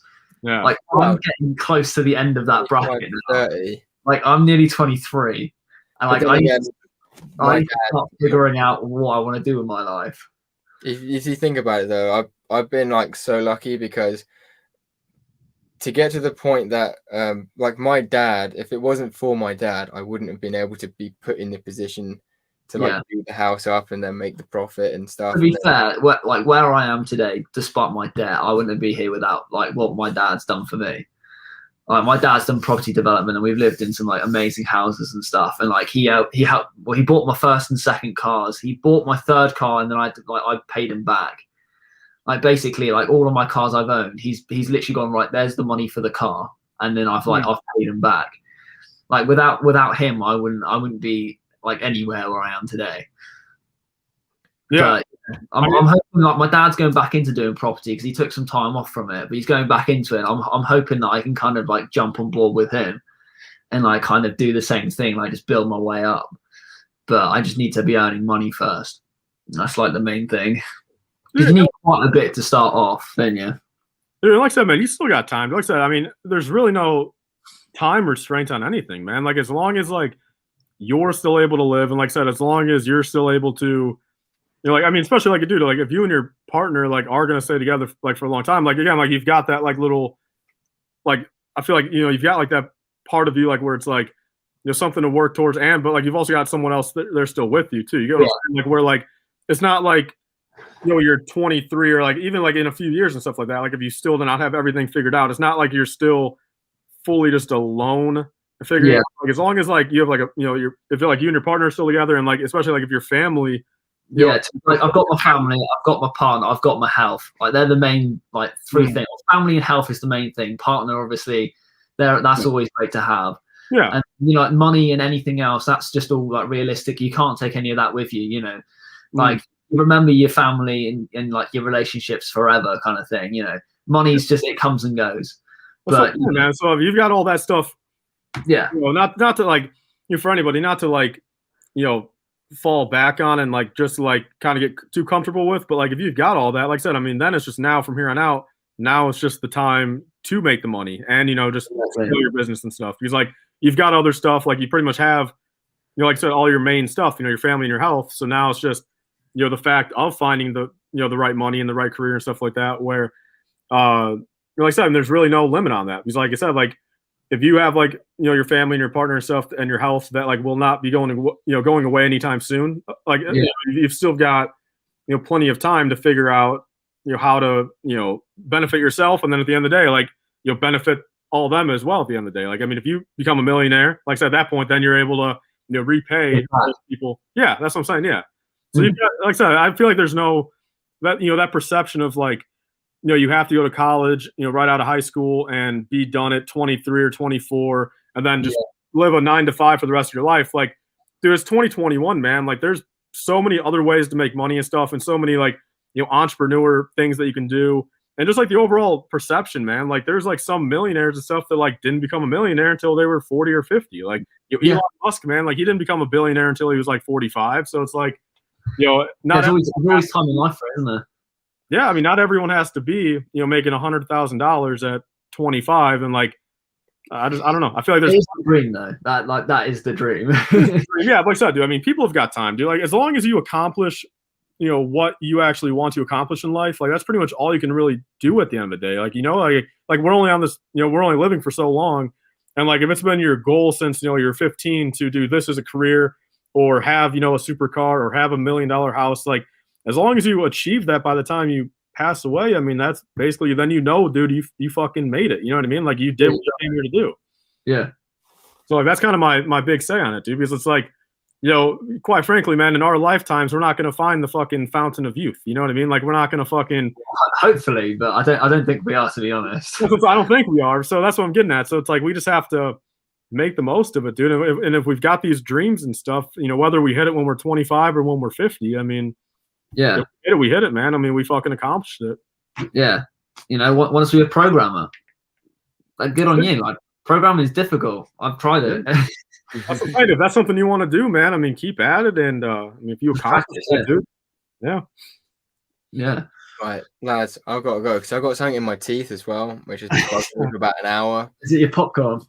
I think some popcorn has like gotten lodged in between my tooth and my gum. I can literally just sit chatting for hours. It's literally like I feel like it's rotting my gum out as we speak. Not that bad, man. Yeah, that's not a problem. But yeah, I literally feel like I could chat to you two for hours. That's like, the thing. Like if my eyes, it's like it didn't feel like there was someone blowing a dry fan in my eyes as well. Like, I would be able to talk for ages because I'd love to like carry on talking. But no, honestly, man, this 4 hours felt like 2 hours, man. Like in a good way, though, dude. Like honestly, like yeah. Like none of it was like forced or fake, man. Like this was just a fluent conversation for a genuine 4 hours almost. Like I mean, I still have more. You don't understand how it happens. I made a bunch of questions that I want to talk about. I've still got more questions that I would. Dude, time for the part 2, man. Yeah, when I come on in a couple of weeks, dude. Time for the part 2. Definitely, we'll have to do that. Show. Heck yeah, man, dude. Like, I'll probably go get some dinner too, man. I've yet to eat anything since I woke up. So like 4 in the afternoon. Yeah, dude, it's already 8 for me. Yeah, 8 p.m. So that's mental. Yeah, it's what is it for us? It's 2 a.m. Yeah. I'll be up at 2 a.m., man, but I need to get some stuff done though. Yeah, I set my alarm for 8 a.m. so I can get back up and start my day. So I'm gonna be running on like 5 hours sleep tomorrow. Yeah. So yeah, that'll be fun. But yeah, well, thank you for the 2 people who are still watching, and then also thank you to everyone who's already watched this or is rewatching this. Yeah, for sure. 4 hours in. But, yeah. Well, thank you very much for coming on, and we'll be back on. Yeah, next week we're back on UCS's channel for episode 12. So, yeah. Quick. I don't even know whether the episodes are going, to be honest. Okay. I'm happy though. Happy we finally got to this kind of point.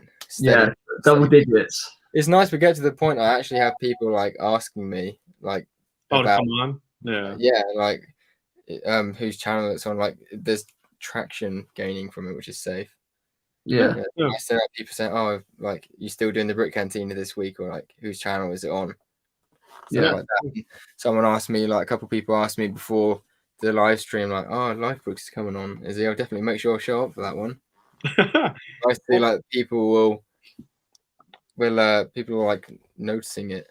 Yeah. Like I said, dude, I mean, keep up with it, man. I mean, I like these, and like I said, you guys both have personalities that aren't limited. Like you guys aren't limiting your guys' selves. You know what I mean? You guys are actually like staying true to yourself. And like I said, at the end of the day, like I don't think it's like a requirement to like, you know, again, like I hate to like always say this, but like I feel like it just genuinely like just adds a little bit more personality to like to your like especially podcasts and stuff. Like not necessarily videos, I'd say like because, but even like just not really having like a limit on what you're saying. Like, you know, whether it's like, you know, a little bit of a negative opinion on something, or if you accidentally say a cuss word or something, like I feel like it's just like, you knowing that you're not just limiting like yourself, like that also adds something. But like, not to say like in a video, you know, like in tomorrow's video, like I wouldn't be saying 75 cuss words, you know, because that's like, you can prevent yourself. But like on a live stream though, like just to truly be yourself for like all these hours and stuff, I feel like that's the best way to do it. Yeah, 100%. And like, yeah, the fact that we do it, you know, not for children is the fact, you know, like we're grown adults, and you know, like there are people on here. I know there are people. Well, no, they're not anymore. They've gone to sleep. But LIFEBrickS, I can't remember his name. He had the Darth Maul logo. He's 10 years old. So it's like, you know, there are kids on here, but like it's kind of enter at your own risk, you know. Yeah. So like if they do come across us swearing or whatever, then you know that's up to them. Like I have done it so that he can't. J Moss, I'm 13. You know, like he's a 13-year-old watching our videos, but. You know, we like if we're being natural and true, you know, staying true to ourselves. Like I don't naturally swear a lot, but if I'm gonna swear, it's the no kids thing is on. And I personally, I mean, I enjoy this a lot more, man. When I know I don't have to like censor myself, you know, like when I don't have to worry about how I do something or what I say, or like if I say like, you know, if I say my own opinion that might be you know, maybe a little bit negative or different than someone else's, like, I just feel like it's a lot more enjoyable, man. Like, because at the end of the day, like, especially, I mean, for any of us, like, if we start doing this a lot more, like, you know, to doing it every day and like not having to worry about that type of stuff, it just makes it a lot more enjoyable, man. Like, you know, easier as well. videos and not. It's what makes people interesting, isn't it? The difference in opinion. Yeah, that's for sure, man. I definitely agree. And you're not trying to be fake, and you're not trying to be someone who you're not. You're literally just staying genuine and true to yourselves. Yeah. Which is, like I said earlier, the reasons why I watch YouTube, like both of your videos, you know, you are who you are. Like I watch your videos because of yourselves. Exactly. But, yeah, I don't watch people who I don't enjoy watching them. Superstar. Right. On that note, we're leaving. I need to go get some dinner, man. That's all right. Popcorn. You're gonna get more stuck in your teeth. I'm watching my own TV show right here. Literally TV show. But no, we'll end the stream and we'll definitely have you back on, and we'll keep in contact. No, for sure, man. Like I said, you guys are free to message me anytime, dude. I check my DMs, and both you guys are in my primary tab on my message. You're on my primary tab too, because I have quite a few people on my primary tab, but yeah, so I see your guys' stuff right away. Yeah, so anything you guys need or want, man, let me know, dude. Like I said, I'm here. I appreciate that. Thank you very much. Thanks. Likewise with you. If you need anything, you know, just let us know, and we'll. For sure, man. Like I said, I appreciate that, man. I appreciate you guys having me on and everything too. It was awesome. No problem. Very welcome. Have you on again. Yeah, I'll talk to you guys. All right. See you guys. Yeah. All right. See you later. All right, everyone. Bye. Right. I've got to go, mate.